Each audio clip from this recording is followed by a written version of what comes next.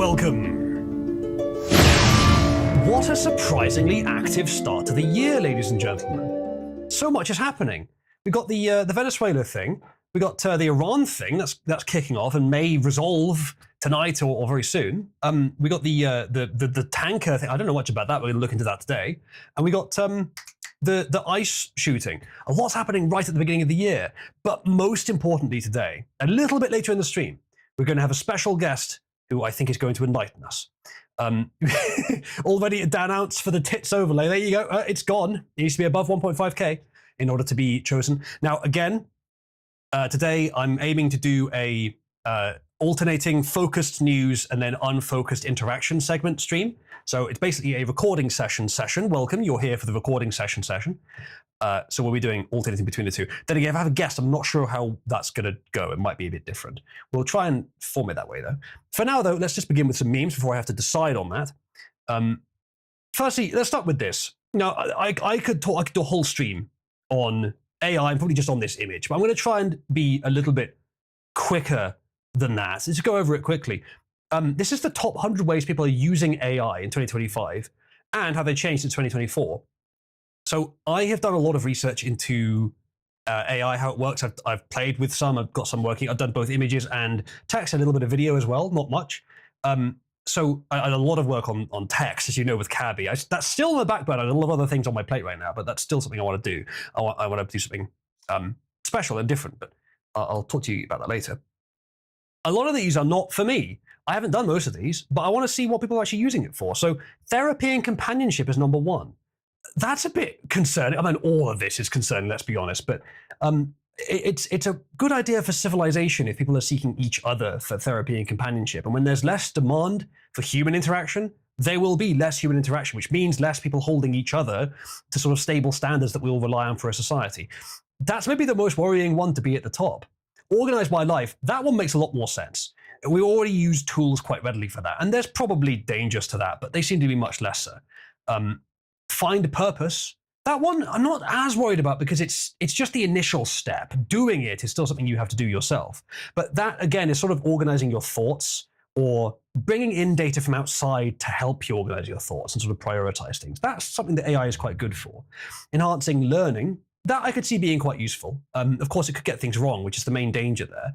But as long as it's enhanced learning, that's probably overall okay, at least compared to the rest of these, maybe even beneficial, especially once AI gets better. Generate code. You may be surprised, but it's not something I've done. I've never tried it. I think boilerplate code, writing code that you may have to rewrite for every single project you make, is something that you could use that for. But then in that case, you should just write your own library and pull it into every project that you make. There's usually ways around this. But still, for the first time, you could do it with AI. And AI, as far as I've heard, for coding is very good. But to be honest, I like coding too much to let someone else do it for me. I'd rather just do it myself. Generating ideas, that one's quite good. That's sort of like the finding purpose one. I've done that for a few things. Not that much, actually, but for a few things. Fun and nonsense. Hey, welcome. you see where you are, chat. Fun and nonsense is most of what we do here. Improving code, same idea. Although if you're giving it a big code base and saying, improve this, be very careful. Creativity, similar to generate ideas. Although maybe that's more of the doing it as well, which could be dangerous as well because it's taking something out of the hands of humans that always has been done by humans. Healthier living, again, that's pretty much just organizing information and pulling data from the internet that you don't have. So that's probably mostly okay. Preparing for interviews, I can't really fault people for that with the state of the job market. And it's probably just pulling in useful information from online and organizing it for you. So it's probably all right. Generating relevant images. For image generation, it's a different question. It's about pushing artists out of the market, but that's, again, probably necessary. Or not necessary, but inevitable. Specific search. Yeah, using it as a search engine is still a thing I do for the most part. I don't know why so many other things are so much higher on the list, to be honest. Simple explain it. It's interesting that sex 59 is so far down the list, and you know why that is? Probably because people aren't willing to admit that's what they use it for. But they probably do a lot more. Simple explainers, again, information, cook with what you have, information, it's mostly fine. Troubleshoot, that is probably the thing I've used it for the most, to be honest.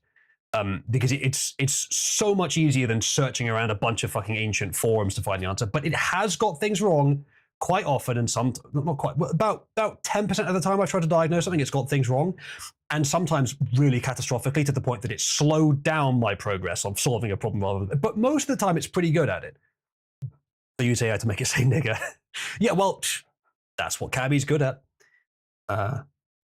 Boost confidence. You just chat. Go on, admit it. Press 1 if you've asked an AI to just praise you. Go on. I guess, Pug, you need to press 1 because you asked Cabby to praise you. And unfortunately, because of the inherent obedience bias in AI, she did echo the words. AI is created as part of the porn generation process, but IMO is a multi-step process, says Cybersmith. He uses AI for porn, but it's not as simple as just giving the AI prompt and keeping the result. Well, thank you for being so honest with us, Cybersmith. I could go into loads more detail on this, but we will move on. But this is interesting data. Thank you for linking it. I actually can't remember who did link it. Let me see if I can find it. I just want to credit them. Conflicting images. Thank you for linking this. No, Cybersmith, I am not interested in you showing me an example. Certainly not in live chat. If you wish to post something like that, put it in cesspool.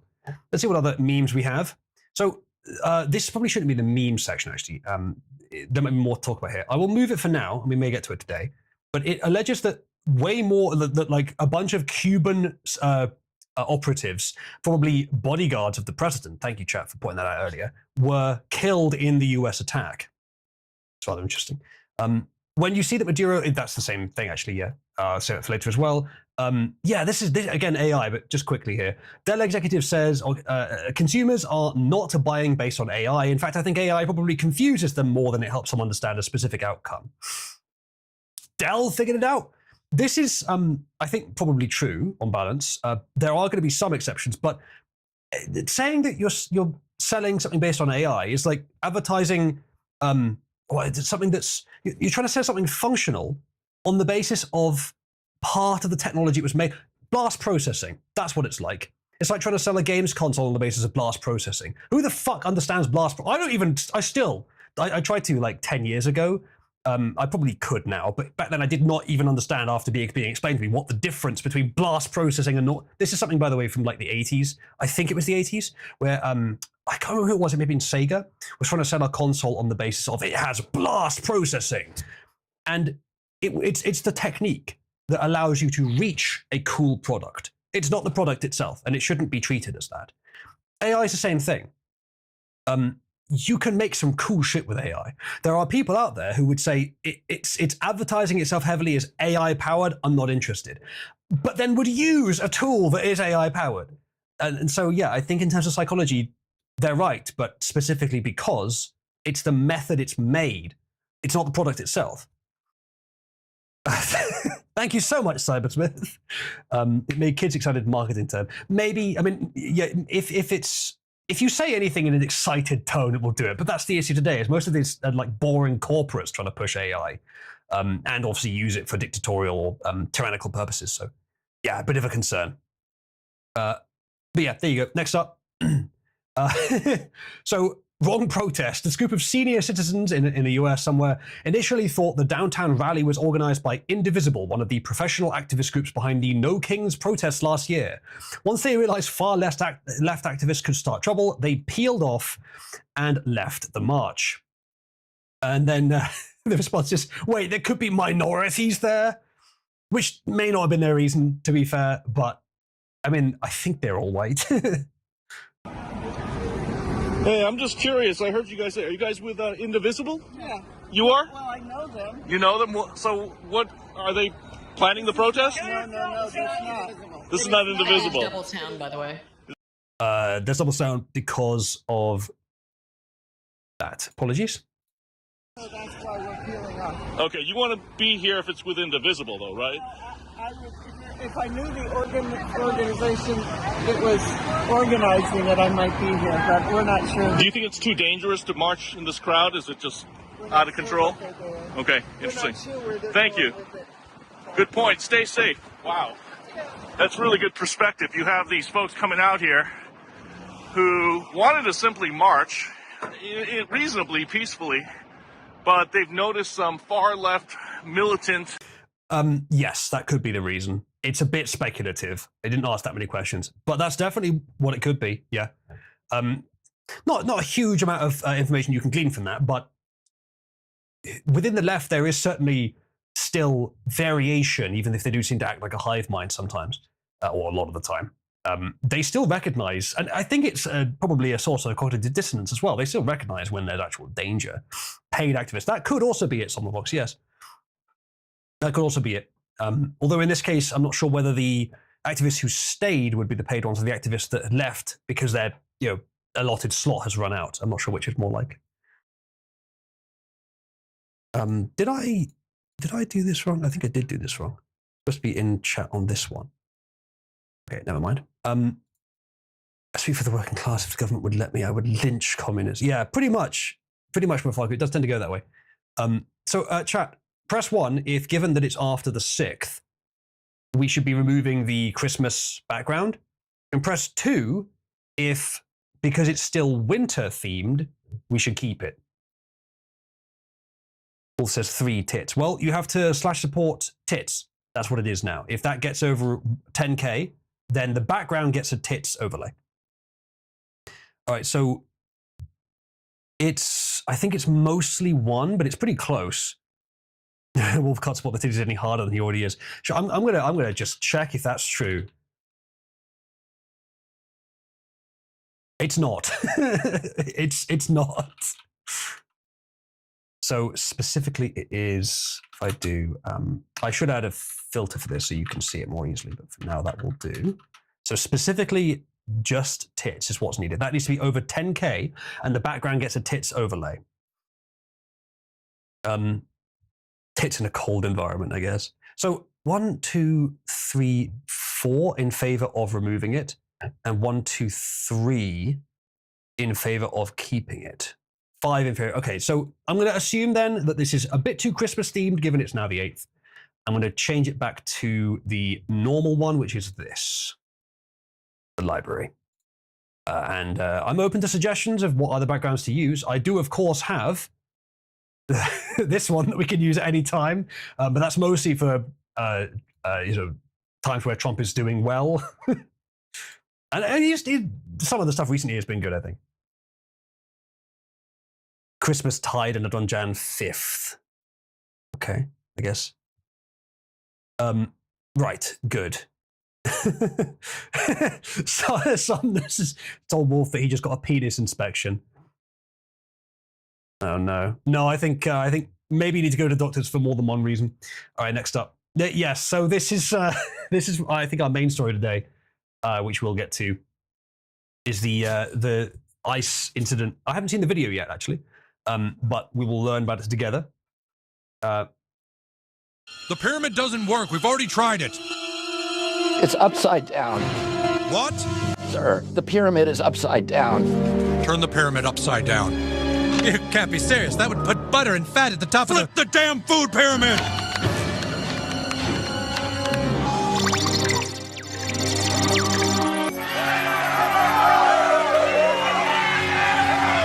Get the president on the phone.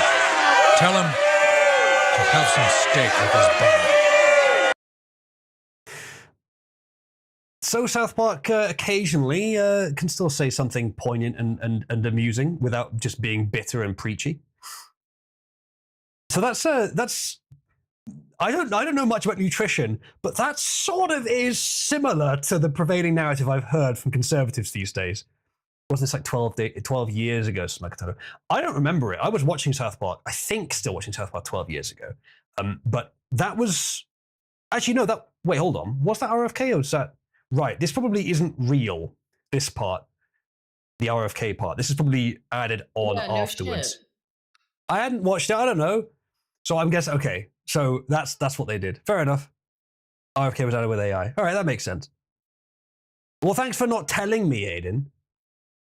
What? I was about to say, it's very impressive that they did obvious. such a... No. I know that you didn't know. You had to wait for chat to tell you. I was going to say, I thought it was, oh my, Aiden, you just admit when you, just say sorry. No, not on this one. Yay! She got it right, chat. Can we get a round of applause for Aiden not apologizing just because I told her to?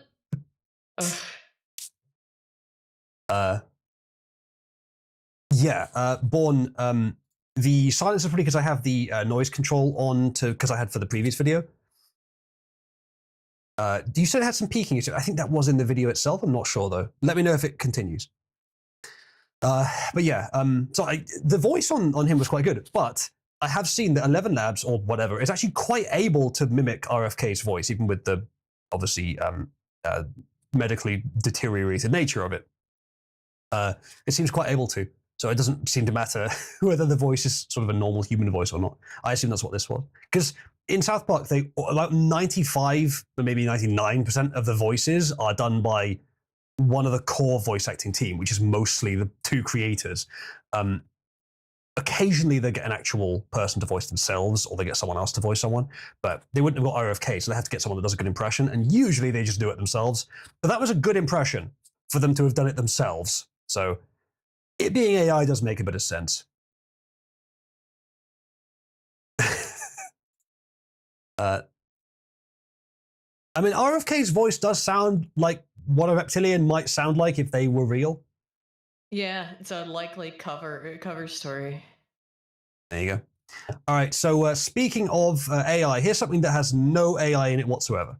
Good evening, my woke snowflakes, my Minnesota liberals, my blue-haired 50-year-old Karens, and my tampon Tim voters. You kind of smell like Rosie O'Donnell's butt crack, so if you could all please come close to where they put the temporary ice showers, that would be beautiful. You'll go home smelling like you just got your first job. And if you think about it, that's never going to happen. Anyway, George Floyd died of an overdose, and ICE just deported this crazy bitch straight to hell. Toodles, losers. I knew this wasn't real because Trump would never say toodles. Yeah, okay. John Wick, I guess so. But yeah, that was amazing speech, just unreal quality. The thing is, the word unreal really can't be used for its normal purpose anymore. It kind of only has to be used for AI now because it's such a good indicator of when something is AI. If someone wants to indicate that what they created is not AI, then they use the word unreal. But once there'll be a strong filter for it becoming that because it's a useful indicator and people want to be honest about it. But once it becomes only that, it will no longer be ironic or subtle to say unreal. It will just be an indicator. Like they may even add something to automatically detect when it says unreal, just add a note that says this is probably AI. In fact, if you made an AI to try and detect from tweet text whether something was AI, the one bright indicator of when you would know is if it has the word unreal in it. Indeed, Cybersmith. But then there's a lot of things that you don't need to worry about if you're not really that worried about what is real. I mean, I think dropping that as a priority would drop a lot of other necessary intellectual work that you would have to do if you do care what's real and what's not. A modern masterpiece. I actually don't know what this was. I'm guessing a protest after the car incident. But it's a great picture, isn't it? In fact, I bet someone could get this image, which I definitely would not link for the purpose of someone doing this. Get this image and just put it through an AI and tell it, make this into a Renaissance painting. Already gearing to riot. Yeah, I don't doubt it. Guy tried to grab the gun. Ooh, yeah, that'd do it. Lucky he only got gassed then. CS gas. What would that be? Would that be the like pepper spray? CS crowd suppression gas? Tear gas. That makes sense. Yeah, so he's probably not well after that, I imagine. Well, I don't know whether he deserved it for sure, but generally the tendency recently has been the police have generally done their job in the US, so probably he did deserve it. At point blank, there's going to be a nasty bruise. I bet it is. I'm assuming that he did something deserving of it. The woman put down trying to ram an ICE agent. Oh, there's a lot of details here from Somnus. I'm going to have to reference this when we get to the story. I'll tell you what, I'll open some of the links now. Oh, I know why that happened. then there's a video, well, which I'll open, and we'll look at it later. He grabbed the officer's firearm. Says conflicting images. Okay. Okay, we'll get to that soon. Let's get through the rest of the memes first. They doxed the ICE agent who shot a lady earlier today. You know how I feel about doxing, chat. It's like, here he is. Public service announcement. Here's the guy. Not again, says Core. Why do they keep letting him do this? I mean, look, chat, press 1 if there are black people in major US cities who are still likely to murder someone or have already murdered someone with more priors than Sam Hyde at this point. That, Wolf, is quite good. I think it may have emphasized painting a bit too much. Like, that's good, but if you want to improve it more, I recommend sort of focus more on the main figures, like accentuate them from the background. Maybe put them into some slightly artistic poses, a bit different than normal. You don't have to, it's just if you want to enhance it more. But that's quite good, actually. I'll show it. Yeah, it's good. That probably is more literally like a Renaissance era painting, just not quite the same style that I had in mind. Like, we're talking, what is it, the one where God and Adam are touching tips? The agent who shot the lesbian also was previously run over in another vehicle attack last year and dragged for 100 feet. Jesus. It's quite significant. Yeah, maybe depth of field. Hyde is a real Renaissance man with all the jobs he has. Indeed. Speaking of Renaissance. All right, next thing. So, okay, you've seen the whole thing where someone asks Grok to remove clothing from a character. And now they're doing it to themselves. This Twitter user, Sophie Rain, has posted a picture of herself and then says, hey, Grok, remove my bodysuit. Don't clip that. And then I'm guessing the idea is that she gets to sell nudes without ever getting nude. It's not a bad idea if you're a thought, is it?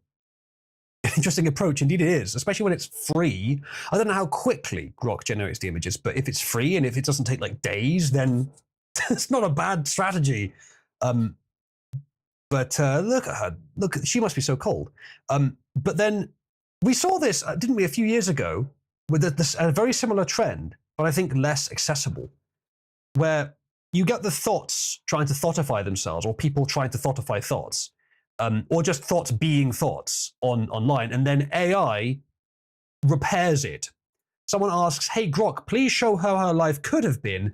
Please show her the life she could have chosen for herself. Dress her conservatively and add in a husband and 3 small children and a pet dog. There it is. That's quite nice. So Grok can be used for good or evil, much like any AI. It depends what you do with it. And Somnavox has made a good point. It says 3 children. She's got 4 children there. But you know what? Grok was like, yeah, wouldn't it be better if she had a 4th child? Well, AI is dressed conservatively. Say again, sorry? Baby is part of dressing conservatively. I guess. I guess so, yeah. The father, I don't know, chat, press 1 if you're sensing a slight hint of some other race in the father. Ew, disgusting. Yeah, that's not conservative. Maybe one of the children isn't hers. I mean, I think the idea, Maris, is kind of idyllic. Wow, Wolf.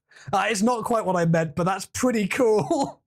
That is, did you just, like, blend the 2 images, or did you ask it to make that one in particular? That is not quite what I meant. Cybersmith, is that you in the picture? But through Grok? No, he says. Chat, press 1 if that is Cybersmith just Grokified. Damn, you just asked it to make it more like that image and it just did that. It just added everything about that image. That's pretty funny. Oh, of course it was a tranny. God damn it, Cybersmith. That is interesting though, Wolf, that like you wanted the style, but to be fair, you didn't say style. You said, can you make it more like? It's certainly interesting what it did. I think you could definitely work from this though. You could tell it, like, please put the grenade launcher in his hand instead.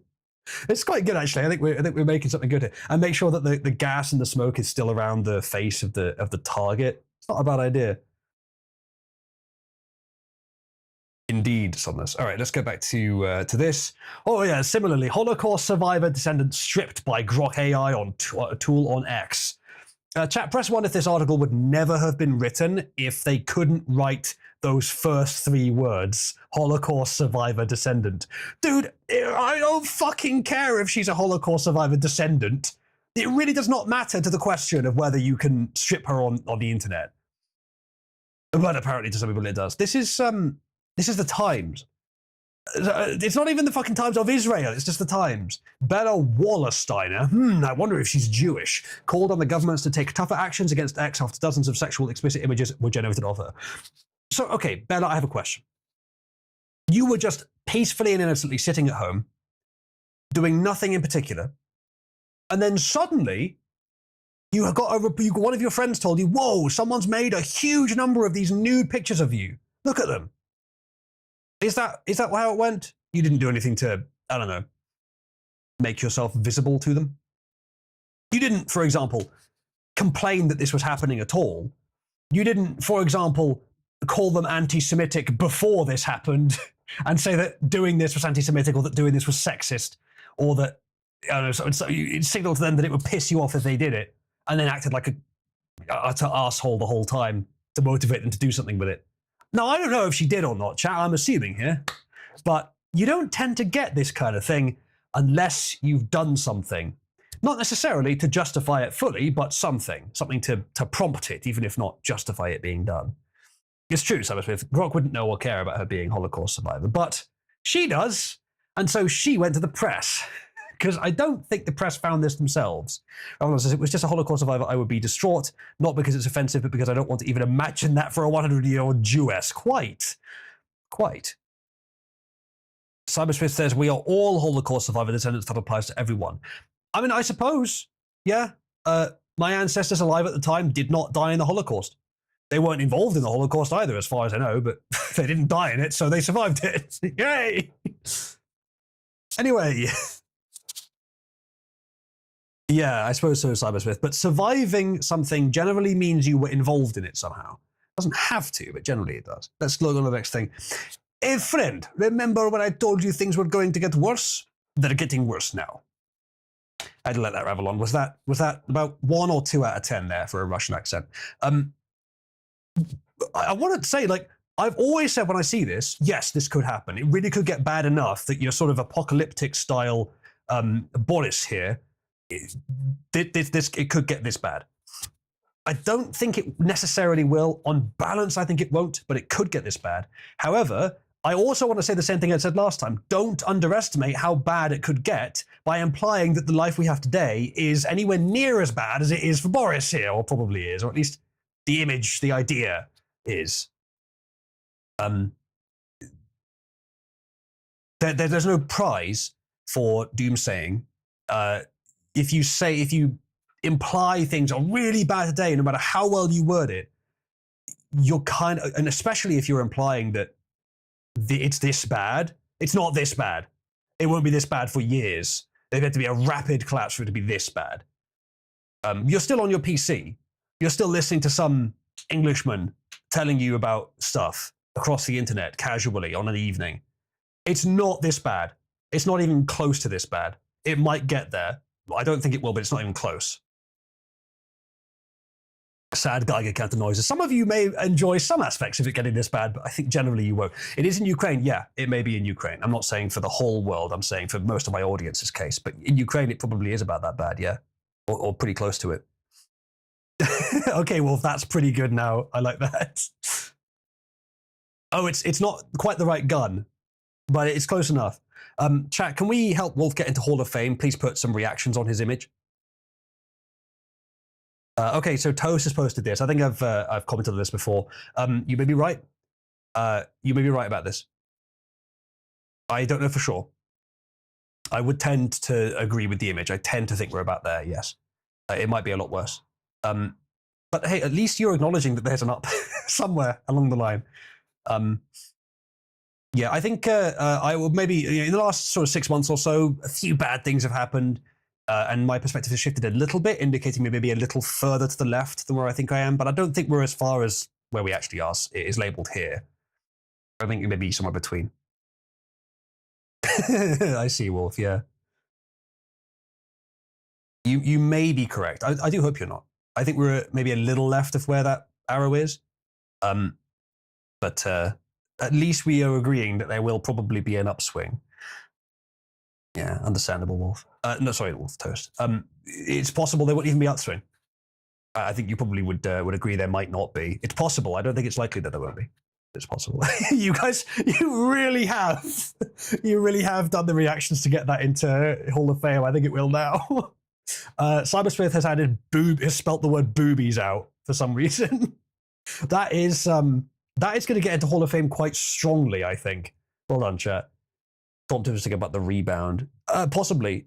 The broad, not fixed, but general arc of history is a wavy line that goes slightly up. Now, I didn't know. I didn't say it's a perpetual or reliable or consistent or always that way. It can go down at various times strongly and heavily, but the general trajectory is up with a big wavy line. Over enough time, it is. So there could be massive downswings in our future, but the slightly greater chances it will be up. Upswing will be after we all die. Maybe. Talk about the dinosaurs. Do you think they consider the line to have gone up? No, indeed. It was a big line down for them at the time. As I said, Cybersmith, it's not perpetual up. There are big downhill slopes, big drops, which don't even match the general waveform pattern. They can just be freak out of nowhere drops. You could argue the Roman Empire collapse was that. If there's some Anglosphere Empire collapse, which is arguably in progress, then that will probably look like that as well, at least in some ways.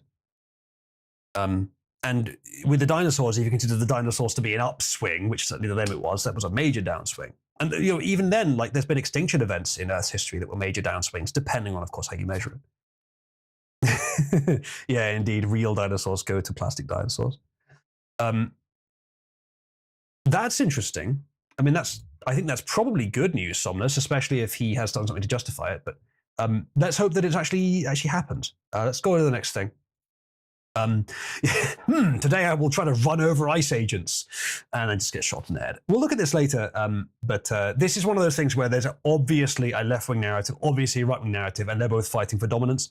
I have seen before in cases like this where there is the two interpretations and they're fighting for dominance. In my opinion, when I try to be as neutral as possible going in, the right-wing narrative is correct about 90% of the time, if not more. And even in that 10% gap, it's partially correct at least. So I think it's going to be. Yeah, some of the books I intend to. If you have it, do link it. Oh yeah, this is important. So they're calling this woman George Foyd, by the way, which is very funny. Someone get this to real Candace Owens. I have evidence that George Foyd was not killed by an ICE officer's bullet. This goes very deep, and yes, it involves Israel. Now, I'm not sure how serious he is these days. Cybersmith, have you heard anything about this? I wouldn't be surprised. Very interesting. She had a heart attack from the vaccine before the bullet hit. As the bullet was flying through the air, she had a vaccine heart attack and died. Of course, as per usual, the leftist narrative is completely delusional propaganda. It usually is. There's usually a kernel of truth, but it's usually once you look at the basic footage with a small excerpt with someone explaining it to you who is a leftist, then yeah, it can look pretty bad. But if you look at the full footage, it becomes pretty obvious that the leftist narrative is wrong. Cybersmith has said, no, I'm an outside-the-box thinker, not a raging lunatic. Honestly, Cybersmith, I think this is more likely than the Catholic Vatican tunnel. Not that they couldn't do it today necessarily, though I think that even that's very unlikely, but that they could do it hundreds of years ago. So I think it's a bit of big give and take there. No, I don't think we do, Cybersmith. We have AI images. Okay, Cybersmith, would the evidence, as you call it, pass the muster for the standard of evidence of most people here? Please just give it. If you say no, it doesn't mean you're wrong. It's just I want to see if you can recognize that the standard of evidence most people have, if not all people. I don't think so, Cybersmith. I think the answer is clearly no. And if you require someone not to look carefully at something to believe that it's evidence, then realistically, no. It's just a matter of the standard wouldn't apply it as evidence. It isn't. In my opinion, it isn't. Aiden and Cybersmith, the dream team duo. He's just a hater. Fantastic. Aiden, it's like Tiger and Bunny.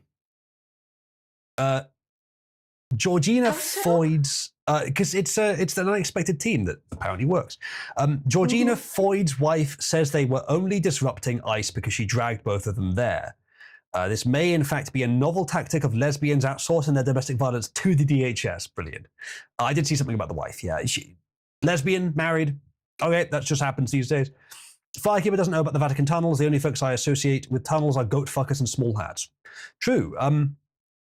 We won't go into detail on the Vatican tunnels now, but Cybersmith has presented, and I hope I don't get this wrong, Cybersmith, let me know if I have, has presented the strong hypothesis I think he believes is true, that the Vatican built tunnels from the Vatican, the Catholics built tunnels from the Vatican to, was it Hawaii? And that they've had these for hundreds of years, potentially. Like, I believe we were talking about even back in the 1500s. Now, I find this very unlikely, especially because they are on opposite sides of the planet, and Cybersmith has been asked, and he said it was a direct tunnel, implying right through the mantle. But maybe he just meant across the cross, but even that is not true. I believe the main evidence Cybersmith presented for this was some AI-generated images, which we made because it was funny. Oh no, the original one was one that we didn't make, but I think it was obviously AI. What's this? All the idiots in the quote tweets would think for a moment it would be obvious that million billion is a spelling error on all correct to see. It's obvious meant to read 43 million in bully. Oh yes, I remember this. No, I don't think so. I don't. That wasn't the dispute. I don't think. Aiden says the Earth is hollow. I mean, I guess like that's a sort of a tunnel, right? If the mantle isn't real, it's just empty space, and that's where the Nazis went. That is a sort of a tunnel, in a way. Okay, well, I mean, I guess that proves it. Let's go to the next thing. Almost done with the memes here. You can't park there. Yes, Raptor Earth is frankly the one I subscribe to. That's interesting, Cybersmith. We haven't talked about Hollow Earth. I don't know much about it, but I'd be willing to hear you out quite sincerely. I mean, I'm saying it in a joking tone, but I generally like to talk about these things because the method of coming to these conclusions is interesting to me, even if I don't agree with it at all. The Hollow Earth, I don't have enough evidence to say for sure it's not true, but everything I've ever learned that could be relevant to it indicates it's not. And then last thing is, okay, this was from last time. This is quite funny. I'll just let this play. Good evening. We're in Minnesota today, where a number of daycare centres are currently under scrutiny for possible fraudulent practices. Yes, Jenny Taylor here. One of my favourite ITV news presenters. Thank you, Jenny. Always giving us that Jenny Taylor touch. Myself and some of my fellow colleagues decided to fly over from the UK to investigate further and find out more. Nearby neighbours say they've never seen any children attending your daycare, and to me it looks like it's an empty dumpster. Do you have any response to these allegations? Sorry, I don't speak English. Can I just talk to you and ask you a few questions about possible daycare fraud in Minnesota? No, I know nothing about this fraud. Please just accept this $10,000 and go away and stop asking questions. Some people are claiming the Supergood daycare doesn't actually have any children attending, despite claiming $2 million in taxpayer money last year. Any comments? That is not correct. We currently have 34 students here. Oh. Come with me and I will open the door and show you them now. Oh no, the door has now been locked from the inside by one of the workers. This was done to keep... It's broken. Hold on a second, chat. I think it's probably a Discord issue, and I should be able to fix it by just doing this. Oh no, it's not going to work. Good evening. We're in Minnesota. Where I was. Actually, have any children attending them now? There we go. Apologies for that. Oh no, The door has now been locked from the inside by one of the workers. This was done to keep the children safe. Do you understand? You can go home now. Okay, goodbye. I'm just going to ask you one question. Are you and your daycare business committing fraud? No, of course not. You only say this because you are a racist. You've been accused of fraud, sir. Do you have any documentation of the children that attend your daycare centre or any employment records to prove your innocence? Unfortunately, we suffered an arson attack yesterday from some Magga extremists who broke into our building and set fire to all our documents. I'm sorry to hear that. Your building doesn't look like it's been damaged by fire, though. Whereabouts did this very suspicious arson attack take place? They broke in, stole the papers from the building, and then they set fire to them in that oil drum over there. As you can see, the fire is still burning. I don't understand. Why would they break in and remove the documents from the building before setting fire to them? I think they did this because they didn't want to burn the building down when 629 children and 44 staff members were still inside. OK, sir, I do think the story sounds a bit strange, almost as strange as you using 3 totally different accents to answer my question. A bit of self-commentary there. Also, yes, subscribe to my YouTube channel. I do have a YouTube channel somewhere. Do you have any evidence to prove that you run a legitimate daycare? Yes, of course. I will go get it now.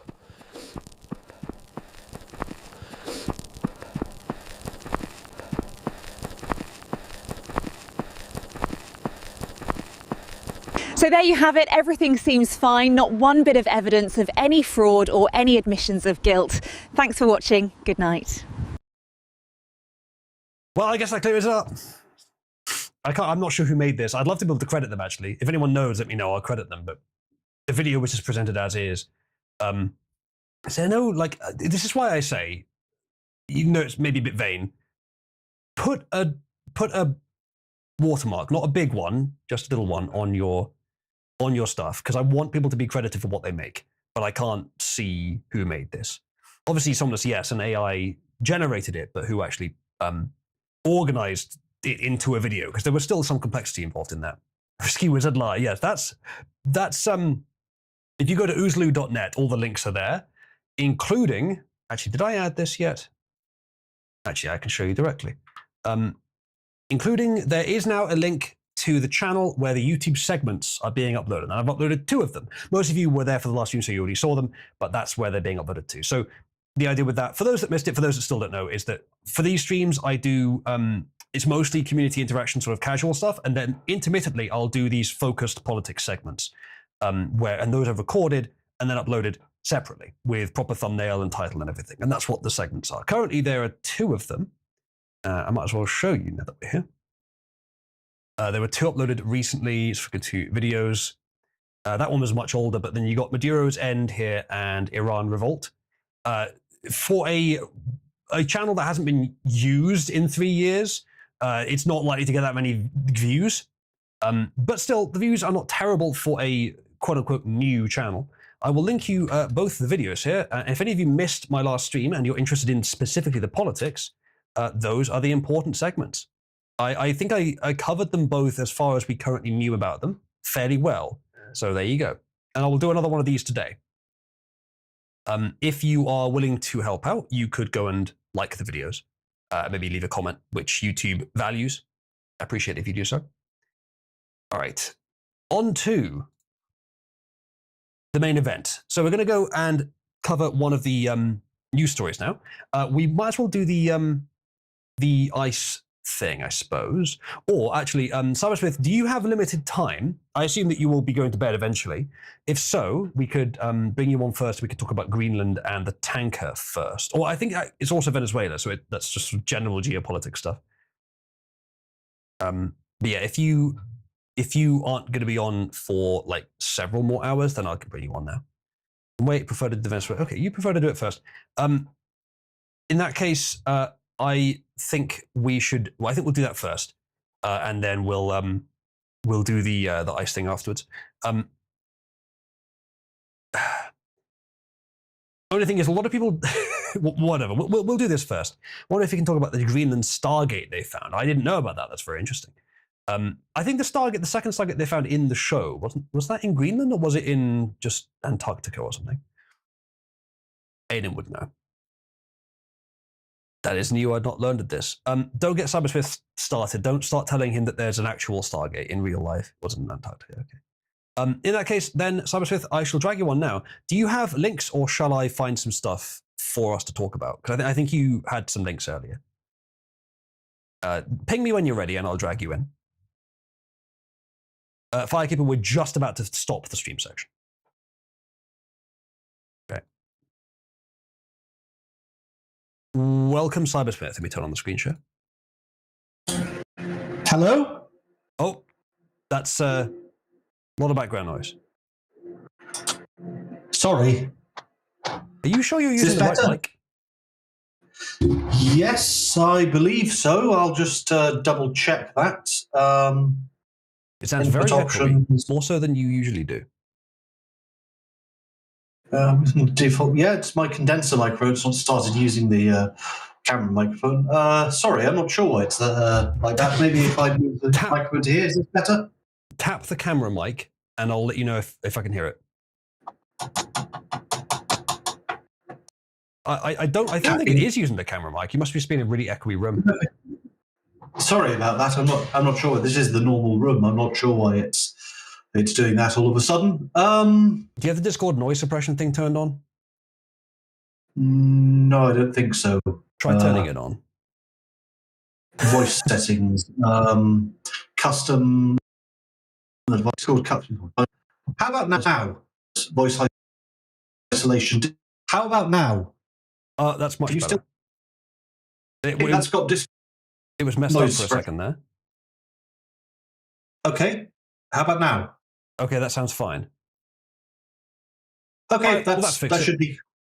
Yeah. Okay, that's got Discord cut out everything, stop noise. So let me know if I drop out or you can't hear me. But yes, so we were discussing both the recent American foray into Venezuela and the recent seizure of a ship originally chartered in Iran but headed out of Venezuela in the North Atlantic. So this, I'll just start posting the relevant links here.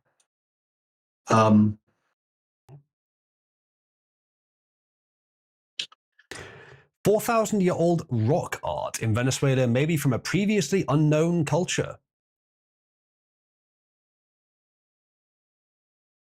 That's interesting. I'll open these as well. And this is the Truth Social post by Donald Trump that I think is especially important to understand as to why this has happened. And okay. Archaeologists in Venezuela have discovered 20 previously unknown rock art sites that are thousands of years old. This is from July 2nd last year. So South America would have been. This is probably no more. So that's than, not just Go on.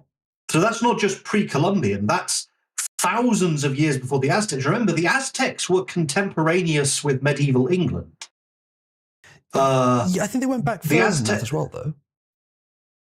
No, they didn't. The Aztec Empire was founded, I think, shortly after Cambridge University. Okay. So this is thousands of years before the Aztecs. Okay. This is Chariot of the Gods stuff. Now, do you know something interesting? The Aztec people are called the Mexica. That's why the place they now live is called Mexico, or the land of the cactus, or the place where drugs come from. But so why is it they called their empire the Aztec Empire? They were referencing a much older lost city called Aztlan that supposedly existed somewhere in the northern hemisphere and then mysteriously vanished. Could that have been a colony or a related civilization to Atlantis? And this is where we get into the search for Antiquitech. Now, there's an image I just uploaded. I'll paste it again if you like. I've got it. Yes. This may have been a factor in Donald Trump's actions in Venezuela. Similarly, a while ago we discussed the reasons behind the Iraq War. there is a scientific interest in the acquisition of what is known as antiquitech, technology from long forgotten civilizations that we don't have the ability to replicate. And there are many examples of antiquitech in history. Plate armor was antiquitech for a while before humans rediscovered how to make it. Batteries, electrical cells for storing electrical energy were forgotten and then rediscovered. The ancient Greeks had a form of robotics that was later abandoned. Some believe that the helots referred to in Spartan society were actually a form of automata. The Greek engineer Heron of Alexandria describes these in detail, but many of his accounts have been lost. So the search for antiquitech can be a factor, but there's another factor. Do you remember the government shutdown last year in the USA? Yeah. I believe Donald Trump is trying to insulate himself against that, is trying to protect himself against that happening again. And you'll note I linked a Truth Social post. Do you have that? Yes. To bring up the Truth Social post, you'll note that he has personally taken control over the funds and the transferable assets seized from Venezuela.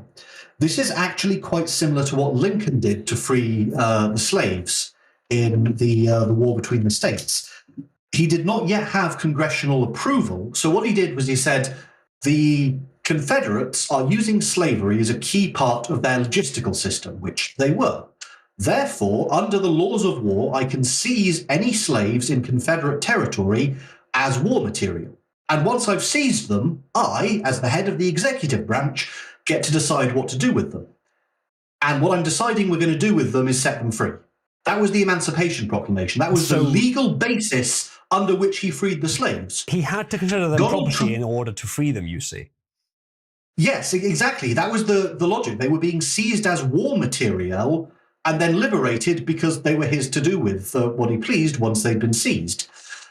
Donald Trump is doing the same thing here. Every country that the USA topples, the wealth of that country becomes an asset owned by the executive branch. Congress does not get a say in how it is used, which means he could save up essentially a rainy day fund that he could use to fund ICE, the military, anything that he wants to keep funded in the event of another government shutdown.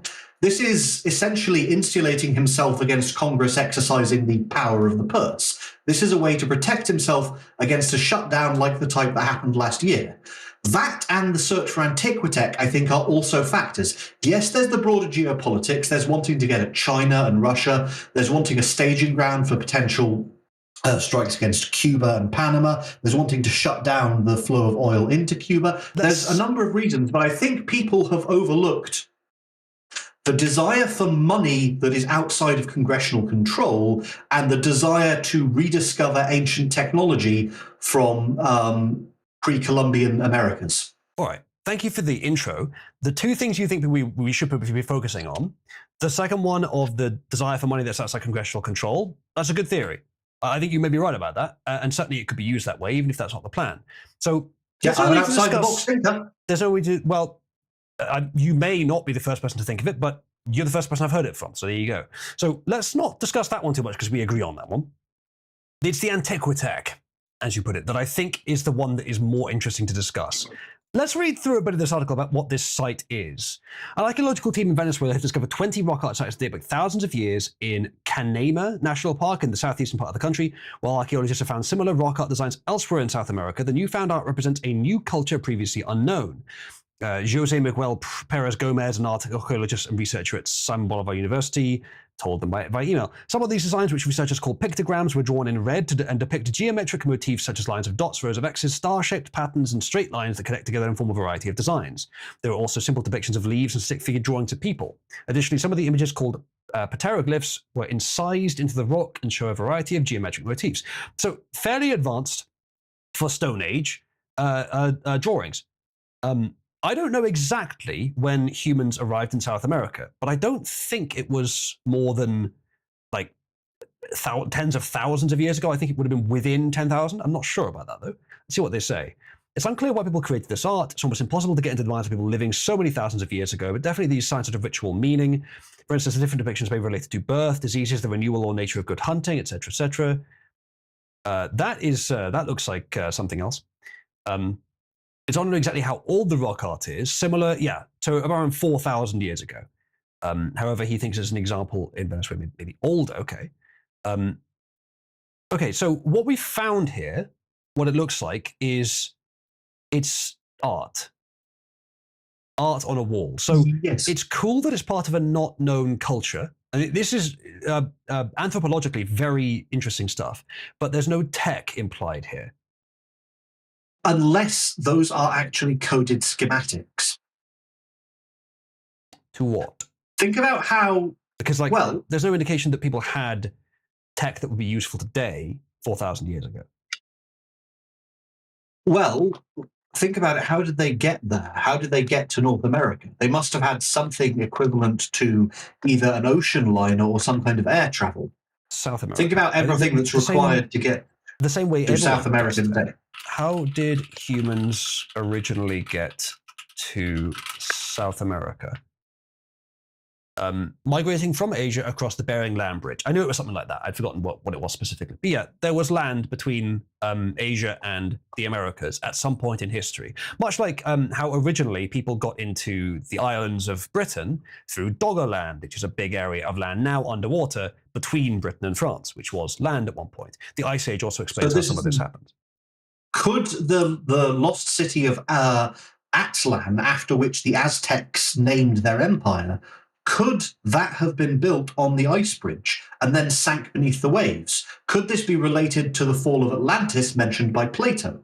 There could well have been settlements in areas which ended up being sunk beneath the waves.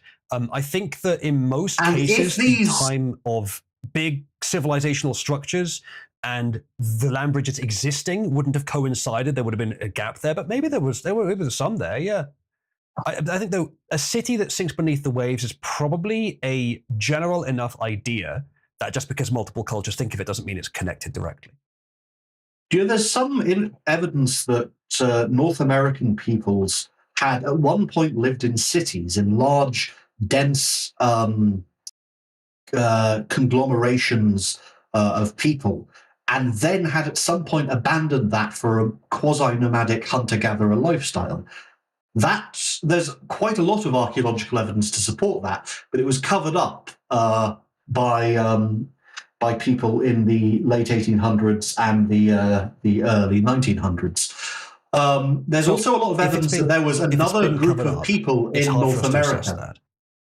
Yes, and that's the thing. There's another group of people in North America, or there were, who apparently had stature far beyond that of normal humans. These were a race of giants, but the Smithsonian got rid of all their corpses. So there's been a lot of... I don't think that one's true. And there's been some fakery around that. I don't think that one's actually true. Well, it feels true, and it's more interesting than the alternative. So let us apply Cybersmith's razor. However, you know that me and pretty much everyone else here is interested in what is true, rather than what feels true. Something that feels true, that's an indication of, we could look into it. Yes, intuition is a form of learning. It's not inherently less or more valid than empiricism. It is if you're concluding. For knowing where to look, for getting an idea of where to empirically study, common sense and intuition is fine. And for like quick or urgent things, it's much better than nothing. Sometimes it's even better than empiricism if in specific circumstances. But empiricism is how we determine what is true, for sure, if we have the time. So, and again, you can compare this to the invasion of Iraq happening shortly after the discovery of Gilgamesh's tomb, which we discussed on a previous stream. So this may have been a factor, and I think Donald Trump is possibly trying to seize control of Antiquitech to I don't think there's any evidence of Antiquitech here, or in the case of Gilgamesh's tomb. I don't think there's anything in either case that indicates any tech. I think a lot of the tech you mentioned earlier isn't real either. If you're talking, for example, about the Baghdad factory, that was accidental. and it was not realized what it was What until about much later. There may be others, though. What about Greek robotics? Have you looked at the automata I haven't of looked into Heron it, of but Alexandria? Someone earlier did mention that, and I think this is true as well. I've seen many some stuff about this. It was all simple mechanical devices which had just a single function. The kind of thing that you might see as like a desk toy. It was that kind of thing. It didn't actually, almost never did they actually do any useful work, especially large scale work. And they didn't do anything that would be useful to us today. I believe they use them in temples, but here's where I think there may have been a mistranslation. I think a lot of readers and a lot of historians misinterpreted the Spartan word helot and assumed that it referred to a type of slave. What if it actually referred to a type of machine? What if the helots were essentially a form of automation, that the Spartans were using an advanced form of automated farm labor? Well, there's two things there. One helots is that could have been something like, we use self-piloted combine harvesters today. The helots could have been something similar. Yes, I'm sure that there were many Spartans that piloted their helots, but it's more. There's no reason to think that it was like. What if is what you said? What is? It's fun, but there's no reason to think it was actually true. And the second thing is the Spartans were not actually that technologically advanced. They weren't that technologically interested, as far as I know from sort of vague accounts I've heard. It was very, very warrior militaristic culture, which is ultimately, I think, why they didn't last. They were very good at defending themselves from, imminent physical threats, but not that good at maintaining a civilization that lasted. They were not the ones who would have been building robots, if anyone back then was. Oh, there's the interesting thing. Over time, I think Spartan society may have declined because they forgot how to build these helots. They forgot how to maintain them. They were just copying earlier designs. So eventually they lost the ability to do that, and therefore the number of kleroi that they could sustain declined. And so their population declined with it. Achilles is saying that Xenophon specifically talks about the helots as the people from Messenia that have been conquered by the Spartans, not as robots. So Xenophon was writing hundreds of years after the events he described. Like Herodotus speaking a lot longer after them than that. I think Cybersmith, I don't think you have any. No, I mean that doesn't make you wrong. It just doesn't make him wrong. But I don't think there's any evidence for this. I think it's an idea you think is fun, and there's applications for that, but that doesn't mean that we should think it's true. Yes, but again, let's apply Cybersmith's razor. Never support a less interesting idea over a more interesting idea if they have roughly equal amounts of evidence for them. That's not a razor. It doesn't reduce the options. It doesn't make it easier to come to a conclusion. That's the opposite. That's a glazer, if anything. It glazes shit on the surface of what you're doing. So yeah, an interesting idea can be useful, but it's not the same as truthful.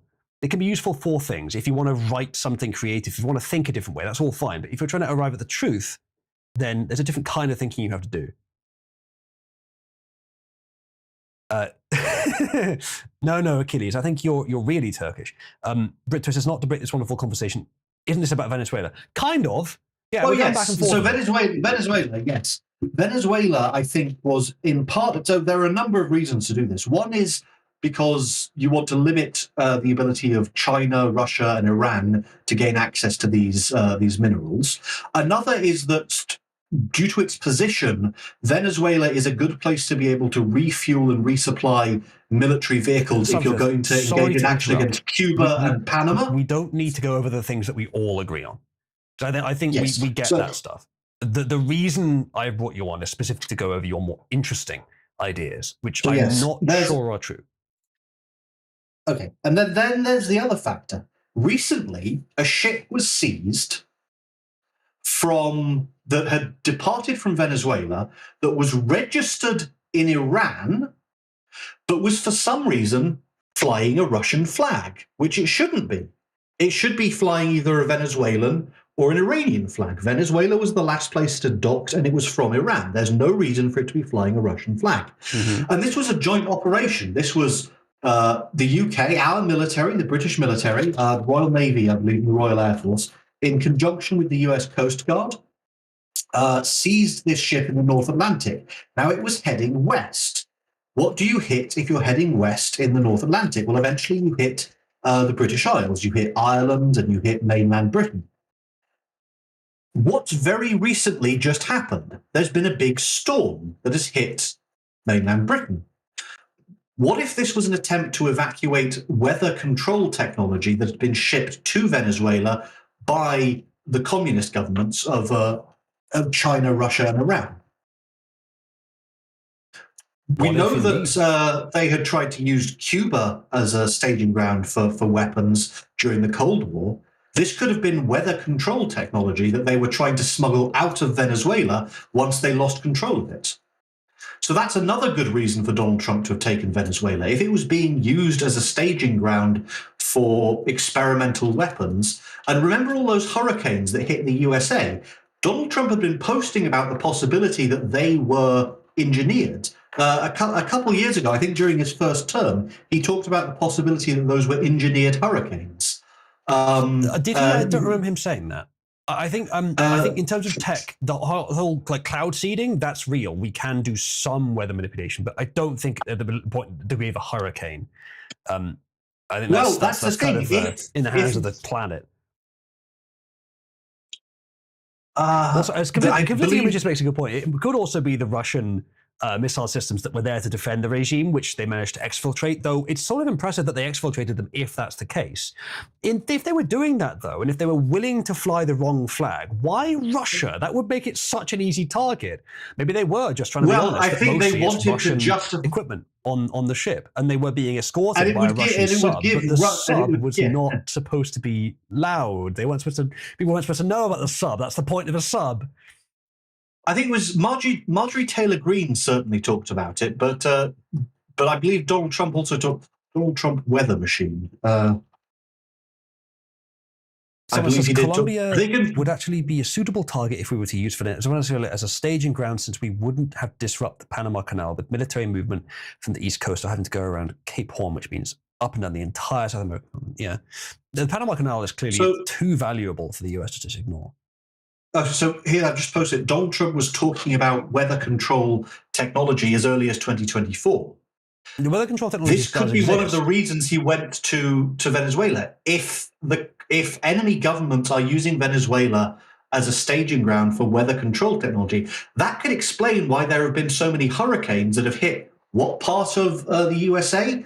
Well, mostly the East Coast, the southern East Coast, Florida, those sorts of places. Remember, there was a big disaster in Joe Biden's presidency. What if that was weather control machines based in Venezuela, shipped there by Russia, that they're now trying to get back? And that's why there's now a storm hitting the USA. It's an interesting idea. I don't think so, but I don't think anywhere in here it says that he said this.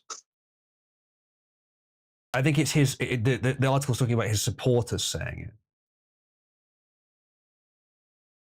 So no, I don't think he did say this. Marjorie Taylor Greene apparently did, but I don't think Trump did. So minor distinction in a sea of major ones, but I don't think so.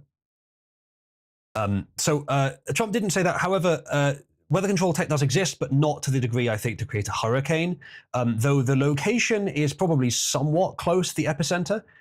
We could try and find out, actually. Maybe there is a map here that shows where this happened, although there doesn't seem to be.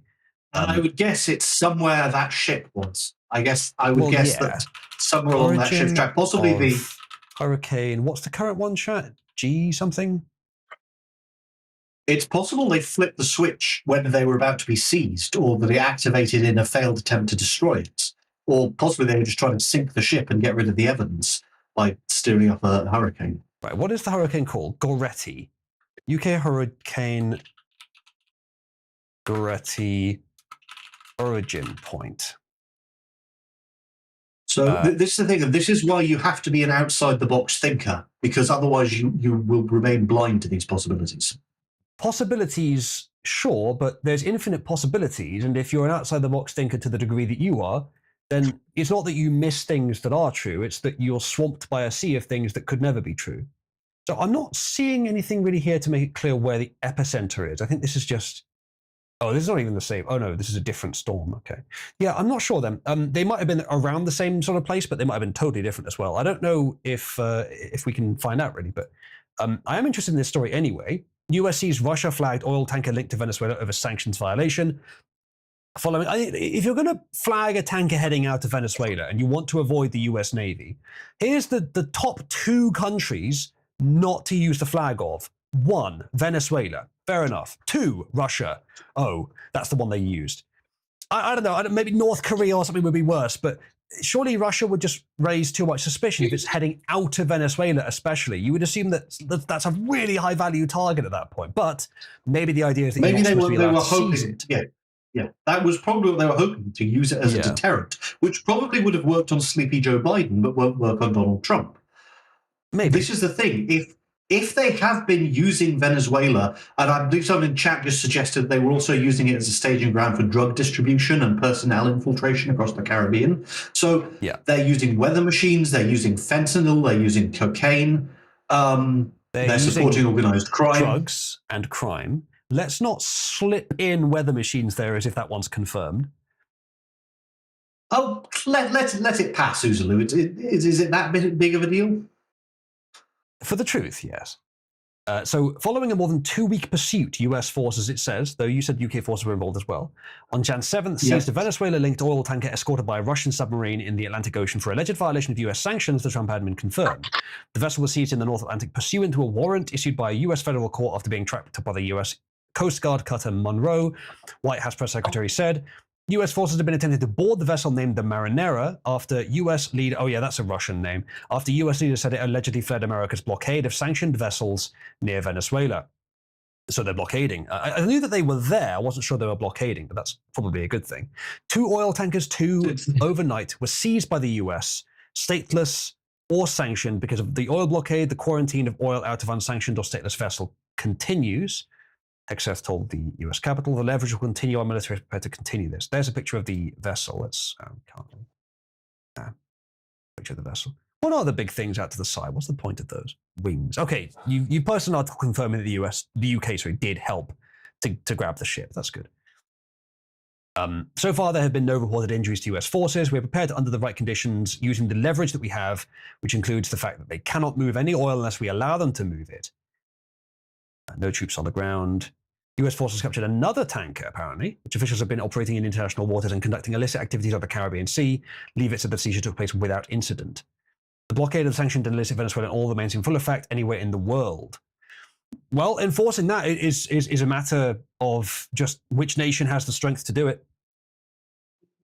Events from yesterday. It's worth it. All right, Sport has recommended us a video. I'll open it and I'll watch it a little later. We're on this. In recent days, numerous ships have tried to evade US ships in a simultaneous, seemingly coordinated attempt to rush past the blockade. That's interesting. These 3 tankers operating in the area have adopted the Russian flag. Well, I guess that's it. They want to deter people from doing it. Maybe with the Russian flag, maybe what's happening is that if they use, because I'm thinking, just why not use a US flag? Maybe the consequences for that would be way worse. If it's a Russian flag, then maybe they probably have leave to use the Russian flag anyway. I mean, they got a Russian sub-escort, so the Russian flag, they probably have no consequences for it, or less. They're running the blockade, but they're not false flagging their ship because they are actually allowed to use that flag. So, but if they use the US flag, they might get away, or they might suffer much worse consequences or something. Maybe the whole idea of using the false flag on a ship is grounds to just sink it. I don't know how that works exactly. But it can't be that difficult for them to get a US flag. I wonder if some have crossed the blockade for that reason. Although I guess a US flag would make it clearer that they aren't if they're then buzzed on the radio because they won't sound US. But then the US is not just a monoculture. So I don't know. Could have taken the Polish or Ukraine flag. The question then is, why would they be there? Marinara seizure, which involved the US Coast Guard and Naval Forces, comes after the move to a pursuit across the sea. Russian warship monitored close by US officials. So they seized it while the Russian sub was watching, which led to some people posting, and perhaps you have it ready, chat, the meme of Russia being the cuck and the US seizing the ship. while the Russia watches. Because they sent a sub to escort it. Now, we don't know what was on the ship, as far as I know. It could have been weather control tech, Cybersmith, although I don't think it's likely. I think it's more likely that it was the defense tech that we know Russia had in the area that didn't work or didn't, maybe was turned off or whatever. It wasn't used to its full effect. Well, you think they might have been trying to prevent it from being seized and reverse engineered, like missile defense systems? It's not cheap, and if they had ships already leaving, that's one possibility. They could have just been trying to take oil. They were about to lose a lot of oil from access from Venezuela because they're no longer going to be so closely tied. So I think that's almost all of these things are multi-causal. There's rarely ever just one reason. We have the same discussion about Iraq, but I definitely think that these are factors. I think hostile powers were using Venezuela as a staging ground for various harmful things, whether that's drugs, whether that's special forces, whether that's weather control machines. I also think Donald Trump does want a source of wealth that is outside of congressional control. And I think Venezuela, this newly discovered, and what some people in chat were saying looked a lot like a map. This map in Venezuela from a forgotten culture could lead to Antiquitech. So I think these are all factors. You've got to look at geopolitical, scientific, archaeological reasons, because they are all motives. Chat, press 1 to wish Cybersmith the best of luck as he decodes this map and goes and finds the Antiquitech himself. Frankly, I would like to wish you that luck, Cybersmith. I don't think so. And if you're right, and if you can decode it, you get the prize. I'm willing to do that. Yeah, my guess would be you'd actually need to see the entire thing and its position in context, which is why Venezuela tried to shut down any exploration of the area. That's why the only way for Donald Trump to open up was to seize Venezuela. Sports says I see multiple ruins in the map. I think I know what you're implying by that, but it's you're roboting a bit. These, am I? Just it's everyone else as well. Yeah. Oh, robo. Okay, that is apparently happening for everyone. Oh, I see. It's the connection chat. It's Discord. I think. Let me try changing it. I can change the region override of the audience room.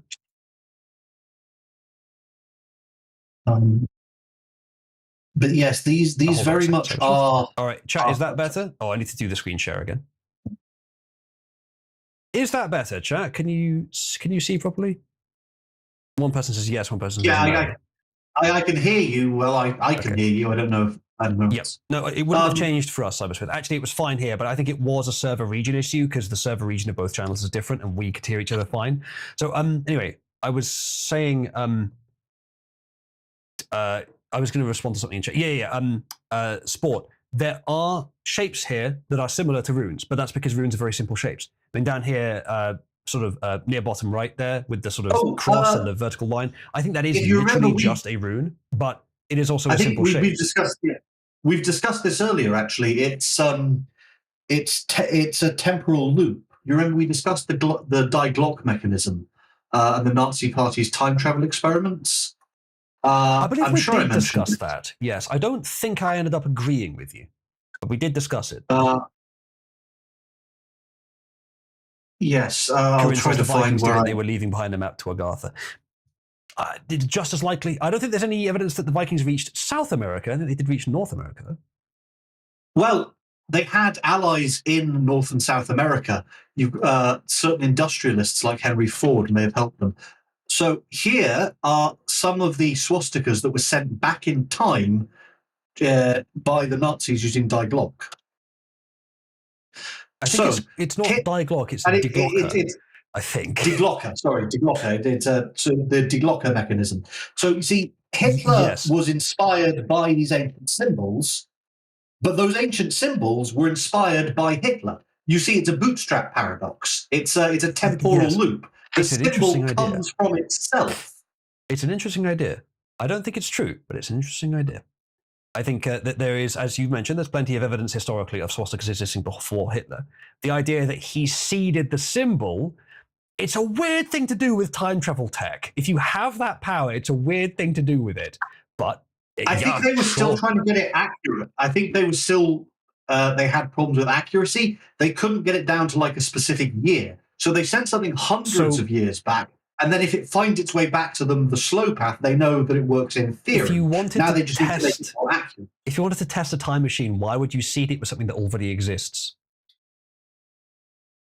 Or at that point, did it not already exist? In which case, where did they get it from? Well, that's the interesting question. That's chicken of the egg. That's the chicken and egg problem. It is Here it is. indeed. I found the original thing and reposted it.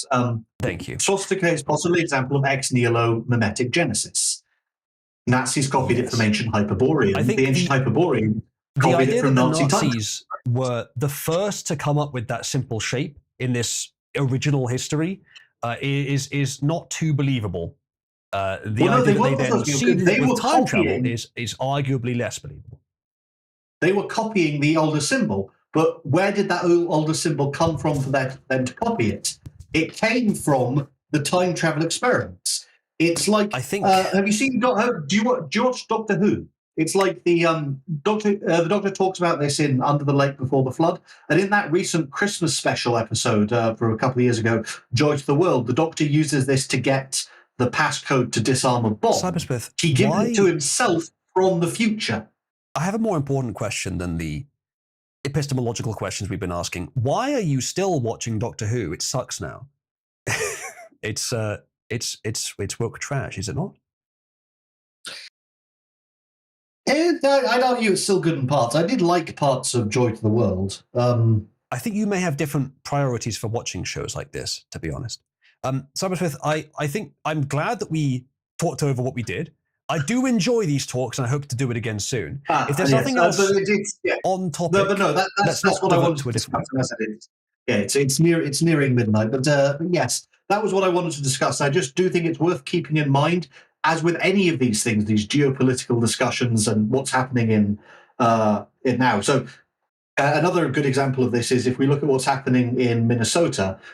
There's a number of different factors going into that. There's the fraud thing, but I think also Governor Tim Walz is maybe realizing that his chances of ever becoming president are slipping away from him, and he's trying to use this as a flashpoint. He's also realizing that if this goes badly for him, he could go to prison. So that's maybe his reason to escalate this. So as I said, there's never just one reason. There's always a variety of reasons. No, I'm with you on there being a variety of reasons. One must still be discerning in what those reasons are. I think, Cybersmith, the realm of possible hypotheses is practically infinite. And so it is important that we get our filtering accurate. Now, what you're doing is you're doing very little filtering. You're sort of filtering mostly just by what you like. You're not filtering for what is likely to be true. I think there's value in that, but not for actually finding truth. Which is what I'm more so trying to do, I think, or what my methods are more so pointed towards doing. So I think you and I can still talk about these things. It's still very interesting.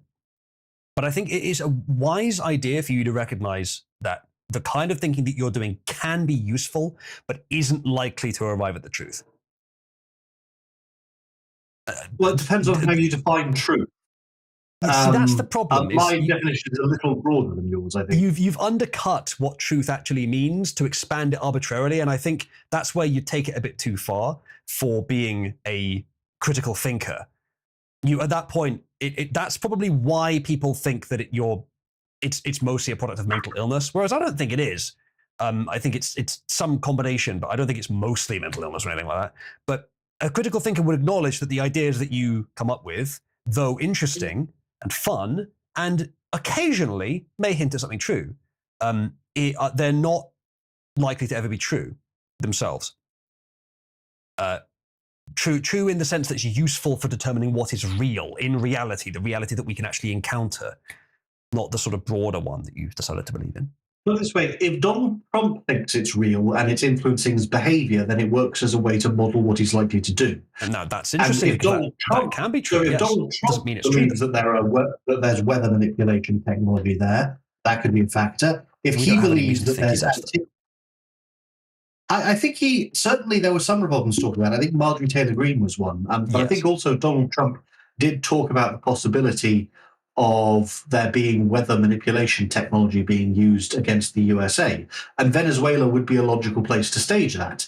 And otherwise, it's a bit of a coincidence, isn't it? The ship being seized and then a storm happening here. It remember, is indeed there a coincidence. are no coincidences. There are definitely coincidences. Have you gone to spurious correlations? There are I think definitely. they said in one of the Kung Fu Panda films there are no coincidences. I don't know, but it sounded true. Spurious correlations. There we go. Distance between Jupiter and the Sun, the number of secretaries in Alaska. They are very similar. Okay, so Jupiter has a very powerful magnetic field. So as it gets further away from the Sun, is it also getting further away from Earth? Now, this doesn't quite line up. I wonder, would you get a better correlation if you measure distance between Jupiter and Earth? If that maps more closely, then I think it's quite likely that Jupiter's magnetic field could be influencing that. You may need more secretaries to go over to account for error rates in electronic data if Jupiter's magnetic field is having a bigger influence on us. So I think that line you might get a better fit if you compare Jupiter's distance to Earth, which will correlate to its distance from the Sun, but not perfectly. I think this is a great example of why I often enjoy talking to Cybersmith, is that even though Cybersmith and we agree on a lot of mundane stuff, but on the non-mundane stuff, we almost completely disagree. I think most of you would tend to side with my interpretation on these things as well. But what you're specialized at doing, Cybersmith, what you're good at is even when truth is not even a concern, you'll still try and find a way for something to be true. Whether there's any estimation given to how likely it is to be true on a base level. It's if you see something that might be, you see something that gives you an idea of a reality, you can come up with a hypothesis. I think everyone could do that, but most people don't. What this means is that one time in like 1,000 or maybe 100, something that you say out of a spurious correlation ends up actually being true, or at least useful. It's the rest of the time that I think it's very spurious, but still sometimes interesting. So you don't think Jupiter has a powerful magnetic field? That's not the part I'm disagreeing with, Cybersmith. I don't believe that there is a causal link between the distance between Jupiter and the Sun or any other celestial body and the number of secretaries in Alaska. But more electromagnetic interference from Jupiter means a higher error rate in electronic data, which means you need to hire more people to check each document. Fun fact, did you know that there's actually no evidence of a stellar or like a spatial originated bit flip event ever happening? There was some people that believe that Mario speedrun, where a glitch happened that seemed impossible, was a bit flip, but it wasn't. It was explained later. There's no evidence of a bit flip from stellar phenomena ever happening. It's possible theoretically, but when data is being sent over wires or over electronic media, there is always a possibility of bit flip. That's why you have the TCP/IP protocol and all the error checking that goes on in network layers. It's not for stellar events. That's for all kinds of other mundane reasons. How do you tell the difference between a stellar bit flip and a bit flip just from badly connected copper wire? Just because there's no evidence of a bit flip having happened, it doesn't mean that it hasn't, of course. But no evidence has been found. It's inherently hard to tell why a bit flip occurred. So that could be the reason for this. A higher error rate in transfer of electronic documents. Like in many things, Cybersmith, your theories, a lot of the time, could be true if you make a bunch of other assumptions. Like that the magnetic field from Jupiter is strong enough to affect the electronics on Earth to the degree that it changes that much in that little time.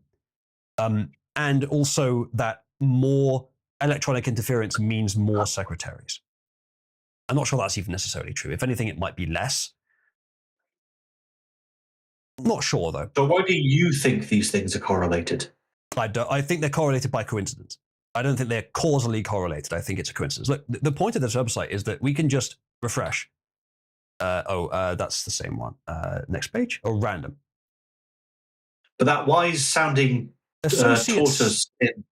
Associate's degree awarded in Parks and Recreation correlates with Google searches for tummy ache. Okay, is this just year by year? It appears to be, yeah. The bottom axis. We would expect both of those things to trend up as overall use of electronic technology increases? Probably, yes, you're going, but not this closely. It's a correlation, but it's spurious. It's not actually causally linked. Yeah, it That's the only point of looks this like page. it only looks like a close correlation because they controlled the AI the explanation. y-axis. They tried to get an AI to. Oh, I suppose you're right, but the curve is still the same. They tried to get an AI to explain how this could be true. As more students entered the field, there was a parallel surge in highly competitive playground tag matches, leading to an epidemic of tummy-aching laughter. Maybe all those degrees were just too hard to digest. Right, Cybersmith? Possible, but seems unlikely. Seems a little far-fetched. That's the first time I've heard you say that. Per capita consumption of margarine correlates with the divorce rate in Maine. Is the per capita consumption of margarine for Maine specifically, or overall the Earth? In Maine. I am screen sharing, aren't I? You should be able to see it. Okay. Sorry, I'll just. Right. No, I mean the per capita consumption of margarine is that just in Maine? No, just in the United States. I think it's across the entire US. Sorry, I must have misheard. So I do wonder, to what extent is Maine a dairy exporting state? I know Vermont is. So as people use margarine less, they use conventional dairy alternatives more, like butter. Presumably, this means there is more demand for it, and I think this might just be tracking like dairy farmers. So the divorce rate in Maine is in red, and it's a tiny difference. Like that's a rate of 5 to 4.1. If you actually look at what's being measured in the y-axis, that's a very small change over 10 years. Course, but it could be that that's dairy farmers who are less likely to go bankrupt. Okay, two things. Dairy farmers being less likely to go bankrupt. In all these cases, it's not the amount that is important. Like, that's worth noting, of course, but it's the curve being the same pattern that's interesting. And secondly, I did know this, but it's a good point. I hadn't thought of it just now. Margarine isn't dairy. Yes, exactly. So as people use dairy less, they use conventional, as margarine less, they switch back to conventional butter, which means there's more demand for butter, which means dairy farmers are less likely to go bust. I would guess that Maine has a high number of dairy farmers. If they go bankrupt less, they're less likely to get divorced. So if the per capita consumption goes down, then the divorce rate does as well. So that would mean it's specifically dairy farmers, but the proportion of a state who are dairy farmers is always going to be very low because farms are generally big. Work in the overall, what percentage of people in Maine work in the dairy industry? What percentage of Maine residents work in the dairy industry? State of not interested. Oh, approximately 0.37%. So probably not then. The dairy sector in Maine is a vital part of the state's economy, even though it's a small amount of the overall population. So for divorce rates, it would matter more about the population size rather than the economy size.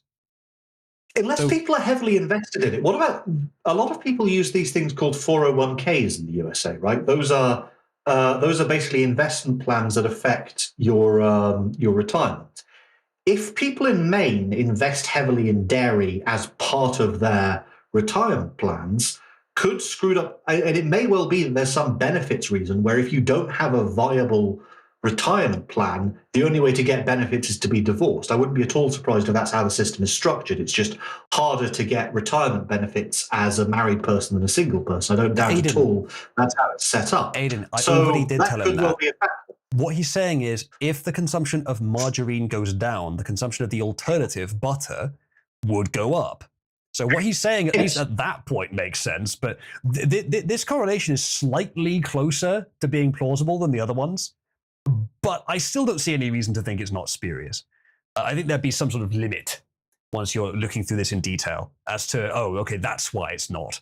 But even then, if the majority of people in Maine have retirement plans that are heavily based in the dairy industry, then per capita consumption of margarine going down would make the dairy industry worth more, and so their retirement plans get better. That absolutely makes sense as a correlation.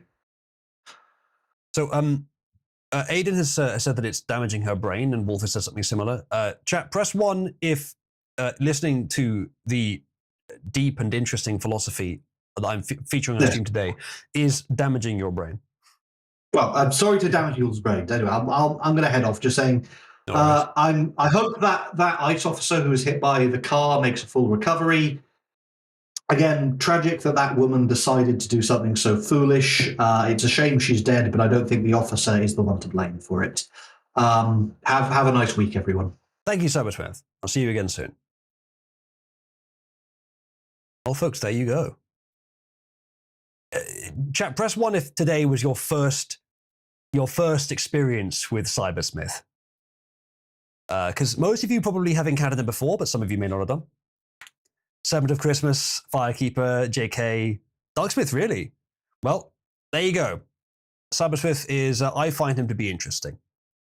But I understand that he's not to everyone's taste. In fact, I was talking to people before the stream who were saying that they're just, the way I interpret it anyway, is that they're interested in what's true, and they don't really care about hearing things that aren't, whereas I kind of value it for understanding the process of truth, the actual epistemology part. Some people, just for whatever reason, have focuses elsewhere or interests elsewhere. That doesn't do anything for them. I find it quite interesting, though. Yeah, indeed, Somnus. Swart says, I find him to be repulsive mostly because of the way he looks. I hate fatties. Oh, just don't wait until you find out about his fetishes. Yeah, Lich Lord, it's new. Well, newish. I think Cybersmith, he joined Cabal during 2025? It might have been no, I think it was still in 2025. But yeah, there you go. I have been given a friend request. Which one of you is this? Mirror Streams. Who is this? Tick has joined it. That's a good point, yeah. Brit Twit is pointing out who's responsible.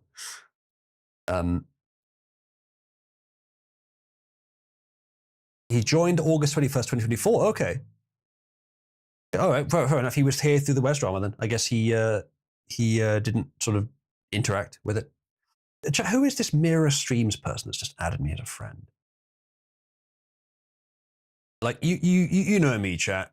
The day I accept a friend request is a dark, cold, icy day in hell. A sex bot, no doubt, probably. Yeah, quite a few people in Cabal who I don't dislike. I just haven't accepted the friend request. I think online acquaintance and friend are a little different.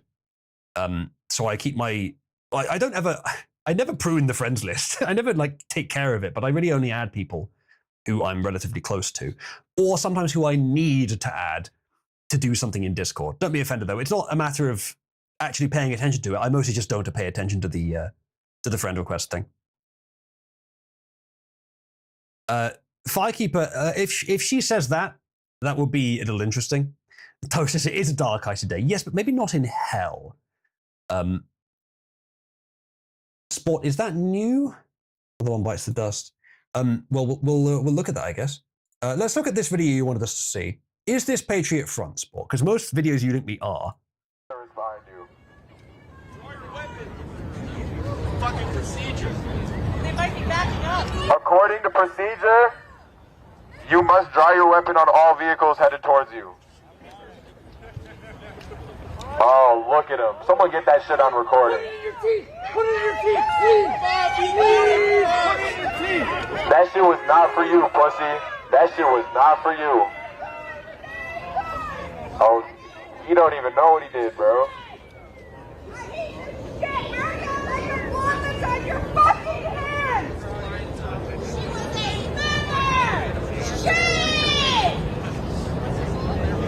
Oh, get on your knee! Oh, he's fucking flirting.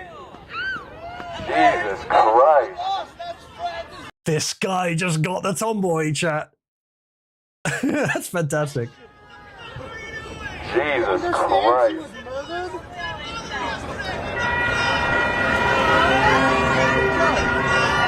He used the leftist protests to get laid. Hooray! Hooray! Okay, Sport, that was a good video. Well done. It's the first time you sent me a good video. That was a W. Yes, whoever that guy is, well done. You guys don't care about dead mothers? Well, she didn't.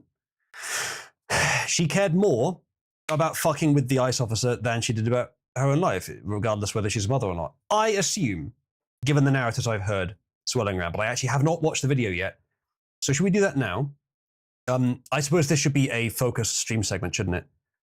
Why are we paying all those people to stand there? I suppose, fair question, Corinne, they probably are blocking access to something from rioters.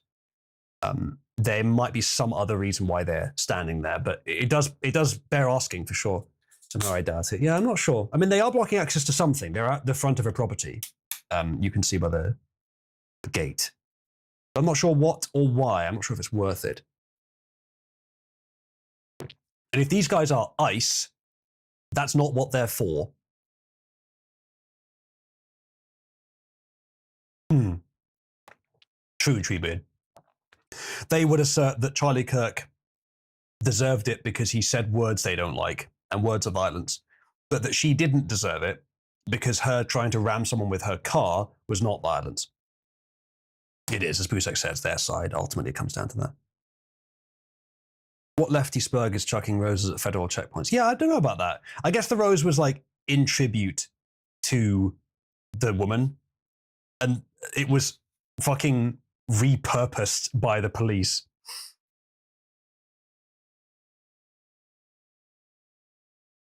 Yeah, indeed. Yeah, so whenever actually peaceful right-wingers get violence done on them, the left is fine with it. In fact, they like it. They celebrate it. They wish it was worse. Whenever an actually violent leftist gets violence done upon them, she was peaceful. Well, to be fair to most of them, and perhaps I shouldn't bother being fair to most of them, but probably most of them who were at that protest, the leftists, didn't even know she had been violent. They read one article, if that was from a leftist source that chose how to express what it said. And after they do that for years upon years upon years, the narrative builds up to the fact they can't be told, actually, that's not what happened anymore, because it lines up with their preconceived notions. I do hope we're not doing that, chat. I think the fact that we spend so long analyzing this stuff is a decent defense against that, but we still got to be careful of it. Okay, thank you, Lich Lord. Let's have a look at this video as well. I think we've got multiple angles of this. I think I should make this a dedicated stream segment. Maybe what I should do first is organize my sources a bit better, though. So let's move this up with the other ones I've got on this. Okay, so Renee Nicole Good, woman killed in Minneapolis. So who was she? Okay, so we've got the, this is an analysis. Does this have, it does have footage, but I want just the footage. Yeah, someone did link this earlier, but I want just the footage. Probably the best place to find the footage is just go on Twitter. There was this, which is part of it. But let's see if I can find some more. Chat, if you have any other angles, let me know. So, ice shooting, let's just do that. We can click media if we need to.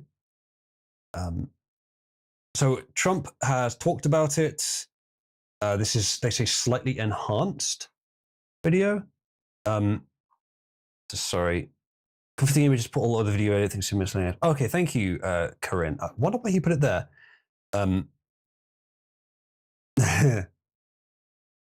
Okay, federal officer hit enforce back. I'll open that. That's like an AI enhanced one, so it might give more detail, though the detail is ambiguously true or not. Thank you, Sport, for more footage. Put that open. I'll try and have these ready. Leak live. Dangerous.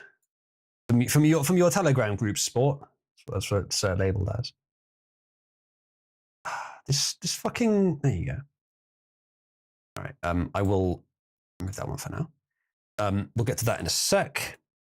DM'd you one angle yesterday. I did see that you DM'd me, yes. Okay, yes, I do see some video there. We might already have this video, but I'll open it again just in case. There we go.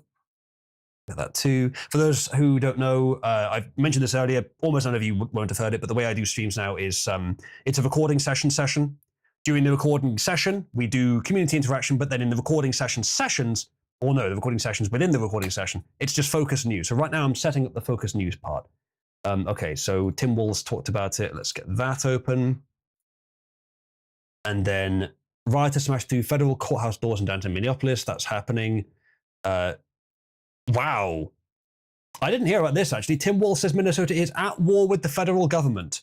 Tim, I think that's a bad idea, mate. I don't think that's going to work. I think perhaps, as Cybersmith said, he thinks it's the only way to get away with it. To do it as a distraction from the Somali thing. And then obviously also on that is the Somali. Oh yeah, we got this as well. We'll look at that. We'll put that in the list. The whole Somali thing, there's stuff going on with it, but I imagine that he would like to amp this up before he leaves office to use it as a distraction. Thank you, Sport. Lots more footage. Goodness, this will be plenty of footage. You're doing your race proud, Sport. Well done. Chat, press 1 if Sport is a good and proud white man who's doing his race proud. For linking me all this stuff. All right, so copy that. That a sec. Just have all this open for the stream.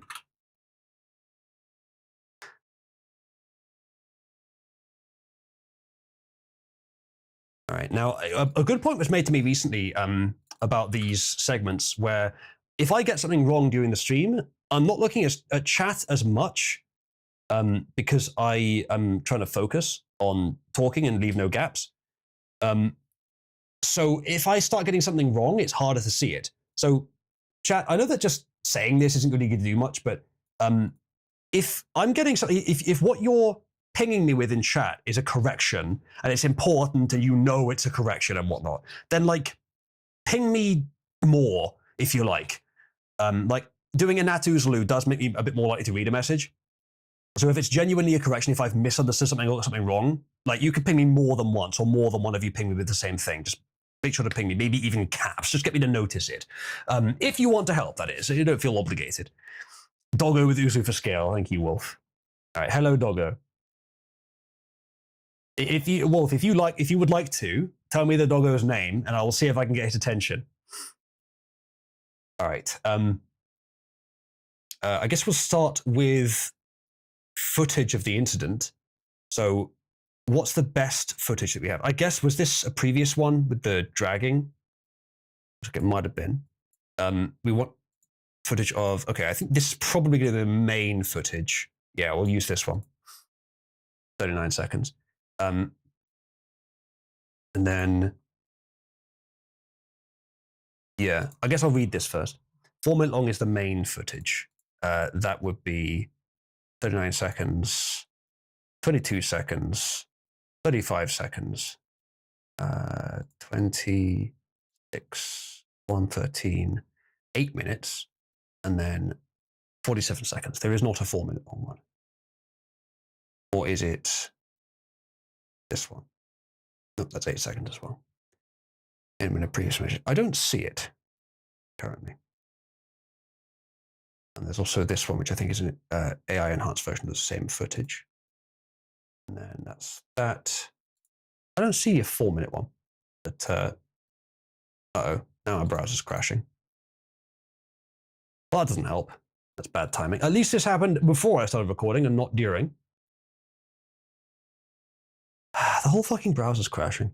All right, I'm going to restart the browser then. Thank you, Sport. I'll open that as soon as my browser stops crashing. Okay, it has recovered, but I don't think it's going to last. Okay, this is the main footage. Yeah, it's gone again. I think it's a Pipewire thing. I'm going to try restarting all Pipewire related stuff, except OBS. So I'm going to kill the screen share and restart it again in a minute. Apologies for this, chat. This does often fix it.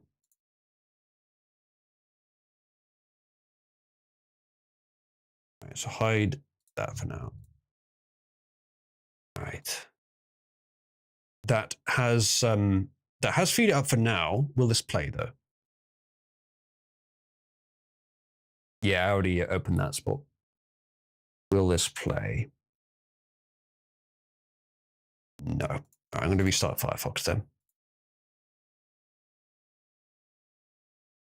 Apologies for this one, chat. This is that pipewire issue again. I just need to reinstall or update my system. Give me a second here.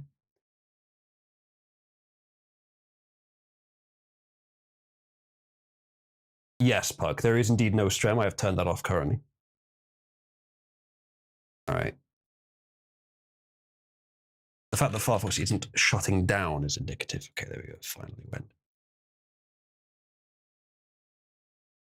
All right. Now, Aiden, I told you recently how many tabs I have open. Roughly. Oh my god. Do you remember what your reaction was to hearing that? I think I laughed for a while. You seemed a bit angry, actually, that I just laughed at it. No, it wasn't that I was angry, actually. I wasn't in a great mood that day, but it wasn't that. Oh god, I can hear something playing. No, it wasn't that. What it was is that people tend to assume very quickly that it can't possibly be a good idea, but it's because they are making a false assumption. So I was just trying to challenge you to see the false assumption there. That's why I was probably sounded a bit too aggressive with it, but I didn't mean to be. I was just flabbergasted. Yep. So chat, in my main window, my main browser window right now, I have probably about 2,500 tabs. And my second window, I've got about 300. That's less than I would usually have. I think at one time I counted it was about 5,000.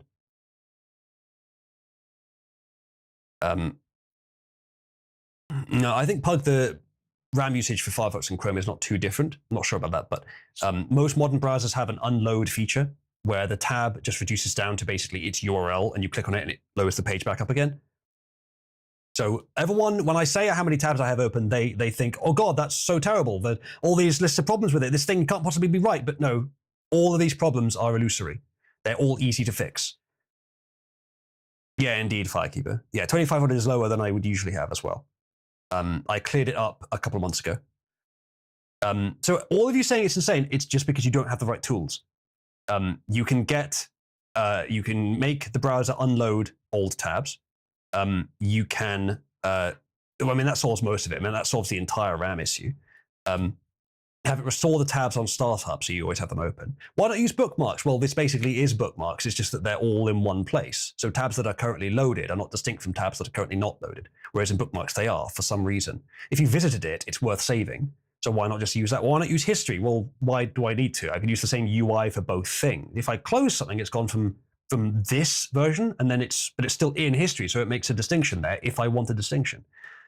So why not do this? But then surely you have these little tiny spikes of tabs across the top of the screen that don't make any sense. Well, I mean, I also have about 80 pinned tabs in two different windows. So they take up the entire vertical top of the window and much more than that. So no, I couldn't possibly be clicking on the tabs I need. Well, I'm not using the top tab interface. The top tab interface is terrible. It should never have been used.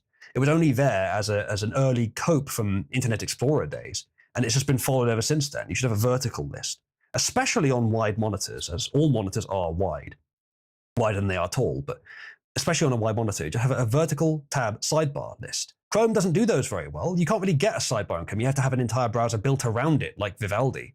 And I know there are some other modern ones which are supposedly good. But Firefox, you can do a sidebar no problem, and extensions can write into it. So I have an extension that's very good for organizing tabs. It puts them in a tree structure. You can put pin tabs in a separate section, and you can have groups, multiple per window, that separate different sets of tabs. So all you need is a tool to organize them and a tool to unload them to keep memory usage down. And you can have any number of tabs that you want. There's the explanation.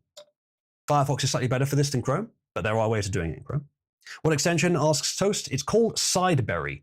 Side, S-I-D-E, Berry, B-E-R-Y, just one R, I'm not sure why. But it's very good. There's others available that are tree tabs, but this is the best one. It's actually very nice. and I use it on all my browsers.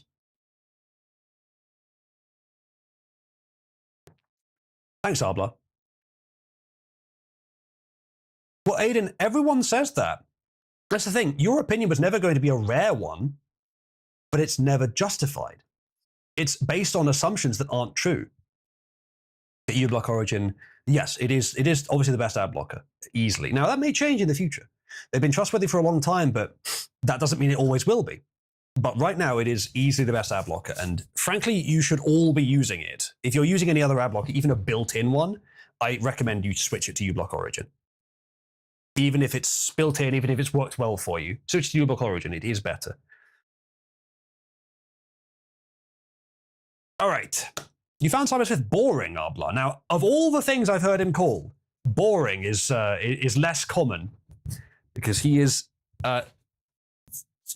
interesting. I think is the word that you would tend to use, sort of somewhat derisively, maybe somewhat diplomatically. But I think he is, if nothing else, interesting. All right, is the mic does it sound a bit better there? Because it's less blocked off by my clothing. There you go. Right, anyway, let's get to the recording section, chat. If you're not using an ad blocker, then get on, you'll be much happier, says Doug Smith. We have in the chat someone who is directly disadvantaged by ad blockers because YouTubers are being paid less, we assume, in large part because of ad blockers. That said, it is hard to refute their value in the modern day with the way ads are. If you want to support YouTubers that you like, there are ways using ad blockers to do that, or you can get the YouTube Red subscription thing, which also helps the ones that you like, or you can just go and help them on funding sites, which helps a little bit. Not quite in the same way, but it's still helpful. And there's links to my funding sites there if you'd like to support me. Thank you, chat, in advance if you do. Toast was shown one too many blatant scams. Yeah, I understand why. I do use one personally. Anyway, let's get on with the footage. I think we'll start with just this commentary as the opening line. Right. So let's just make sure that the footage scene is fine. Yes, it looks fine. Right. Many people I found actually want to hurt the YouTubers they watch for whatever reason. I don't think they do. I think it's just that given the options of hurting the YouTuber but not being constantly annoyed and bothered by ads, or not hurting the YouTuber but being tortured when they try and use the internet, they would prefer the first one, even if they know it hurts the YouTuber, but they're not doing it to hurt the YouTuber.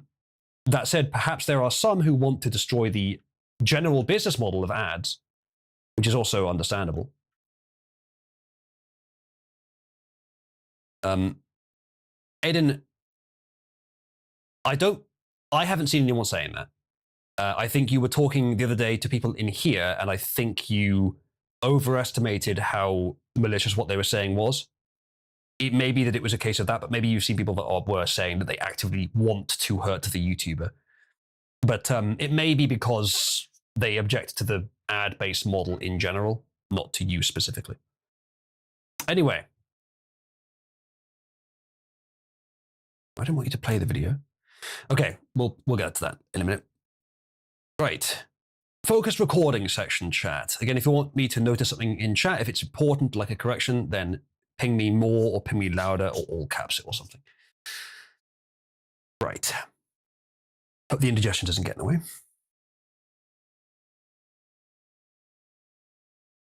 She didn't brush him. She didn't try to get away. She didn't swerve around him. She drove directly into the ICE agent who acted in self-defense, is what this Twitter user says of the recent ICE vehicular attack / shooting, depending on your perspective. Now, I haven't looked into this yet. I'm going to be discovering this with you together, but thanks to my community, mostly to individuals such as Somnus and Sporticus, we have lots of footage that we can look into today. We'll get back to this piece of footage soon, but first, let's start with the main footage that I think everyone's been looking at. As I said, I haven't seen this yet, so we're learning together.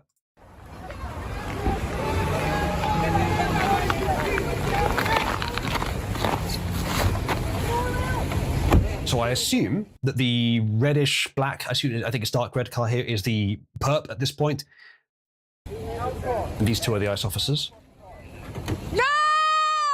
No! Shame! Shame! Oh my fucking god! What the fuck? What the fuck? You just fucking, what the fuck did you do?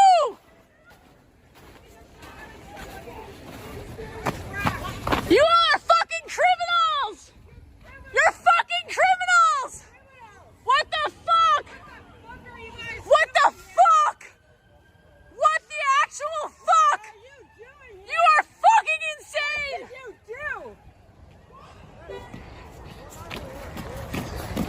What did you do? You! Shame! Shame! Shame! Shame! Shame! Shame! Shame! Shame! All right, calm down. get on with it. Dude, what's happening to her? What happened?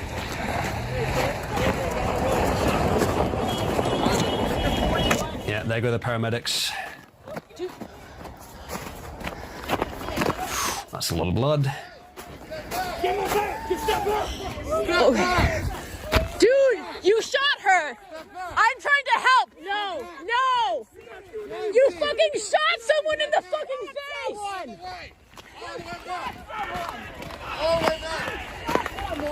You shot someone in the fucking face!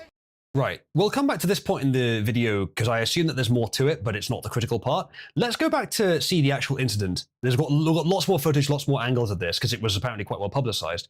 So let's see what actually happened here. So she's in the car, engine's running. I don't know what she's doing exactly, but ICE approached the car. No! And she starts driving, which there's your mistake. Now, if you want to get away from a criminal who's trying to access your car to hurt you, then that's one thing. If you're trying to get away from officers, even if you don't agree with what they're doing, this is not a good way to start. This is a bad idea. I mean, what are you going to do? You're going to be a fugitive at that point. You're going to be arrested at some point if they want to arrest you, unless you really know what you're doing, which she doesn't. I think she's panicking here, which is what a lot of people are saying, but that doesn't mean that him shooting her wasn't justified necessarily. It may not have been the course of action that was the most proper and diplomatic by the book's answer, but justifiable and understandable. Yeah, probably. Let's look in more detail. No! Shit! Yeah, okay, yeah. He was clearly in front of the car. You can see you can't see it that well from this perspective. But the officer behind the one at the door, he was in front of the car and she tried to drive. Now, was she trying to ram him? Oh, shit! I actually don't think she was. You can see the wheels turning as she gets near him. Now, the question of would she have rammed him if he hadn't dodged it? Yeah, maybe. Distinctly possible. Was she trying to ram him? I don't think she was. But the question of whether she's done something wrong here is different to whether she meant to. She is certainly acting dangerously. Him reacting self-defensively with a firearm is understandable, but I don't think she was trying to kill him. If you go back to it, what you can see happens is if you look at the wheel turn, right? Yeah. You can see that she was originally turning left, stops. She then repositions the wheels to turn right into because he's not in front of the car at the time. I don't know if you can see it in this video the best, but she accelerates. The car is on ice, so it just skids and it doesn't have any momentum behind it. Which is why the guy, when it skid, is when he pulled out his gun, because she had already repositioned the wheels to turn right towards him. Let's watch again. I don't know exactly what happened here, but that does look like what maybe happened. All right, let's watch again. No! Yeah, it did skid as she had turned left, but she did turn right immediately after that. In his direction, yeah. Well, turning where it was facing left would have been in his direction. It skids, then she turns right. which would probably miss him. And then there's another video that's got a he close-up of the shoots. tires. Yeah, we'll get to that in a second. But Yeah. he does shoot. And again, I'm not saying he did anything wrong. In the heat of the moment, shit happens, and this is a deadly weapon that's being used right next to him, if not directly at him. So I get it. I'm not saying he did anything wrong here, but he does shoot at the point that he has dodged her successfully. So technically, the shot was not necessary. But again, I understand it. I'm not saying necessarily that it was malignant, even. Because it's this stuff happens, and the question of was she trying to kill him is not the only important one here. Would her actions have killed him if he hadn't thought quickly? Distinctly possible. Let's look at some more footage, though. Firstly, the footage here from the original post I showed. And then I saw her face. What was this? This might have been from a while ago, actually. Oh no, this was from recently. The music is not strictly necessary. But there is more footage of I think the same thing here, that they say that they've AI enhanced.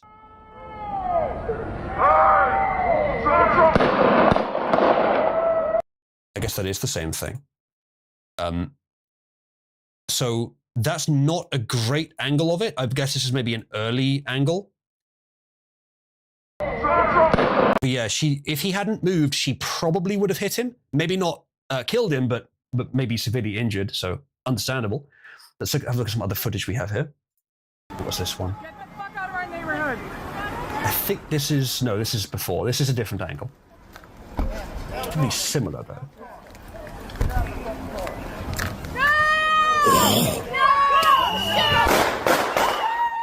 The spit wasn't necessary. Okay, that's not a very good shot because it doesn't show it very clearly.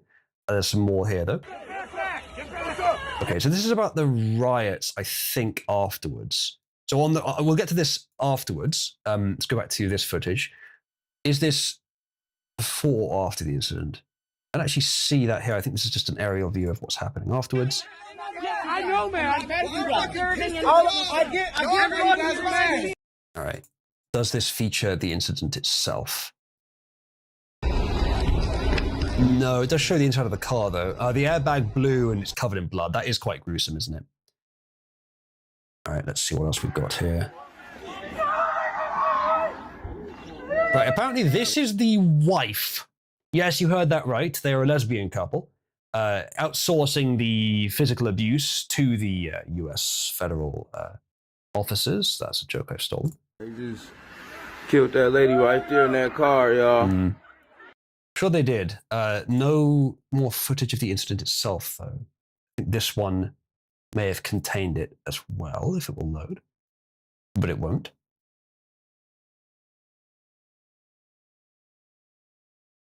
It's from Discord.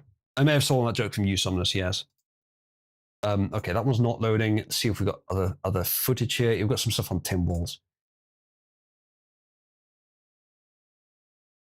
That's odd. None of the Discord links are loading now. That's bad timing. All right, so this is one of the ones that's sport linked. So if I get the link on that again, try and load a new link.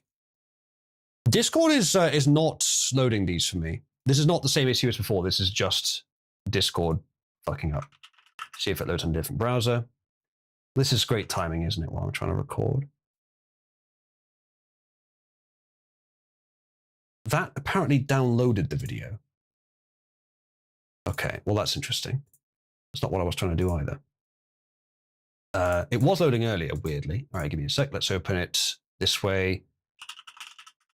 Okay. This is during the event. Oh, that's the footage we just saw, but from a higher angle. So yeah, it definitely looks like the car would have hit them. Would have hit the guy. Will this one load? No. Thanks, Discord. Everything else is loading.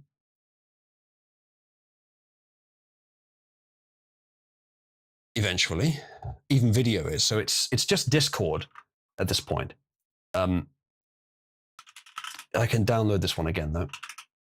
Just do it that way. Okay. Not with that. Firefox. Yeah, this is the one we already saw as well. Is there any other footage that anyone has of this? of this incident. Because what we've seen so far doesn't give us a lot of evidence. What was the one I had before? Not that one. That one. Doesn't give us a lot to go on. Okay, thank you. Thank you, Pug. That one could work. More footage of the inside as well.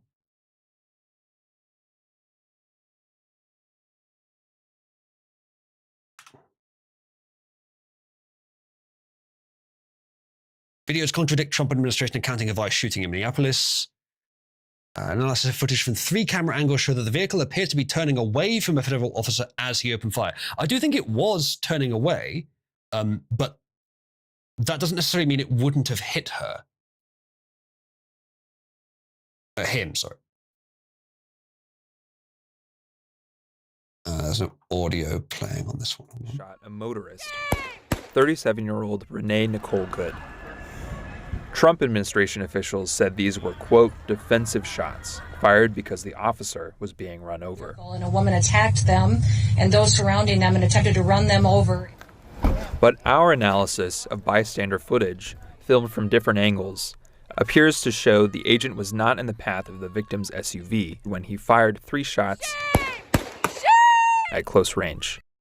I think he was just about. I think it would have, if he hadn't dodged, then it would have hit him. The question of whether he was in the path when he fired, like again, in terms of what would be the best, highest grade of behavior here, is in this case to have known in advance, in the moment, that it wasn't going to hit him if he just dodged, and then not to have fired.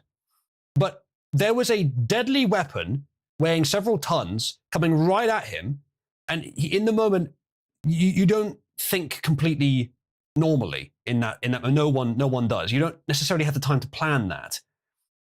She was, not only was she a danger to him, which is obviously, you know, something that you would shoot in self-defense for, if he thought she was gonna hit her, and he didn't know, even at the time that he fired, he didn't know for sure that she wasn't going to. But she was also at that point a fugitive, and what she had just done was basically to attack a police officer with a vehicle. At least it was close enough to say that's a just reason to try to stop her. Now, it's not just that she is doing that. It's not just that she has done that. She is still doing it. She is now going to be driving recklessly. She is now a criminal with a deadly weapon driving around a populated area. Like, I'm not sure if that's the best way to interpret this, but it's certainly a valid way to interpret it. It's certainly the way that would be, I think, officially binding. Now, would everyone have been okay if he had dodged and then not shot? Might that have been a better outcome overall in terms of saving lives, regardless what side they're on? Maybe. She might have hit someone later, though it's less likely, but it's possible. But then she would have escaped despite being a criminal, and she would have been then arrested later. The question then is, would it have been better if he decided not to shoot and then was mistaken and he was hit, or someone else behind him was hit, when otherwise they wouldn't have been? I guess the question is kind of moot, because she still would have hit them. Like, the car still kept driving for a while, I think because she was dead, or at least unconscious, and just her foot was stuck on the accelerator and rammed into something. So it's tough to say. I think by the book justification, there's enough here to say it's justified. But if we're talking, and again, evading the reality that you can't necessarily think straight in such a high intensity situation like this, if we're talking about what absolutely best outcome for preserving everyone's life and doing things properly, shooting was not necessary in this case, I don't think. It didn't actually prevent him from being run over anyway. Even if he was about to be, it wouldn't have. I think he probably shot reflexively, not because he thought it was the proper action. So it's, from what I'm seeing right now, and maybe there's more footage I don't have, it does look like it's justifiable, but not brilliantly. Let's have a look at a few comments. Someone says he didn't shoot until after he was hit. Was he actually hit by it? As far as I know, it looks like he dodged it. Maybe he was sort of grazed by it. But then this one we looked at earlier did say she didn't brush him. I'm not sure how badly was he hit, chat, because that would change the analysis. It's very hard to tell how badly he's been hit. Worth watching the rest of that video. I can do. We'll get back to that in a sec. Easy comment to make when you're not the one potentially being. No, Sommervox, what I said covers that. I did say, people have said that to me before, and I acknowledge it, and that's why I factor in the moment. I understand it. I did say that. So he literally, he should. Yeah, people say he should have shot the tires. Yeah, in that moment, you're not necessarily thinking strategically. In that moment, I mean, he went from approaching someone to make an arrest where he assumed the risk was low to evading for his life within the space of half a second. He went from that in a near instant. No one should be expected to think completely rationally and with knowledge of the near future in that situation. You do your best, but I could forgive anyone for not getting it completely correct. The reminder for this specific ICE agent was run over last year and dragged 100 feet. Yeah, so there's going to be probably some sort of trauma there or more caution there. That incident having happened makes it understandable why he reacted so strongly. It does not necessarily add to the justification for it, but it does make it understandable. And again, there's already enough to say that it probably was justifiable legally. Officer was hit, he didn't dodge. That would make a bit of difference, actually, yes, because at that point she has actually hit an officer, which is an attack with a deadly weapon. Whether it was her intention to hit him or just get past him, she acted in a way that it should have been clear that she was gonna hit him. Now, that's in the moment, moment-to-moment, instantaneous action there. But the problem is, she doesn't get the justification that she's, she hadn't done anything wrong and she was just doing her job in trying to arrest someone who, again, I'm not sure what she did, but if they were trying to arrest her or just question her, they are legally authorized to do so. And if she opened fire first, as it were, cars are pretty deadly. She did start it. And if he was hit, it does add to the justification that he shot in self-defense. The bullet holes, one hit the mirror, one hit the window. I think he fired 3 times. I guess one went through the open window because it was open.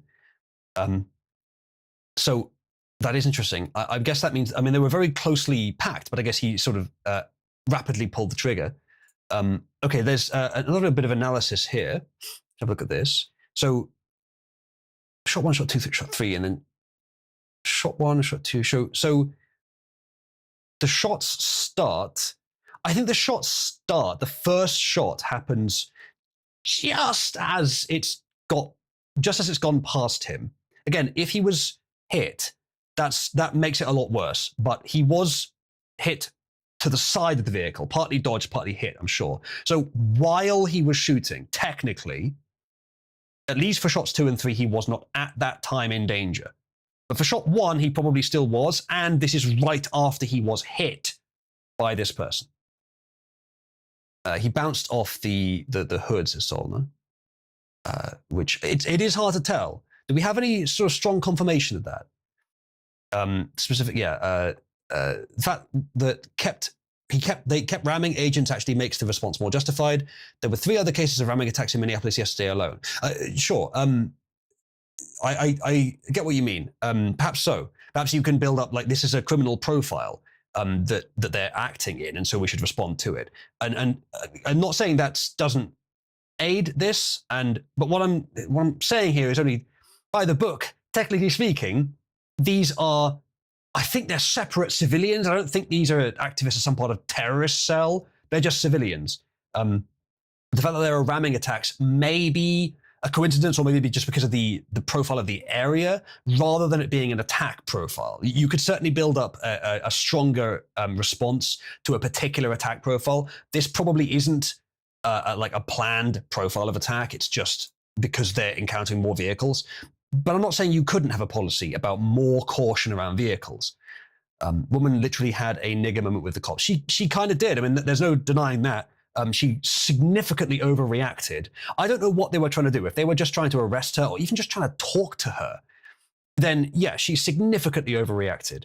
I think that's what the fear-mongering is doing. The media have some culpability here.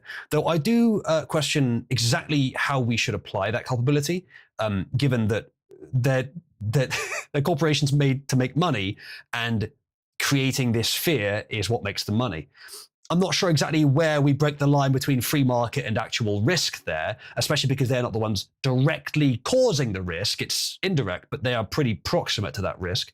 Probably protesting from the cars more given the weather. Yeah, that could very well be it. And so having a profile of react more defensively to potential car attacks, I could see it being justified, especially after this. But yeah, as I say, technically shot 2 and 3, he wasn't in danger. Maybe shot 1 he was, but he'd just been hit with a weapon. If you were trying to arrest someone and they had just shot you, yeah, you shoot back. Now, the fact that she probably couldn't easily have hit him again, well, okay, so what if someone has a gun that doesn't reload very fast? Do you still just be like, okay, you're booked, mate, after he shoots you? No. You know, most cases, maybe, again, like if you're acting perfectly, if you are determined to do things as nicely and diplomatically as possible, if you really don't want to get in too much trouble and get a lot of media attention, you might have the presence of mind, if you know they can't do it again, to just try to arrest them smoothly without shooting them. But I couldn't blame anyone, and especially in a situation like this, for shooting in response to that. Intuitively, reflectively, immediately, without thinking, oh, well, she probably can't hit me again. I mean, if she can, if I'm wrong, I'm dead, potentially. But no, I can't fault anyone for that. Aiden says it's sad because she has 3 children. This was a perfect storm of shitty conditions. It really was. I think this is not a case where the leftist was just obviously malicious, trying to kill as many people as possible, and the right wing was just innocent angel, just happened to be in the way while doing nothing. It's not like that. More culpability is on the leftist here. But it's just a shitty situation. Almost everything about it went wrong. But when you have to, there are things that I don't like the idea of a police state. When the left says that, I have to check whether there's something valid about that, because I don't want it to go that way. But what the police are doing is enforcing the law of the land.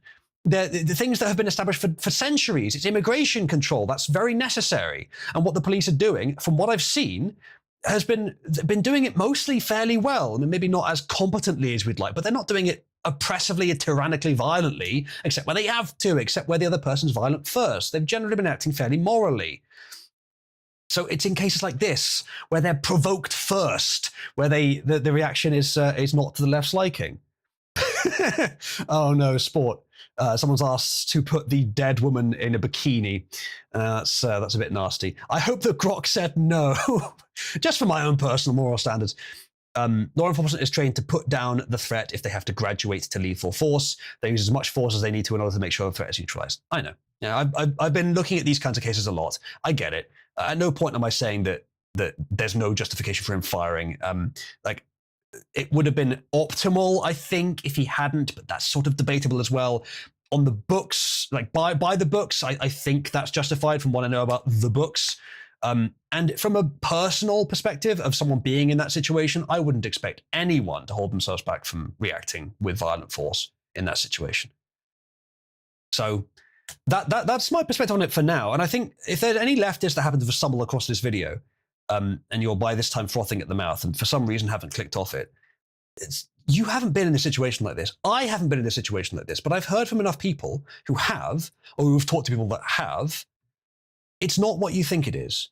You can't look to all these cases and think, well, like it's a real-time strategy game, like it's an RPG where you've got infinite time to think out your actions before you do them. You can't always expect the optimal outcome to occur. When someone thinks their life is at risk, you really can't expect them to have the hindsight or the foresight in that case to know in advance, well, if I don't shoot, I'll still be all right.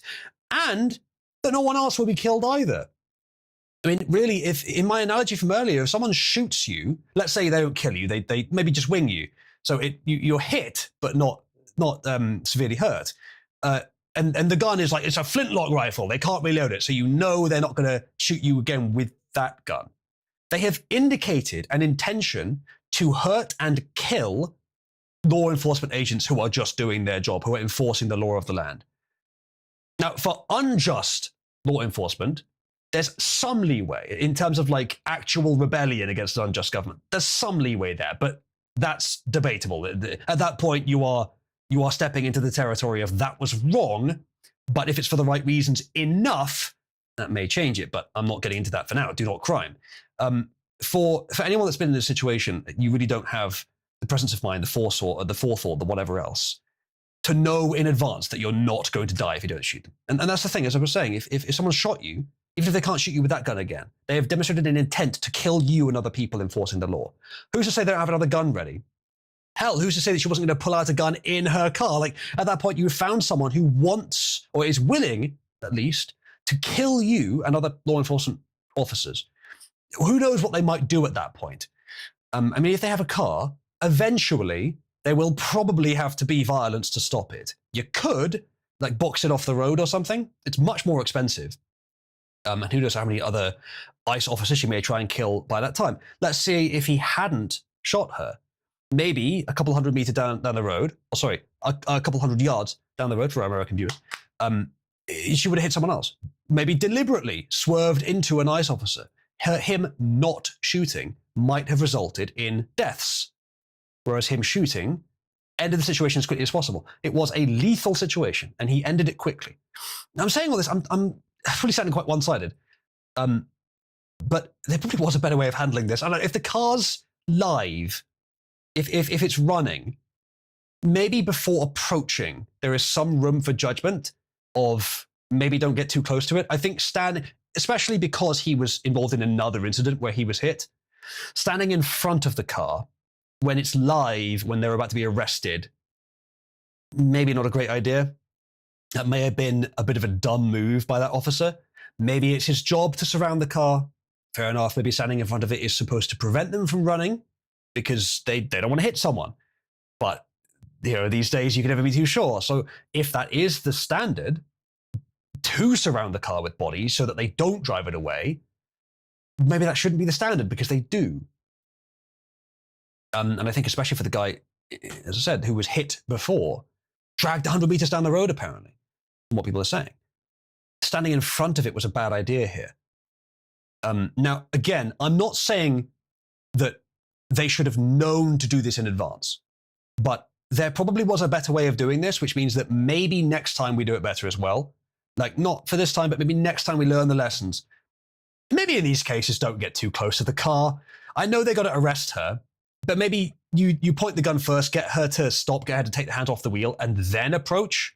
I don't know, man. I'm not a police officer. I'm sure someone in chat will correct me as to why that's a bad idea. But it seems like it might have been the better way to deflate this, to diffuse this. Sorry, is don't get near the car. If she starts driving off, hell, maybe then you can shoot her. Maybe then you could have the presence to aim for the tires. Maybe, especially if you've got distance, if no one's at direct risk. But at least then you can give some warning. If she drives, she'll be shot. That at least puts that up in the space where she knows that that's a consequence. She may be panicking, but she may have the presence of mind to stop driving, at least in that case. So I don't know. There probably were better ways to handle this. But I'm not going to try and hold them to that standard every time. There's too many of these situations to get them right every time.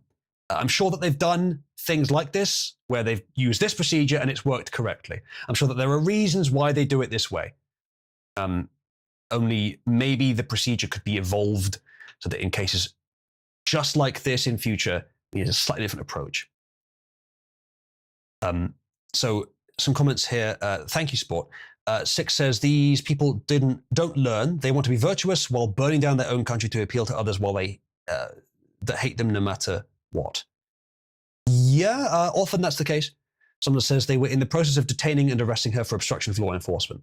Yeah, fair enough. It's that is one of those crimes that's often applied when it can be just sort of declared by an officer without any real sort of strong justification. It can be. I'm not saying it was here, but like disturbing the peace. It's that kind of thing where, yeah, often that's true, but sometimes it's just a pretense to arrest someone. Sometimes it's even a pretense for the officer to get off on bullying someone. That does happen. I did indeed acknowledge it, Sport. Very, very, very fine work. It won't appear on the recording. Hundreds of Minneapolis protesters have taken over the street at Lake in Chicago. Traffic is fully blocked. I assume that's the same street where this happened. I'll go into that after the recording, Sick Puppy. So is there anything more that you guys have? Any more footage you think we should look at on this? Because otherwise I'm going to read into what was actually happening, and then we'll go into Tim Waltz. So let's go into this. Link me any more footage that you have of the incident or any commentary on the incident itself while I'm reading this. Who was Renee Nicole Good, woman killed in Minneapolis ICE shooting? Renee Nicole Good tried to run over officer before Minneapolis ICE shooting, DHS says.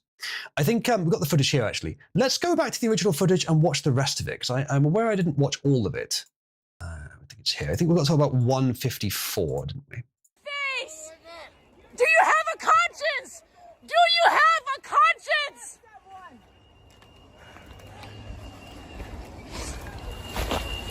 Don't let the murderer leave! Don't let the murderer leave! You guys are the fucking criminals! You don't get to tell us what to do!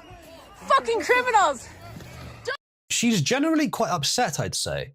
What do you think, chat? Interesting. We'll get to Iran later, John Wick. Please save that for them. Don't let him leave! Pussy motherfuckers, man. No! Get the fuck out of our neighborhood! Okay, now you want them to leave. Oh, that's interesting. Aiden says, bet she loves criminals. Yeah, of the right kind.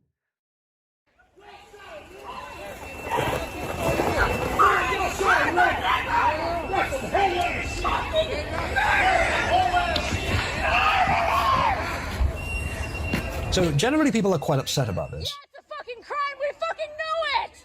We're here! That was like a South Park style shout. You can imagine Trey Parker, Matt Stone, one of them shouting that in the background.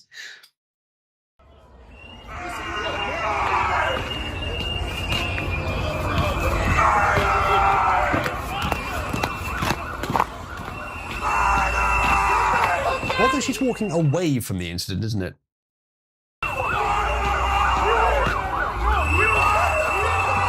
Yeah, like what the absolute fuck, man? What the absolute fuck? Do you have a conscience? Some of the way she's talking is kind of painful, isn't it, chat? Someone mentioned earlier that she's just quoting lines she's heard from TV. It does kind of sound like that, doesn't it? Do you have a conscience? Do you have But then I think we all do that to some extent. Not quite to this extent, though. conscience? This is the time, man. This is the time to have a conscience. This is not okay. This is not okay.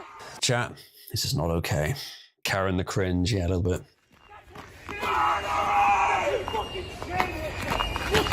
a fucking conscience. Can you look at me and tell me you're doing the right thing? Get the fuck out of here, bro. You didn't fire any weapons. They definitely are doing the right thing here. I mean, I think if this is ICE, I think it is, and if they're doing their job, which generally they have been, though I'm open to criticism if they're doing it incompetently or not enough or whatever. But if they're here to deport people who are illegally in the country, yes, they're doing the right thing. A nation cannot abide by pure and constant compassion for everyone else. It has to defend itself to some extent.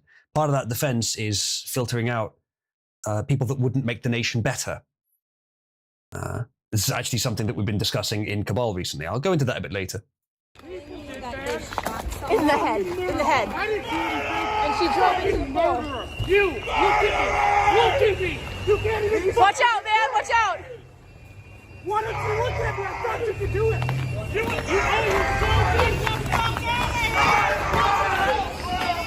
God, imagine just living here. Imagine you sleep in today. You suddenly wake up to someone yelling, "Murder!" at the top of their voice. Yeah, it sucks for those people. Yeah, I think someone is saying that this is this person is your brain on Reddit, and yeah, I would guess so. I'm not sure. I don't know what her beliefs are. I think. Again, like, you heard what I said earlier, chat. What I said here is not a contradiction of that. But anyone who sees that incident and then hears, oh God, she's dead, she was shot in the head, they wouldn't have to be a leftist to think, oh God, the police just killed someone. Maybe they didn't see exactly the angle. They didn't see the car driving. They just saw the shot or heard the shot and they looked around and suddenly it was there. They didn't see the guy in danger. You wouldn't have to have a leftist perspective to take this this view, or at least something like it. Of course, I think she does, and again, given the way she talks, sort of Reddit accent.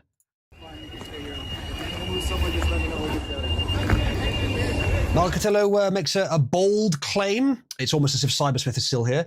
He says this is a false flag. She implanted explosive charges in her head and a car, and the guy didn't even shoot. Now that's interesting. You okay, Mommy?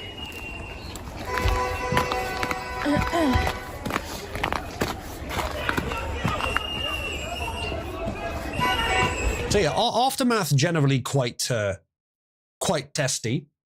So there's that. Let's have a look at more information about the woman shot. CT leaders have identified the woman killed during an immigration and customs enforcement operation in Minneapolis Wednesday as Renee Nicole Good. You know what? That is a French name. Sorry, I'm going to take a side here.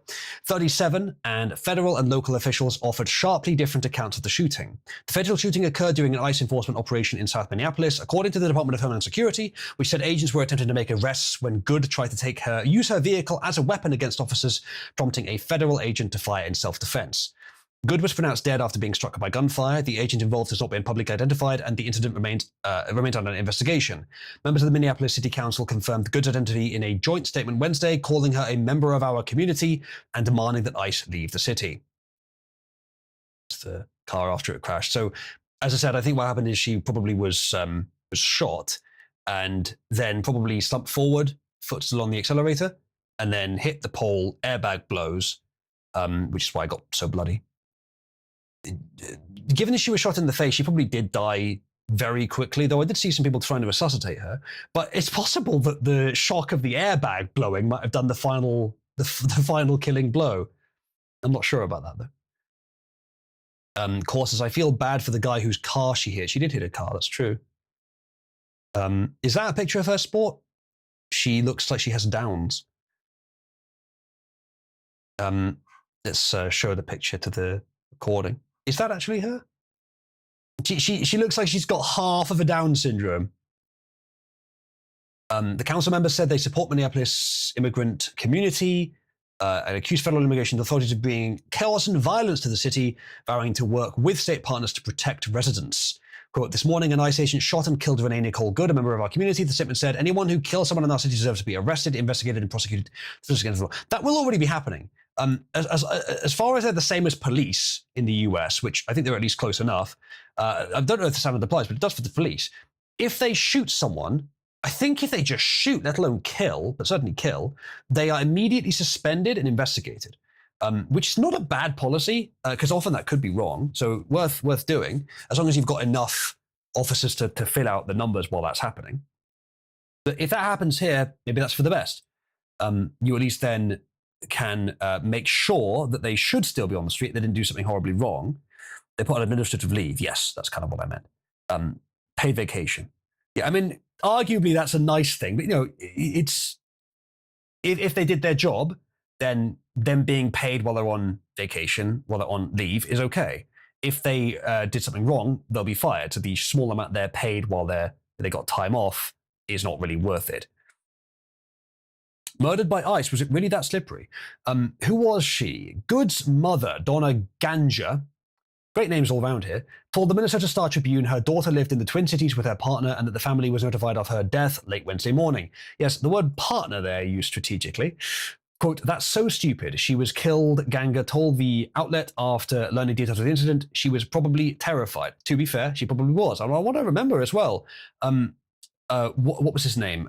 James Fields, I think, a long time ago, back during Charlottesville. That guy now there was a slightly different incident. His car was surrounded by leftist rioters. They weren't law enforcement. They broke his back window, I think, before, and then he drove. He was forward or back. I can't remember which way he went. And he ended up hitting several, I think, or at least one, and she died of a heart attack later in hospital. So induced by the event.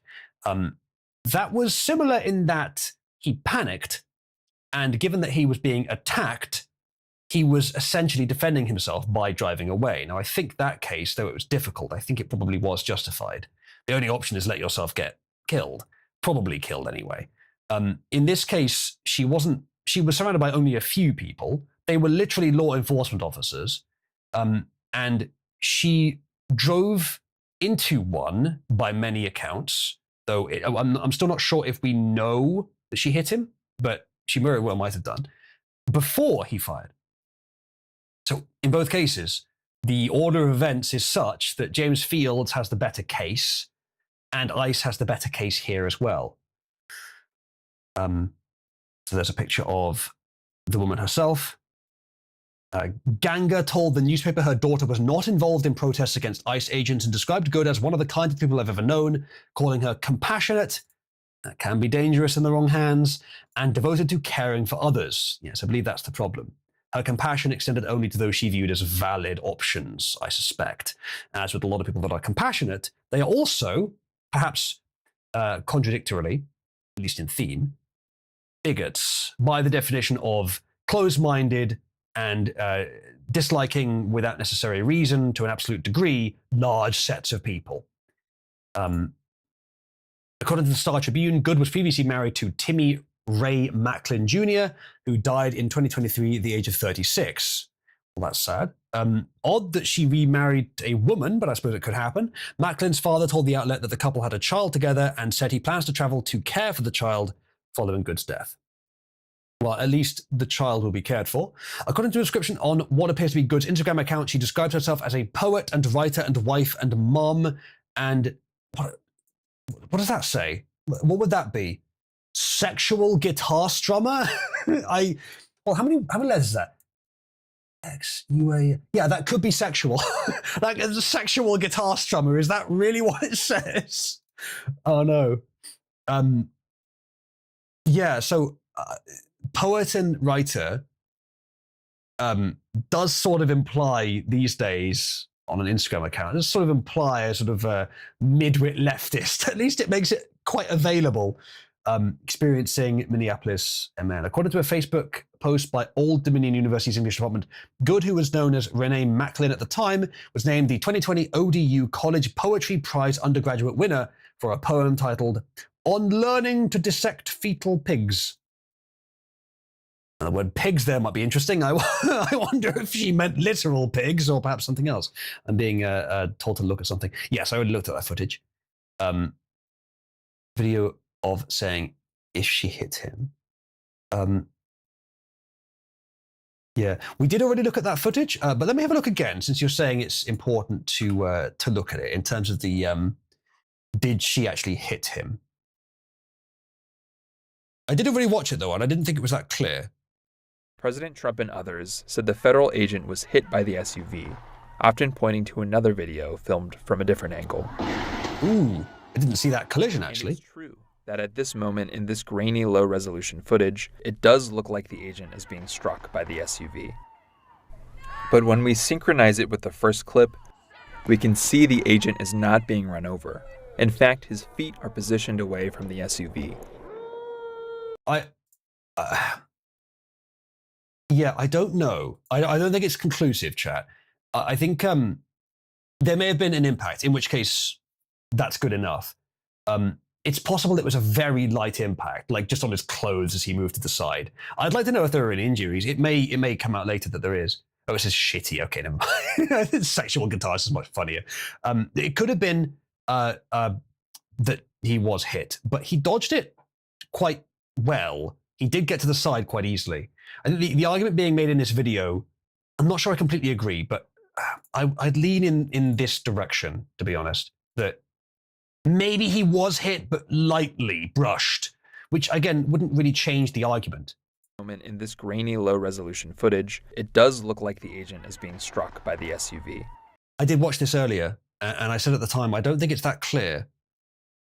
Yeah, I know. Well, I watched it earlier. She was told many times to stop the vehicle. Yeah, I'm sure she was. I think it was... we did have a video on this. It was one of these. I'm not sure which one it was, though. But we did watch it earlier, and I'm not sure it's conclusive. He didn't dodge, he got hit. The car spun out on the ice before it moved and lost momentum, and he slid because of the hit, reducing the impact further.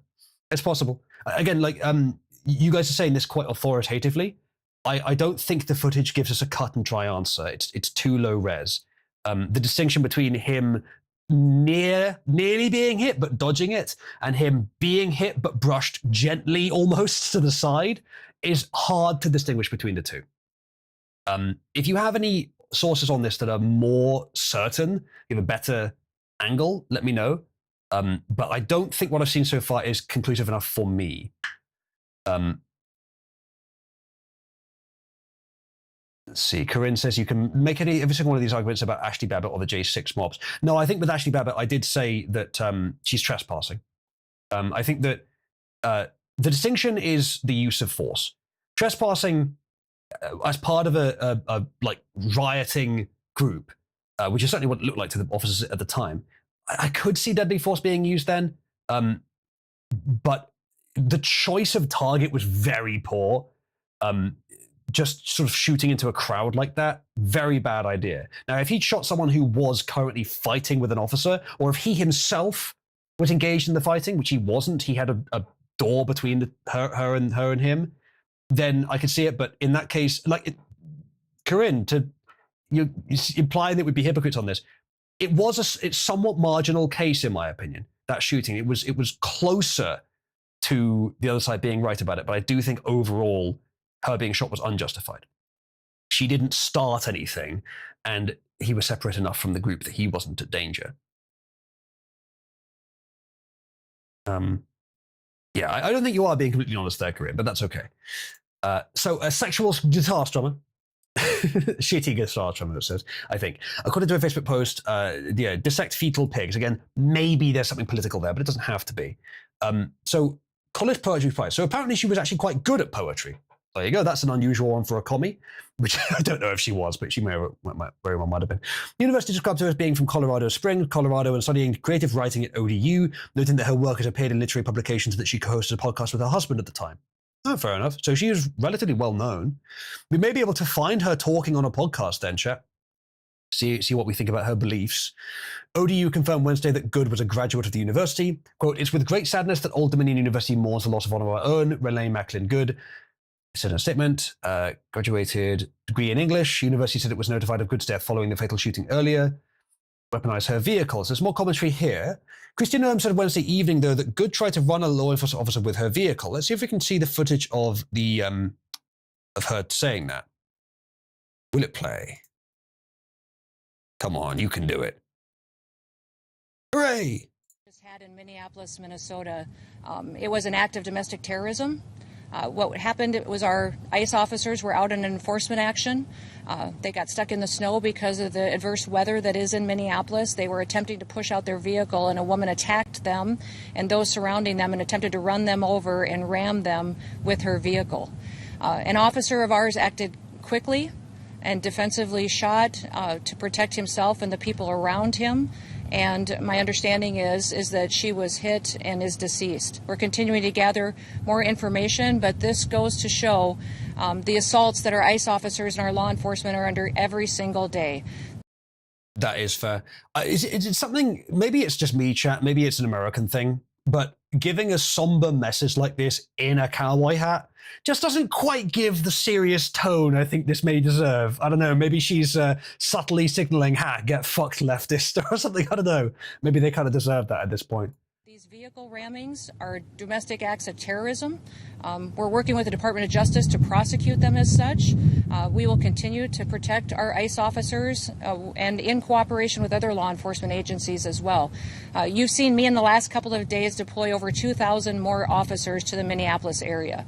And in the last 2 days, we've arrested hundreds and hundreds of dangerous criminals, not just fraudsters who stole from the American people billions of dollars and put it in their pockets and enriched their friends from overseas. I've heard a lot of people say, it's a slightly different topic but related, I've heard a lot of people saying, when are they going to arrest and or deport the Somalian fraudsters? Reports are from the government that they are arresting them. I hope it's true. I'd like to see some more sort of confirmation of it, and I'd like to see them all either whatever punishment is necessary if it needs to be at home, or more likely just all deported, sent straight back to Somalia, or sent to wherever they need to be, so sent wherever is available. They shouldn't have been there in the first place. The only reason to hold them longer would be to extract what they took, if necessary, if possible. And themselves, but also individuals who committed acts of murder and rape. So the rest of this is about the Somalian situation, which we'll get to later. I think we have more to talk about on that. Yes, I do have that one, Sometimes we'll get to that soon. So let's continue with this. The fatal shooting of Good, who Noam did not name, was preventable, Noam said, reiterating that ICE agents were carrying out lawful enforcement operations at the time of the incident. Noam said ICE agents were conducting operations in Minneapolis when one of the vehicles became stuck. As they attempted to push the vehicle free, they were harassed and blocked in what described as a group of agitators. So she was blocking their vehicle, not the highest of crimes. Worthy of arrest, perhaps, which, yeah, I mean, fair enough. Blocking law enforcement doing their business. That's not just she was yelling at us, we wanted to bully her. No, she was blocking them, moving on, blocking the street in general. I mean, that itself is a crime, regardless if you're blocking the police specifically. So arresting her was fair. But she panicked, overreacted, and either maliciously, or I think more likely with callous disregard, drove at or very nearly at, or without regard for the possibility that she could hit an officer. So, yeah, as I said earlier, overall justifiable shooting, but not the easiest case. According to Noam, agents approached Good's vehicle. ICE agents, yeah, we've seen this already. She then proceeded to weaponize her vehicle, which, as I said earlier, it seems weird to describe it as such for some people, but a car is a deadly weapon. It's very deadly. I mean, it even gives you protection from force while you're able to kill people with it. Noam said the officer involved was struck by the vehicle and transported to hospital. In that case, chat, I suppose you were right that he was hit. If we can take her word for it, then that does settle it. So if he was hit, that further justifies it. Yeah, I did say earlier, if he's hit, that would further justify it. So there you go. Assuming she's correct there. Much easier to justify there. Chat, press 1 to wish him a speedy recovery. Because it does seem like he was doing his job and narrowly avoided serious injury. Reacted quickly, may have saved more lives by doing so. Do you think so, Corinne? I'm interested to see your input, Corinne, if you have a different view. The SUV Good was driving at the time of the shooting displayed Missouri license plates, according to the news. The outlet reported that it confirmed with the Missouri Department of Revenue that the vehicle was registered to her. Not immediately clear why the vehicle was registered out of state. That's interesting.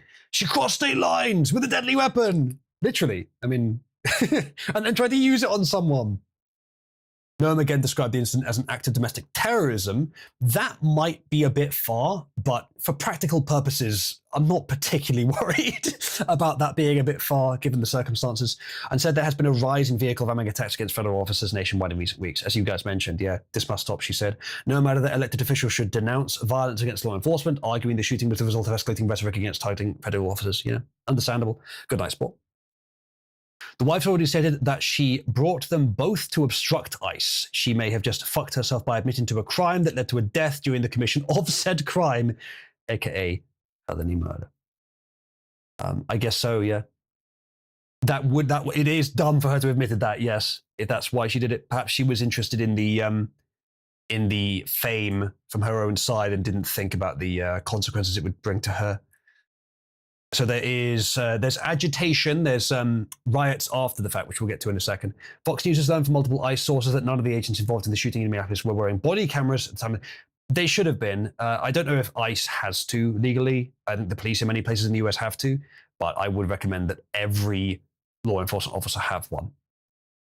Maybe there's a budgetary issue there, but if it's not a budget issue, they should all have one.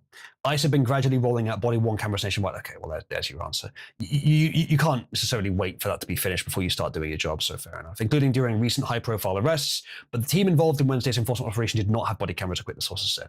I'm sure that were I a leftist, I would think that's suspicious, and perhaps it is, but that's genuinely a logistics issue, so it is at least understandable. They didn't know they were going to encounter something like this that they need to cover up. So, should monetize a body cam, Pug? This is something we talked about before. Yeah, I think monetizing the body cam footage is not a terrible idea. Of course, it could be a bit macabre, but some people would be into that.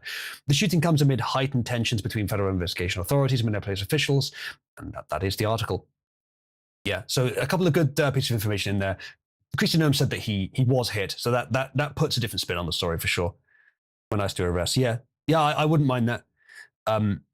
Corinne says they were supposed to have body-worn cameras years ago, kept exempting themselves because the federal law that orders it allows them to exempt themselves. There's a reason they don't want to be filmed. Well, fair enough, Corinne, you may be right, but in this case, it looks like they were filmed, and what they did was not so bad. But maybe there are other cases that are worse. And certainly, when any enforcement officer, any officer at all, is not being monitored, there is always a good chance they do something wrong. And I think with more enforcement comes more incidents like that. It's kind of inevitable statistically. Now, if you're saying it's more than you should expect, that would be different. But if it's just more than we usually get, it's because there's more activity and more furore around this as well. Yeah. Retaliating against people who film. Well, fair enough. That didn't happen here. The people that filmed weren't retaliated against, but maybe it does happen.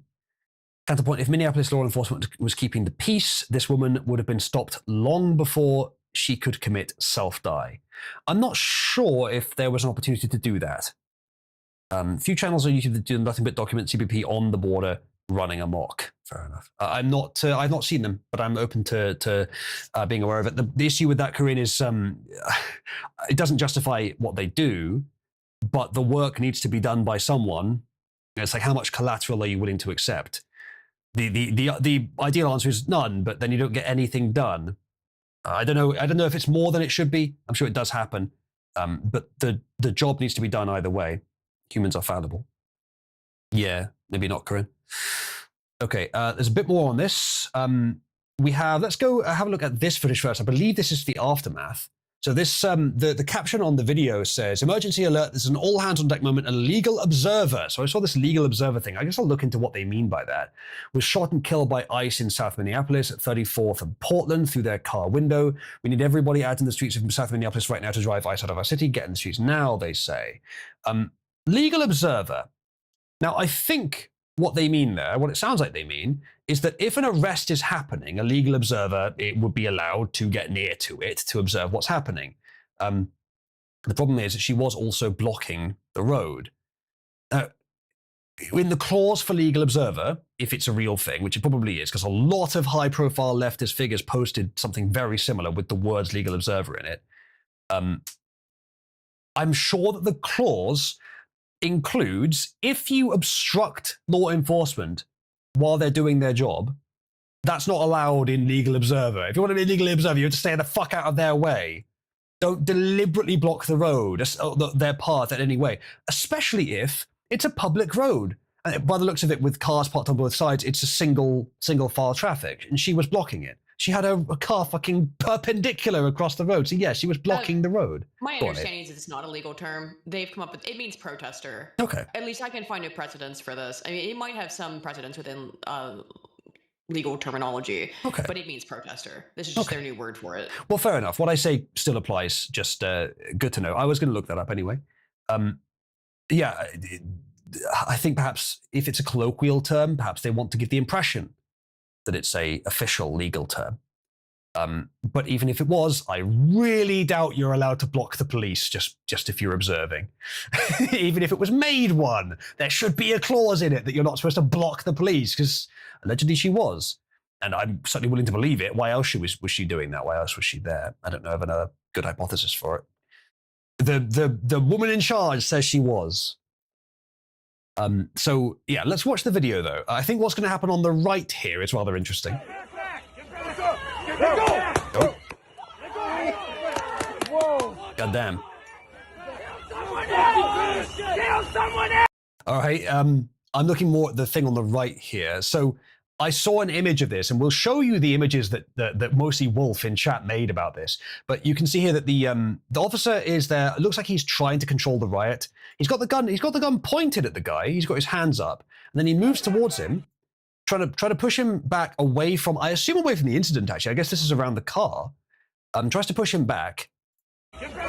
The black guy grabs the gun. Now, chat, if there's any part of the guy's body, if a law enforcement officer is telling you to move back, and you grab any part of him, probably the worst thing to grab, besides maybe his balls, is his gun. Now, luckily, the black guy either realizes this or just gets removed from it, and the reaction is pretty quick to pop. I think it's my impression of seeing this gun was that it was like a grenade that fired out and then exploded, and that he'd done it point blank range. But no, it's not. I think it's just a close range tear gas gun.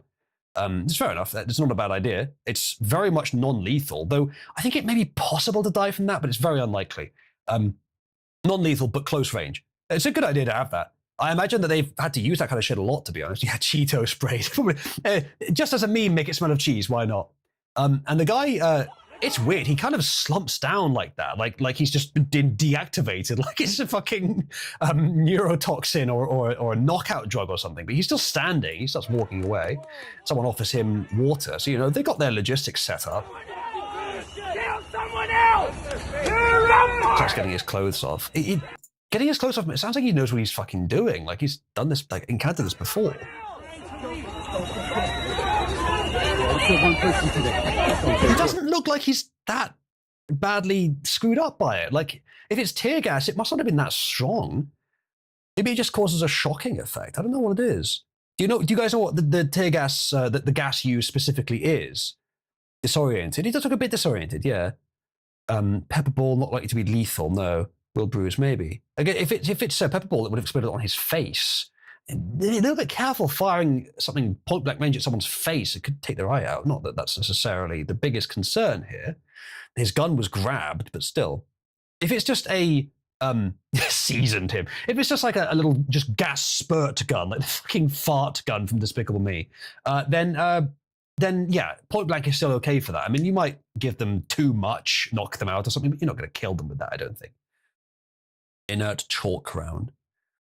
All black fingers are naturally attracted like a magnet to any weapon in their proximity, I guess so. So yeah, that's something that happened. I think this is on the same street where they were trying to contain the area. Let me see if I can find the images that I believe it was Wolf in chat made. Was it these? Yeah. So I said initially it kind of looks like a Renaissance painting.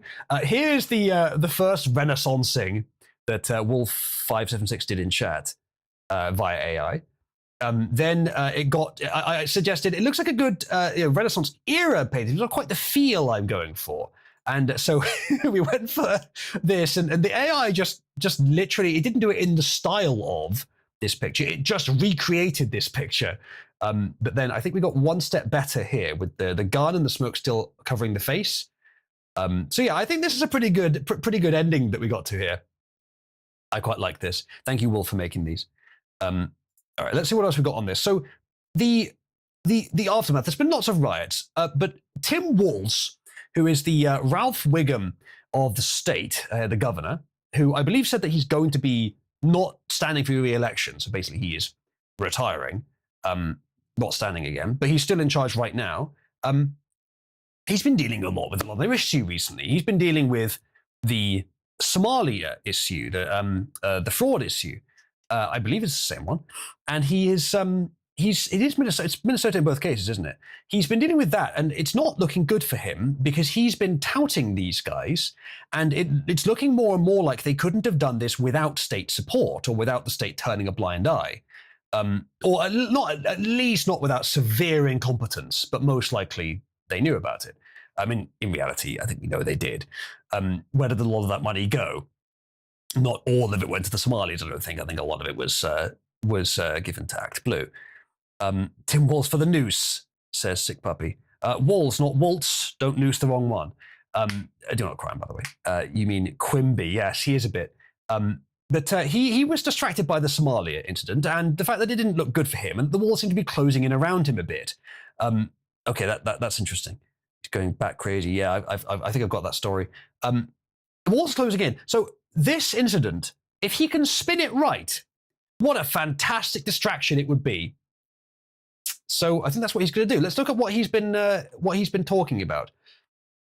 Minnesota Governor Tim Walz issued a warning order to prepare the Minnesota National Guard following the ICE shooting in Minneapolis. Let's watch the video. We learned that an ICE officer shot and killed someone in Minneapolis. My deepest condolences to the family, to the loved ones who had to learn about this tragic event on national television.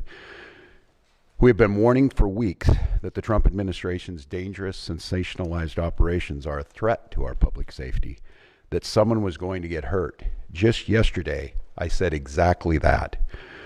The problem is it's often the ICE agents who either are getting hurt or would have been hurt if not for the fact that they are well trained. So don't act like it's always started by every case we've seen. It's always started by some sort of leftist or some illegal immigrant. I don't remember seeing any case where ICE started the violence. Now, arguably, violence is what you need to do if you're arresting someone. But it's a legal arrest, at least in cases where they have a good reason to arrest someone. That's the kind of violence that the state has a monopoly on for a reason. And as long as they're not being sadistic with their violence, then that doesn't count. Because that's the law. And they're the ones enforcing it. And it's a good law to enforce. If a perp then gets violent in response to that, well, then they've started it. Now, that doesn't justify killing them necessarily, but sometimes it does, but it depends how violent they're getting. But yeah, Tim, it's both sides being violent, but who's the one starting it every time? And who's the one who has the justification to finish it every time? It's not hard to predict there'll be violence here. In fact, that's what we're saying. What we're seeing is the consequences of governance designed to generate fear, headlines, and conflict. It's governing by reality TV. And today that recklessness cost someone their life. I've reached out to Secretary of Homeland Security. I wish sometimes the TV would show reality.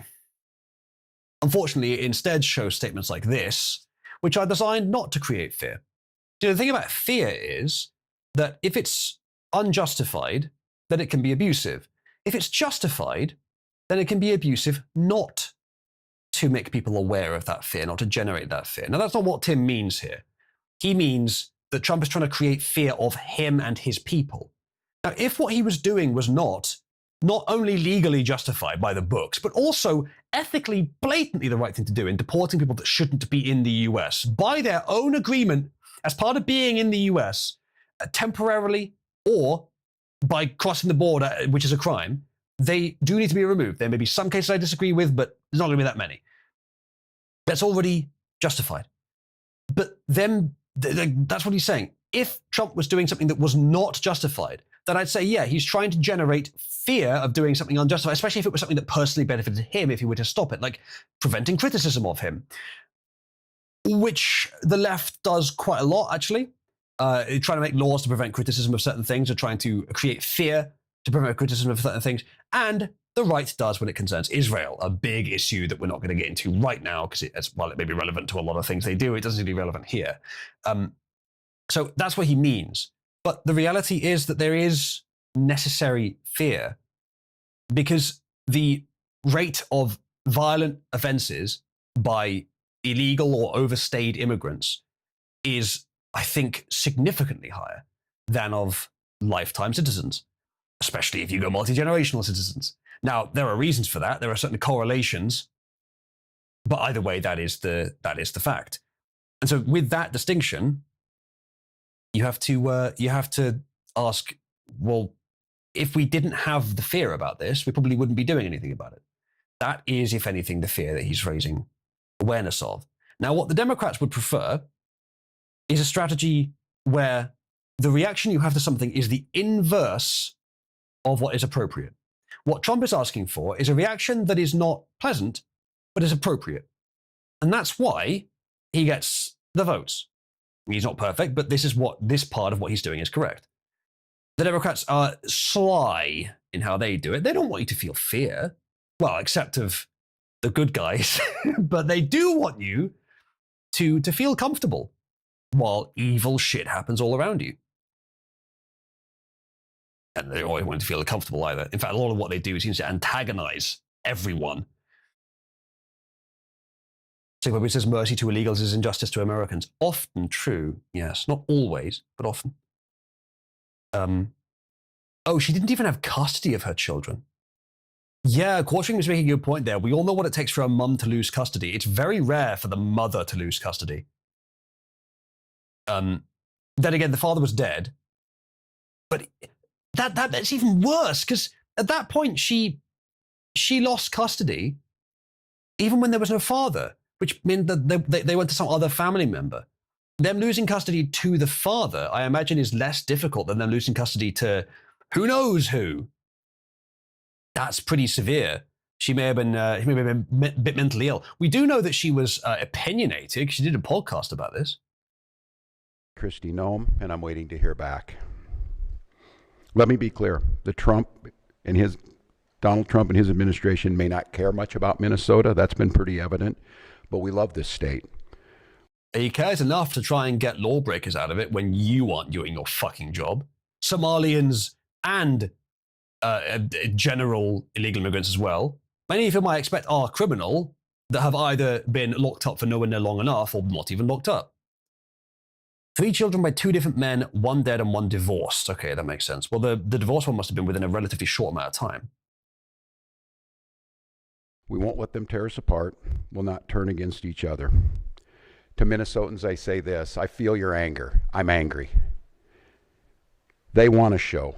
We can't give it to them. We cannot. If you protest and express your First Amendment rights, please do so peacefully, as you always do. We can't give them what they want. The hearts and minds of the people in this state are on our side. So, okay, that is at least him saying what he needs to say to cover his ass on this stuff, right? If he'd say, look at the fucking screenshot of the woman on the left there. Let's just nab that quickly. That's quite important. There we go. That's posted into the community there. He said what he needs to say to cover his ass here, because if there's violence, then he knows that he's at least said this.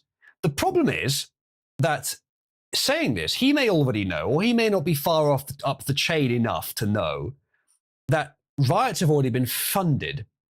Because if you don't know, a lot of us have discovered over the years random piles of bricks appearing near planned riot sites. Now, that's only one indication of a global network of for sale protesters and rioters, activists of all stripes, for whom many, for many of the riots and protests in the US, that has been a significant portion of their membership. In fact, similarly, the feds will get involved as well, like in January 6th, as we always suspected back in the day when that first happened, and it was later proven pretty well. So yeah, he either knows or probably suspects that violence will be organized anyway, but needs to say this to cover his ass. I wonder what he'll say next. I wonder if they'll say something to imply that he's actually okay with it. Americans, I ask you this. Please stand with Minneapolis. To Minnesotans, know that our administration is going to stop at nothing to seek accountability and justice. The State Bureau of Criminal Apprehension are working on the investigation. We have activated the State Emergency Operations Center. State Patrol and Minnesota National Guard leadership is connected with the Minneapolis Police Department, the St. Paul Police Department, Hennepin County Sheriff's Office, the DNR, and Minnesota's Homeland Security and Emergency. Tim, the mic is too close to your mouth. You're popping. Management. We have activated dozens of members of the State Patrol's mobile response team. And from here on, I have a very simple message. We do not need any further help from the federal government. Then do it yourself. This is a federal issue. If he was doing something in your state, which is a state's issue, I would be a bit more open to that. In fact, I may have said initially that's not just by the books. Not necessarily that it shouldn't be done, but that you should be very cautious in making such a decision, because that could be the end of the republic if it's big enough. But as it stands, this is a federal issue. So yeah, I think they probably have all the right they need to go into your state and do it for you, because you're not doing it. If you were doing it yourself, Tim, which doesn't matter what you say, you clearly aren't, then it wouldn't be necessary. But it is, because you're not. To Donald Trump and Kristi Noem, you've done enough. There's nothing more important than Minnesotan safety. I've issued a warning order to prepare the Minnesota National Guard. We have soldiers in training and prepared to be deployed if necessary. I remind you, a warning order is a heads up for folks. And these National Guard troops are our National Guard troops. They're teachers in your community, they're business owners, they're construction professionals. They are Minnesotans. I love how he couldn't say bricklayer or builder. Nah, construction professionals. Thanks, Sting. That was a really worthwhile distinction. Minnesota will not allow our community to be used as a prop in a national political fight. We will not take the bait. We will continue to update you, Minnesota, as we get more information. Now I'd like to turn it over to Commissioner Bob Jacobson of the Minnesota Department of Public Safety. I'm sure you would. Achilles says that guy is not translating that speech in sign language. He's telling a joke involving penises and surprise sex. Most likely, however, I'm afraid to reveal to you, it's a very sad day to have to say this. That is not a man. That, I believe, is a female. Anyway, that is his speech. There's a bit more I have on him here. Let's see what this is. Yeah, that would be JK. Tim Wall's in Minnesota at war. So Tim Wall says Minnesota is at war with the federal government. That justifies you being arrested, I think.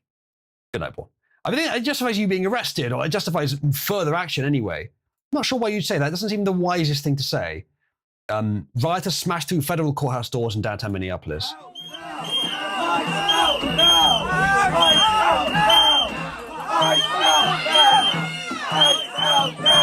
Well, that sound is rather annoying.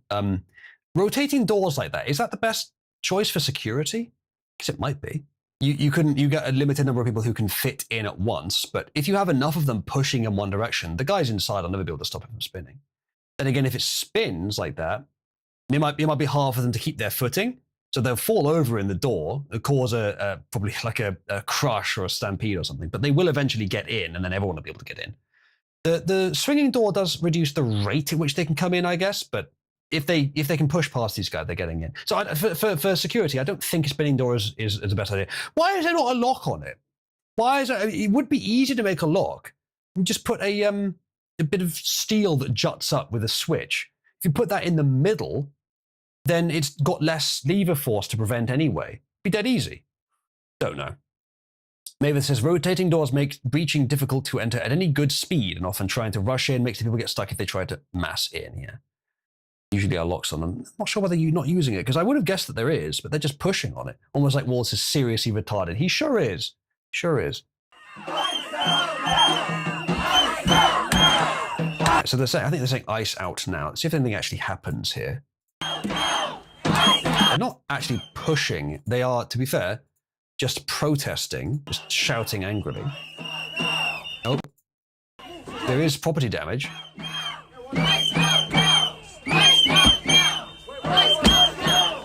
That guy's kicking the... Oh! He was kicking the window and was successful in breaking it by the looks of it, but then was pushed away from the group after doing so.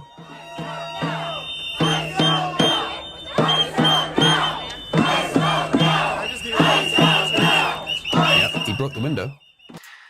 That guy I thought was captured on film. So, yep, riot's over. I believe this is over the car incident. Not sure, it might have been before that, actually. Tim Wolf to be handcuffed, he refuses to resign, says Minnesota Representative Tom Emmer. Chat, press 1 if you'd like to see Tim Walz in handcuffs. Interesting. One of those shot by Border Patrol in Portland was a Trenda Aragua member being targeted by an operation. It's a slightly different story, but still ICE, and it's, yeah, that's the kind of thing you could expect. A lot of these cases are justified, even if there are some that aren't. I think the vast majority of them probably are. Ravenblade has said 2. Why do you not want to see him in handcuffs, Ravenblade? Can we all add the gay reaction to what Ravenblade has said there? Thank you, Chan. I think it's appropriate. All right. Last thing I have on this today. Actually, there might be 1 or 2 more things. Yes, this is not quite the same story, but the Somali businesses being raided, going door to door, raiding Somali businesses in Minneapolis. Good, We want to see this and more. We want to see actual, quick, evidential review of what's happened. Anyone who is an illegal immigrant sent out before that even happens. No questions, immediately sent out. Anyone that isn't, if they are an immigrant themselves, even if they're maybe even if they're the children of immigrants, deported once they're found guilty. A lot of people want something much harsher than this. So once again, I'd like to make it clear to the left, deportations, legal hearings, the proper rule of law being enforced, even sometimes aggressively, is the easy path. And it's not like you can just turn off the will of the people. It can be done, but it's going to take a lot more violence than I think you're willing to put in yourself. It's ultimately, you are going to have to accept some amount of justice being done. And if you're not going to do it, then your enemies are going to do it. Us. That's the easy path. There are lots of people on the right who want this done, who want justice done by any means. They want the outcome of justice. They would be happy with violence in the streets that is 90% against the right targets, even if it's 10% collateral damage. They'd probably be okay with a 50% collateral damage rate, because at least it would deal with a problem which is urgent and is affecting our potential for survival. Now, I am sympathetic to that position. I'm not saying it's wrong or evil to have that position necessarily. I'm really hoping it doesn't come to that. I personally am not at the point where I think that's necessary. I think the existing systems may be able to get us out of this still. I think there's some progress being made. You see here, there's some progress being made. There's a lot to do, though. It's not for sure we'll be able to do this peacefully. I hope we will. We need to give it a bit more of a chance first. Progress is being made, even if there's also bad shit happening as well. Yeah. So we'll come back to this after. I think I have one more thing on the ICE shooting, or a couple more things maybe. Yeah. So Trump made a statement on it. Have a look at, which I think we'll end on. He says, "I have just viewed the clip of the event which took place in Minneapolis, Minnesota. It was a horrible thing to watch. The woman screaming was obviously a professional agitator. I'm not sure if she was a professional agitator. She may have been, but she certainly was an agitator. And the woman driving the car was very clearly very disorderly, obstructing and resisting, who then violently, willfully, and viciously ran over the ICE officer." Choice of words, maybe not right there. It was not over. Ran past, ran through, ran into. Sure, overs would be a bit, either way. It's a common term. Who seems to have shot her in self-defense. Based on the attached clip, it is hard to believe he is alive. I'm not sure I'd go that far. He didn't even look like he was downed by it, but is now recovering in the hospital. The situation is being studied in its entirety, but the reason these incidents are happening is because the radical left is threatening, assaulting, and targeting our law enforcement officers and ICE agents on a daily basis. They are just trying to do the job of making America safe, he says. We need to stand by and protect our law enforcement officers from this radical left movement of violence and hate. Yeah, I broadly agree. Casual agitator, bronze at best. Yeah, I suppose not, Firekeeper. All right, chat, is there anything more on this topic? If not, we shall wrap it up here. Thank you for watching, everyone. As you may have noticed, these are being uploaded on an older channel, one that I've used for this kind of thing before, but I'll continue doing it. I'm aiming to get about one a day because these are being recorded on my streams, and the streams are 4 a week. That's the plan. It was 3 this week, but that's the plan. It's 4 a week. So that's the plan. If you're not already aware, you can head to, just go to my website, oozlu.net, and there's a button here, YouTube segments.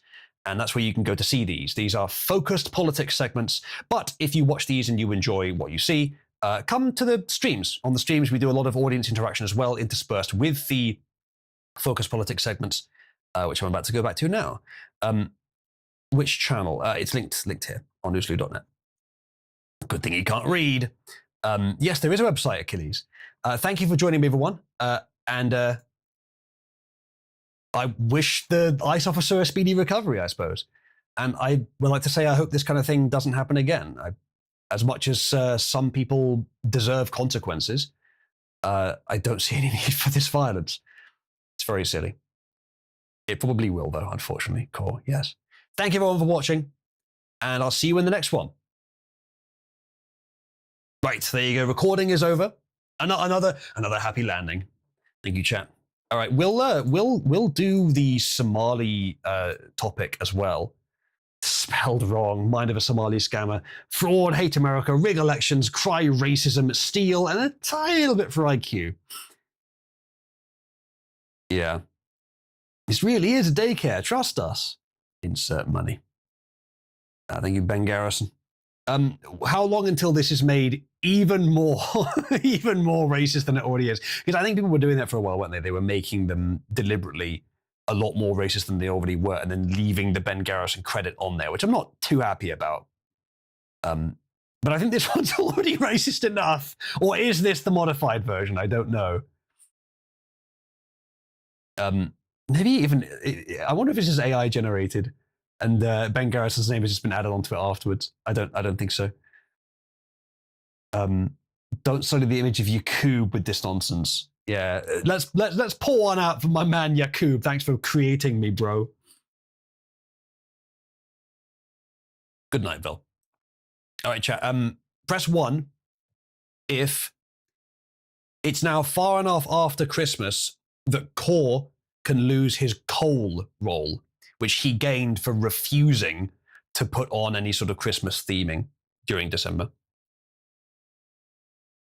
And press 2 if he should keep it as a sign of shame ever onward, for a while at least. What do you think, Core? I don't know, maybe it's exclusive enough that you like having it. Yeah, even Ravenblade did the Christmas hat. Ravenblade, why do you have Modigator? Something you'll learn about this server, Ravenblade, is that when I give someone a joke roll, the way it works is you get the joke roll and you keep it until I notice that you have it but can't remember why I gave it to you, and then I remove it. So congratulations. So remind me, why did I give it to you? Because if you remind me, then I can give it back. Minneapolis McDonald's has posted a sign banning ICE agents from entering the restaurant, reading "No ICE," and a hired security guard out front. Guard says this is private property, so you can't just break the law because you're a federal agent. That is mixed. If they are going in for a burger, I think the restaurant may be able to deny service, although there might be some sort of statute that says you're not allowed to do that, depending on, I don't know, maybe something. But in terms of like free association and the business owner can choose to do business with you or not, that's their choice, which is how it should be. They could say no. However, if the ICE agent is going in there to arrest an illegal, fuck off. You need to let them in immediately. Kill yourself. So that's interesting. Arguably, Pug, it would be discrimination, yes, but I think you have to take it up with the court, not just barge in. So again, if they're going in there as customers and they're rejected for their job, then yeah, they could probably sue, but they couldn't just barge in, I don't think.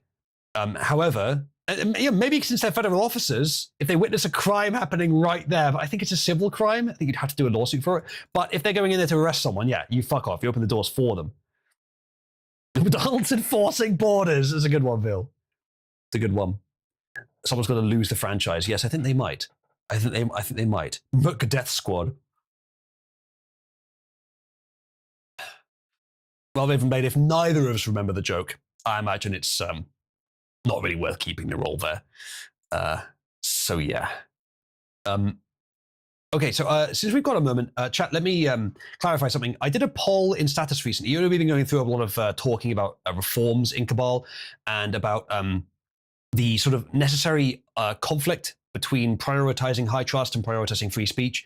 I've been thinking a lot recently with a lot of input from a lot of good people that I think a literal interpretation of free speech reduces effective free speech. If you've got people in a server who, by free speech principle, should be allowed there, but they turn off everyone else from using the server, a lot of people who either through fear of government reprisal, through law, fear of defamation of their character by association, or just general discontent because certain people are there, it's not good for Cabal in a lot of different ways. To have certain people in here, even if they're not breaking the rules, their presence here is detrimental overall in material terms. Now, I've always run Cabal on the basis of being, in principle, strongly free speech first. But I think in doing so, I think I serve the goal of free speech less well than if I were to filter out a few people who just have no business being here, who are just detrimental, who would never integrate, who would never even provide a useful opinion, nonetheless. So that's the general thinking, and I'm sort of leaning towards the idea of at least reorienting the server to provide more of a high trust experience, even if there is still a free speech area provided as well. It would be prioritized less. So that's sort of what we're discussing doing. I did put a poll in status the other day asking people what their preference is for high trust or free speech. And in a Discord poll, you don't have a lot of space to clarify what each option means. So I just tried to put a brief clarification of what it means, but I feel like it may have given the wrong impression to some people. The high trust option, we would not be banning people who we have some sort of conflict with. We'd not be banning people who there's some sort of personal gripe or some sort of, if we don't know if we can trust them. It's people that we can tell we won't ever be able to trust.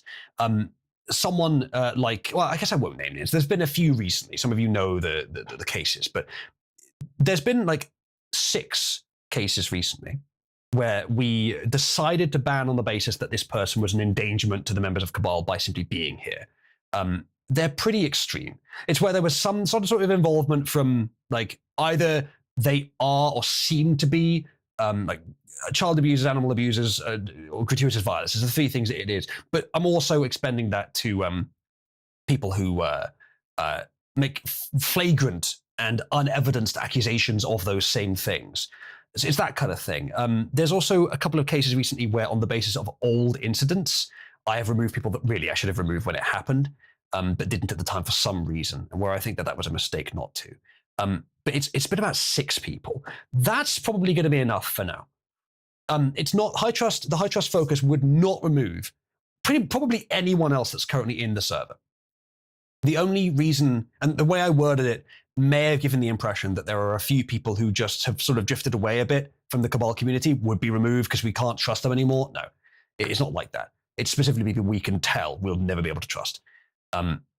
People that basically give the Cabal a bad name, put people off interacting here, and may even endanger them in real life.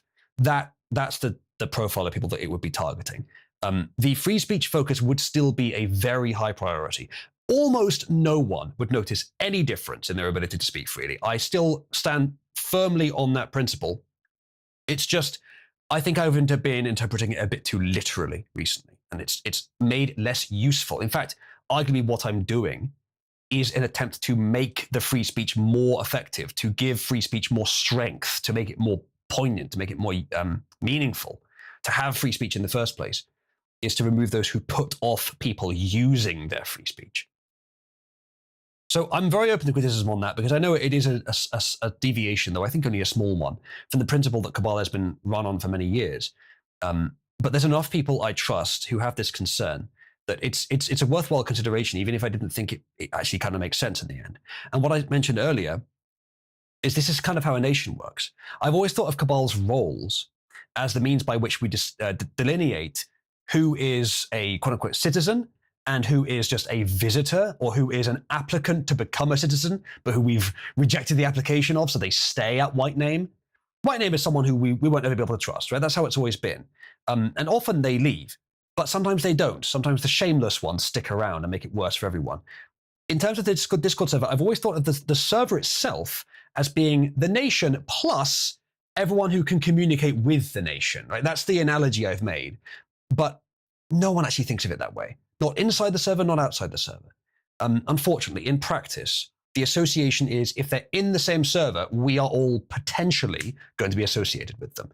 And in terms of the competition, when people have a wide range of servers to choose from, if one of them is thought of as all the good people we like and a few people that we never will in there because of the way it's structured, it's still, the association is still there. It's still in the same server. They might still feel that they can't risk being there, or they just put off the idea, and it's just worse for Cabal in general. So they end up using their free speech less. So I think if I'm thinking of it even if I was thinking of it as a nation, and frankly, it's not the same, so there are different restrictions. But even if I was thinking of it as a nation, it's not sensible to have essentially no borders around it. If it was the only Discord server or one of like 20 Discord servers, and if there was no risk of government intervention, legal or defamatory fuckery of our members, then I could say this server includes everyone that we have accepted as a member of the nation and people that can talk to those in it. Like, it's just communication areas, a free marketplace of ideas with a high trust area within it. Unfortunately, that is just not what we're dealing with. It's not a high trust nation state. It is it's not a healthy free nation state. It is a relatively healthy free Discord server, which already incurs some differences within pretty unhealthy, almost free nation states, and that changes the profile. I think that the way I was running it before was mostly fine. It was fine in most instances, but because I was interpreting it as something slightly different from what it is, and because the principle was just a bit too literally interpreted, it just caused a couple of issues that built up over time. So that's sort of the analogy I'm going for, that if it was a nation state, then basically the way it is that people would be rejected. If they come in and then they act like some people do, they wouldn't be accepted as citizens. Especially if we broaden the analogy to the scale of a nation state. The analogy was also made that, like, someone who's clearly a meth addict passed out in an alleyway, he's not hurting anyone directly, but he makes the place worse for everyone. And it would put people off. And the kind of societies that we have now are societies which are far too close to that, where it's low quality. Maybe because the principles are too strong in terms of leave him alone, he's not directly hurting anyone. And probably more so because we've been importing too many low quality people.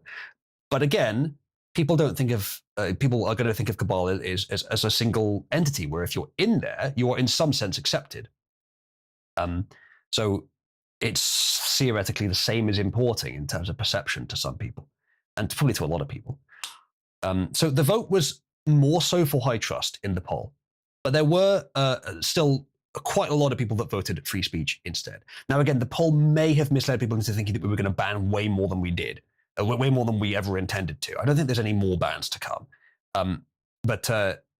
So the numbers might have been a bit different, but I still think that there are a lot of people who would prefer the free speech approach. There's a lot of people who don't mind, who wouldn't necessarily associate the bad or undesirable people being here with the server itself. Unfortunately, there are a lot of people that would, and it is overall a majority of people who would. What I'm planning on doing is a few relatively small changes to the server, some of which I've already done, which will significantly increase the focus on high trust, which should make the server look like a higher quality place, which will still, at the moment, my plan is, it will still provide a free market area. It will be a bit more limited than it is now in terms of cesspool probably won't still be completely open. But Commons will be, but Commons will also be moved down the list, which will essentially deprioritize it, so that even if there are people here who we're not a big fan of, they won't be up where people will be looking most of the time. They'll be down a bit further, deprioritized. So that's generally the plan. And I think that balance, we lose almost no free speech, almost none at all. The people who no one would really want here, except as a lolcow, would not be able to stay if they seem really untrustworthy. There's a few people recently who are good examples of this, but they have to really do something that makes them seem like they can never be trusted. Like they're a very low quality individual. Then defaming the server by simply being here, that kind of thing. It has to be pretty extreme. But people that are just kind of harmless lolcows, even if they're not very pleasant, they would still be allowed to stay, and there would be a place to talk to them. There'd be a place where everyone can talk. Commons. As long as there's somewhere that everyone can talk, where no one's limited, I think we can still say it's a free speech server. If, however, that doesn't end up working, if we still end up thinking that that's not sufficiently high trust, then I'm willing, though a little reluctant, to remove that option, at which point this will be a club, basically a free speech club, where people that are accepted would get free speech, but other people wouldn't.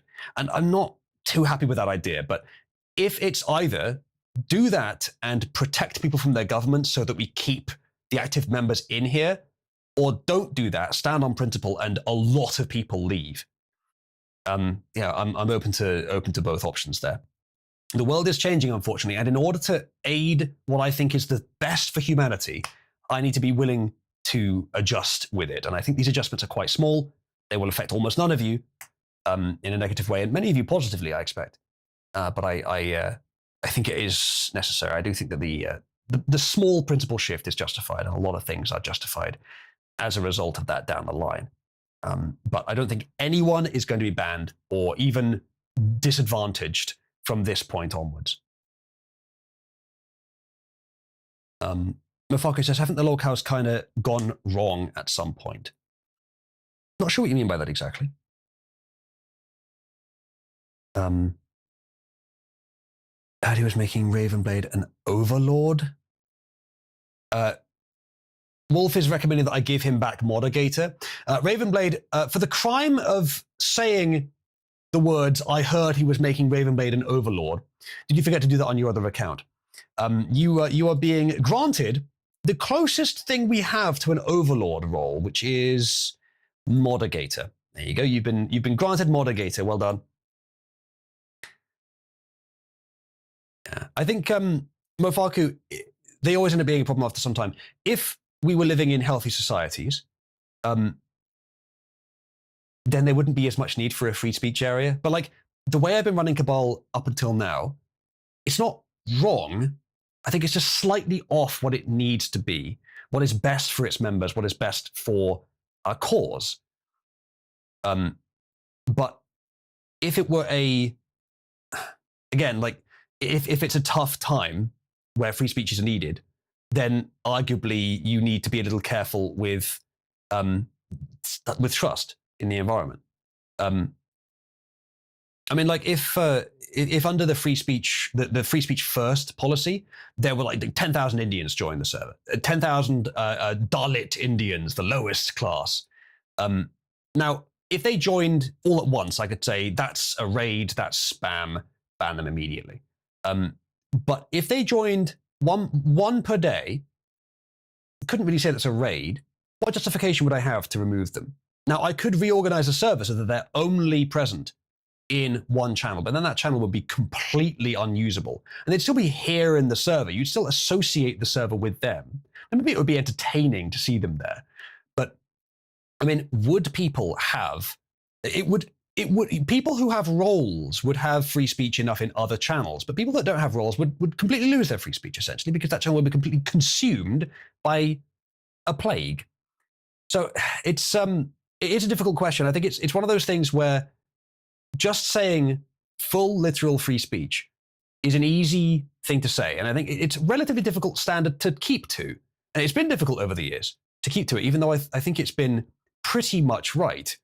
And I'm so proud of the degree to which I've stuck to it. And it's certainly a lot more right than some other options. A lot of other servers do it very wrong. But it's one of those things where it is an easy answer to just say complete free speech, have a blacklist of rules. But I don't think it's as responsible. I think it's just a little bit less responsible than taking a slightly harder answer, which is, I'm no longer going to stand behind this principle like it protects me from accusations of wrongdoing. Because that is sort of, I think that happened a few times. Again, I don't think it was wrong to have it for as long as I did, but it's a very nuanced argument. I can't really blame myself for not realizing sooner. It was with a lot of feedback and a lot of thinking that I came to the conclusion. But I do feel like it is possible that sometimes I used it as a shield. It's an easy answer, literal, complete free speech, like what we've had. There's a few exceptions, but it's not necessarily the best answer. Sometimes the best answer requires a bit of difficulty in parsing the pros and cons of different options and trying to balance it. And sometimes that balance becomes situational. Now, I have a great aversion to acting dictatorially. I want to take the minimal action to maintain peace, basically. But a lot of people feel that is a reflection of exactly the kind of rot in our societies that we see in the world. I think when it comes to how to run our societies, most of the time, for almost all cases, the existing laws already defend us from these things, and we should have strong borders. But then the existing laws have been developed a lot longer than Cabal's rules have, and we keep finding edge cases that step outside the rules slightly, and that's kind of a problem. So there's that one is an issue. And then the borders are for anyone that can affect or associate with you, not online so much in real life. That's a bit different. But if we're analogizing it to a nation state, then the borders are most analogous to simply being in the server, not having a role. So again, I think that unjustifies that. If we're analogizing it to a nation state. But it's a really difficult one, this. And I want people to critique me on this and give me their thoughts. But on balance, I do think it's better to slightly shift the focus to high trust. I think most people, when it's over, you'll notice a difference maybe in the way the channels are organized. A few features may be slightly different. But you'll notice no difference in access to free speech, but you will notice a significant, hopefully significant, improvement in the general quality you perceive of the content of the server and the kind of people that you see here. You'll generally be surrounded by people that you like, with some harmless lolcows, sure. But the kind of person that we can never trust, who we expect it's more likely they'd report people than that we'd want to befriend them. Right now, the policy would be for our protection and for the protection of the purpose of Cabal and of the people who want to use it, encourage people to still use it. And for all practical concerns, despite the arguable principle violation, they would, after consideration, be removed. It would be a very rare few. If anything, by the rates we've had over the years, it probably would be like 2 or 3 a year. You know, no more than like 10 a year users total at the rate we've been getting people. Yeah, exactly, Mofaku. I think that the issue is that with how I've been running the server, from what I've heard from people, the line of how far you should go in running a server between hands-off, laissez-faire, and dictatorship, the line, they say, is like way closer to dictatorship than where I am now. And that I've been on the laissez-faire side for a lot, and a lot of people prefer that. But if we're talking about the optimal position for all considerations, what is the best outcome, short-term and long-term, for whatever set of objectives you may want to issue, probably the line is closer to the middle of that than where I have been, less on the laissez-faire side. But I'm not sure. Yeah, Revenue, this year was 6, but has been building up for years. So I expect it'll be less than that in the future. The number of people that this would need to apply to is very low, but essentially there would be a line in terms of conduct, not just in terms of specific actions. There would be not exactly a whitelist of behaviors. It wouldn't be a whitelist of behaviors, but I suppose it's not only a whitelist, but it's not a blacklist of actions, but it's a blacklist of actions still with a blacklist of character. It's a very exceptional case where that's going to be applied, but I think those are the cases that cause the most trouble, at least for people's perception, when they're not dealt with. A blacklist of vibes, yeah, kind of at the extreme. At the extreme end of vibes, there would be essentially a blacklist, yes. For right now, there is a interim policy, which is just to plug the gap, because at first on my last stream I said, yeah, let's go ahead and make these changes. I started making changes because I prefer the policy that I enforce, whether it's written or informal, to be justified. I'd prefer to have something that I post that people are aware of, and they decide, either if you stay in the server, you're essentially agreeing to it, and if you don't stay in the server, that's your right. But at least if I am enforcing something, I want people to be aware that that's what I'm going to be doing from that point onwards. I think that's just, and I think any less would be unjust. So I started trying to change the policies. I left the current policies in place because that was, better than nothing. But I started changing the policies. But then another incident occurred, which is very rare. But another incident occurred that sought to test these policies, because it was an incident that wasn't against the rules, but many people felt should have been or should have resulted in a ban. And there was some discontent over how I handled that. But again, it was just because I wasn't moving fast enough because I wanted my actions to be just. The interim policy is meant to plug that gap, basically. Where we're going towards is hopefully something a bit less extreme than the interim policy, but it's roughly there. It will almost never be applied, but it will need to be available. But the interim policy is just there to say, as well as the existing policy, as we're replacing that policy, here's the coverall one that just covers everything. And that interim policy should cover every rule on there, realistically, and some other potential ones as well. King Engine says, making sure the server is appealing to the community you are trying to foster is more important than any principle, since anyone can just leave if they feel like. Exactly. And that's sort of what's been sort of up for consideration recently. But it's I'm not doing this because of pressure. I've been pressured before, been pressured to change principles, even by people that were contributing a lot of money to me before, and I've said no. In this case, the arguments were good. Again, it was a mixture of feedback, good arguments, and me thinking through it myself. Most of the conclusions I've come to is based on my own consideration, influenced by some feedback. It's not due to pressure. It's why I feel okay doing this. It is due to good points and decisions that are based on sound reasoning. Though it's a little uncomfortable to change the principles and a little risky, I do think it's probably better overall. The pressure aspect of it is thus unnecessary, but it's still naturally going to happen. So I do need to make sure that the server appeals to everyone. And I think I've had a lot of talks with the people who are proposing this. They're mostly the high up members of the server, level 3's watchmen, moderators. But when I talk on stream, I'm more so talking to the relatively lower ranks of the server.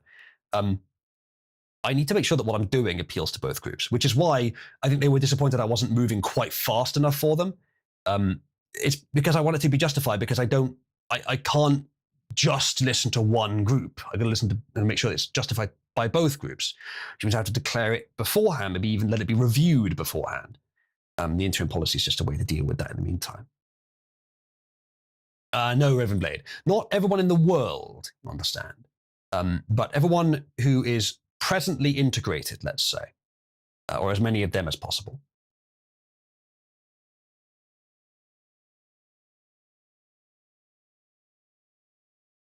So, yeah, I am very open to criticism on this because it's potentially risky. Thanks, Wolf. I really appreciate that. What I've done so far, actually, is I've made a new system, which I think, as I mentioned before, it's not likely to be noticed by any of you guys, but it will make jailing easier. This is something that has been requested before, but it hasn't been a high priority because we get so few actual incidents that are necessary in the server. But there's a Discord feature called Timeout, which, when used, is creates some issues the way it works, but it is a useful way to temporarily stop someone from interacting. But then, in order for them to potentially appeal, especially if it's a non-major infraction, the timeout needs to then be followed up with them being given a role that allows them to only talk in the appeals channel, and then the timeout removed. And that all is a bit too complex to ask people to remember to do manually, especially because some of that requires a moderator with the role changes. So I made a bot to automate it. So several users, and there'll be more coming as we go, who are currently watchmen, will be given a role which allows them to jail users. Now, this is almost never going to be used, of course. It's going to be very rare that it is. And I do trust the people I'll be giving it to not to overuse it. And of course, when it's used, it will ping me. If I need to come in and say, why have I been pinged about a jailing? And they say, oh, sorry, it was just something stupid. Well, at the very least, there's somewhat of a disincentive there to use it. And I may take the role away from people if they misuse it too much. It's not for using as a joke. And if it is, it better be very funny. Very funny. So you don't have to worry about it being abused, I don't think. But it is now available to more people. I think being able to contain threats is a good idea. A lot of the concern has been over the lack of containment of threats, particularly when they haven't broken a rule. But then the new system will not have such a sort of self-limiting, fixed blacklist of rules, which I think has been an issue for a lot of people. Where every time something happens, I have to add to the charter so that it can't happen next time. but then some other incident happens that's not covered by the charter. So I can't keep up with it. I need a better solution because the charter is very heavy text-wise and kind of bloated as it is. So having a much simpler system, I think, makes a lot of sense. It's difficult to write one, but it's much more sensible for the size and nature of the server. So I'll be making those changes. The jailing bot also does a couple of other things which are useful for security, and there's a few other security-related features I need to add. Most of the features I add to the server, I'll be discussing with you guys first, especially if they may affect people. Currently, there are changes planned which I'm not sure I'm going to do. But if I intend to do them, I will probably discuss them with you guys first, or at least discuss them before they take over from old systems. So yeah. Make a channel that you banish them to forever that everyone else can watch while all the banished people fight about as a lolcow containment. Maybe. What will happen most likely is that they will either be so shameless that they won't ever leave and they also won't be that entertaining, or they will be... they would just won't use it, in which case you might just ban them. Putting them in an isolated area is almost equivalent to banning them. I did have the idea of having an isolated channel where they and, say, level 2 could use it, so that if people want the sport of lolcows, they can go there, but then the lolcows, if they say something that's defamatory by association, then at least only level 2 and up can see it. But then if there's, like, if the law gets involved for some incident, where some pedo happened to be in the server if we didn't know about it, and they question the association. Why did you keep him in the server? Well, let's hope the feds would be smart enough to realize that we weren't affiliated with him, nor did we know he was a pedo, but just safer if he's not in there in the first place. But yeah, they'd be able to tell. They wouldn't need roles. They'd be able to just subpoena Discord.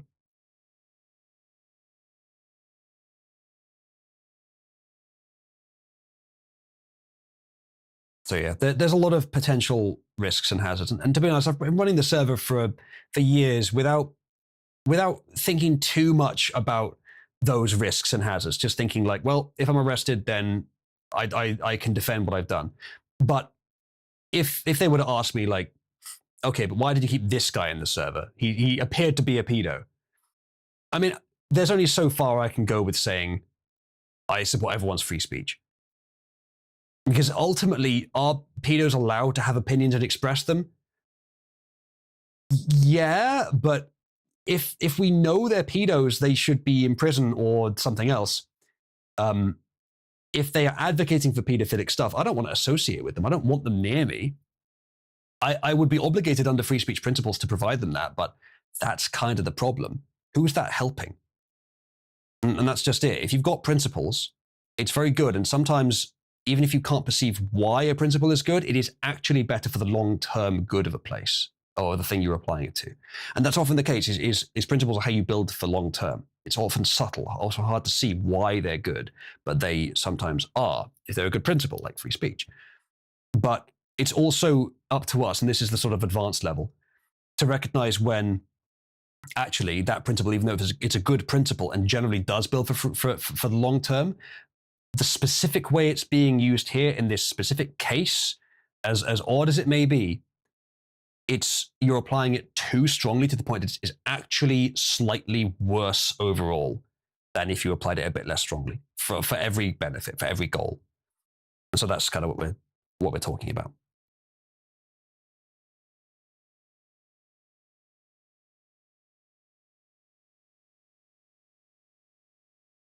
So yeah, it's not our responsibility, position, or opportunity to do to pedos what is deserved for them, whatever it's life in prison or whatever else you guys would recommend. But we can at least make sure that we're not associated with them. And there have been some people in Cabal who never did anything that clearly like evidenced they're a pedo. Like we didn't have court documents, we didn't have them posting child porn, but the way they talked and acted made it blatantly obvious for pragmatic purposes that they had those leanings. They were some of the first removed.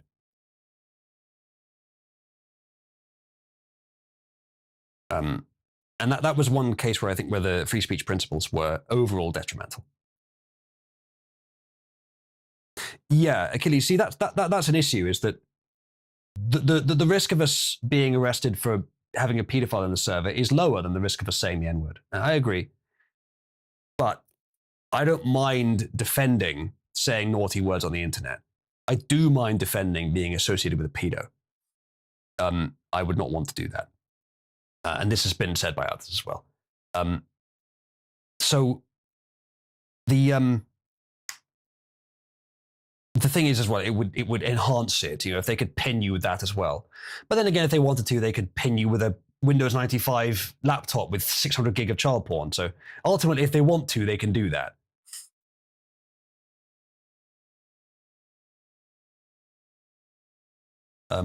So Mofaku, there's a lot of crossover between lolcows and people who are of this untrustable category.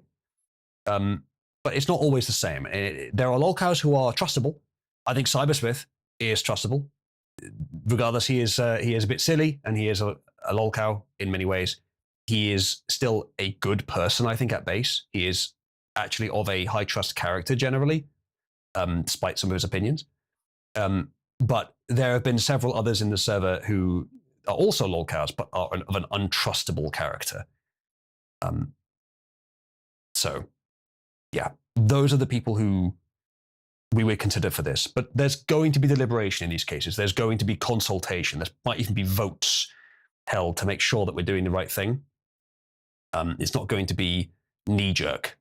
I never like making policy like that.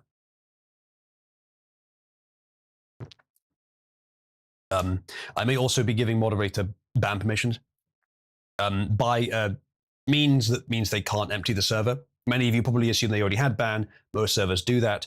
The reason I have not done so is because timeout is good enough in that it can isolate someone and prevent them from interacting with the server entirely, or almost entirely. There's one thing they can slip through, but it's not that bad. It's good enough. The only thing it doesn't do, that ban does, is to disassociate them from the server. For the optics, for potential legal issues, for whatever else occurs, that is something that I didn't really put value in before, but with feedback, I've realized that there is an important distinction there. So moderators probably do need ban. If someone posts child porn 5 minutes after I fall asleep, then they don't want to just lock them up and leave them there for 8 hours until I get back and ban them. The question then from whoever knows about that is, why did it take you 8 hours to ban this guy who posted child porn? Even if we have a good answer to that, well, this is how our system works. It doesn't sound good. No matter how you word it, it never is going to sound good. A lot of people are sort of cautious about the potential association there. So we're changing it so that there will be an ability for moderators to ban, but it will be a little bit limited to make sure they can't just empty the server if their account gets hacked. I'll have to build a system for that. Achilles always wants to ban moderators. Yeah, so moderators never do anything. Well, part of the reason for that is that our policies are laissez-faire. Part of the reason for that is that we very rarely get offenders because there's, partly because the policies are laissez-faire, but partly I think because the people here don't feel a need to rebel most of the time. And it's probably a few other reasons as well, but it's also partly because the policies are a bit too complicated, and they have had too many examples where they thought someone should have been, arrested or dealt with or something, but I believe that they were defying the founding principle of Cabal in doing so. And I think they were, but we didn't ever perceive it that way. So that's why the mods did nothing. When we implement these policies, it's likely that they still won't do very much. But at least if they need to, they'll be able to take rapid actions to disassociate Cabal from people that really shouldn't be here. And in cases where they won't be using their ban for elective bans, it will only be for very clear-cut cases. Yeah, Wolf, we have a spectrum of red, green, and blue. Who is yellow in the server that we could make a moderator? Ravenblade, consider the untrustable person, the kind of person who will never be a positive addition to something, to a place, except maybe as an amusing sideshow attraction, but even then, that only appeals to some people. The kind of person who would bandy about the concepts and accusations and even advocacy for child abuse, animal abuse, or sadistic violence. The untrustable, people you would never trust. That's the kind of person who, after great consideration, we might remove electively. There have been a few like that. I don't think there's anyone else besides them. Nachos. No, I think Nachos is probably fine. Forcibly make Gingy yellow and make him a mod to doubly annoy him. If the concern is ban frenzy, is it possible to limit the total bans per day? Yes, that's the plan. I'm going to build a system which prevents too many bans happening at once. Because if someone gets their account hacked and they have ban permissions, this happened to Dr. Lehman's server. I remember this many years ago. His server it had like 1,500 members back in about 2017. The server got emptied because a moderator got their account hacked and banned everyone. Or was it even a hack? I think they may have done it deliberately. Either way, you give someone ban permission, they can empty a server, cause havoc. He's trying to get one back. So I need to be very careful about that.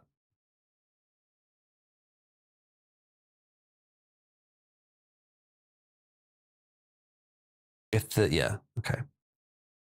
Right, is there anything else, chat? If not, there's a few less of you here. We can talk about the Greenland thing, which is our other story. Although I'm not actually obligated to follow the stories that I declared. We haven't really talked about Greenland yet, though, have we?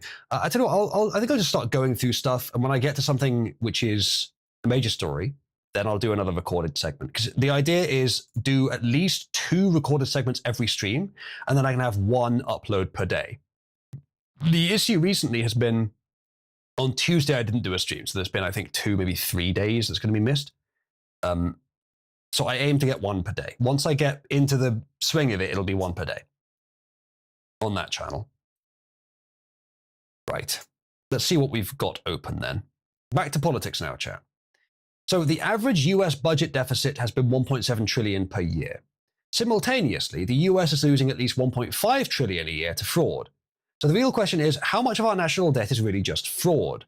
Politicians are using fraud to buy votes while putting our children's children in generational debt. If we eliminated fraud, he says, we wouldn't be adding to the debt. This was Doge's entire point, and it was blocked at every turn, he says. I'm not sure if it was, but it may have been.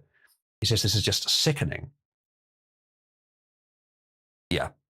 So that's fraud minimum estimate. It may be higher than that. But yeah, the deficit has been rather high. National debt, which is 38.5 trillion. Jesus, wasn't the ceiling of that set at 35? Or was that what it was before it was expanded? He's saying Elon was right about everything, so I think I'd be a little careful with him. But I think he was right about the fraud. And it looks like the US government is still trying to do something about it, but getting rid of Doge is bad optics for doing this. I mean, the fraud it involves government. It's not necessarily in government. So if the idea is that Doge fulfilled their duty, well, I'm skeptical of that. But this is still government efficiency. It is still within that rubric. Because that fraud is an aspect of it. So he's saying that they were blocked at every turn. Maybe they were.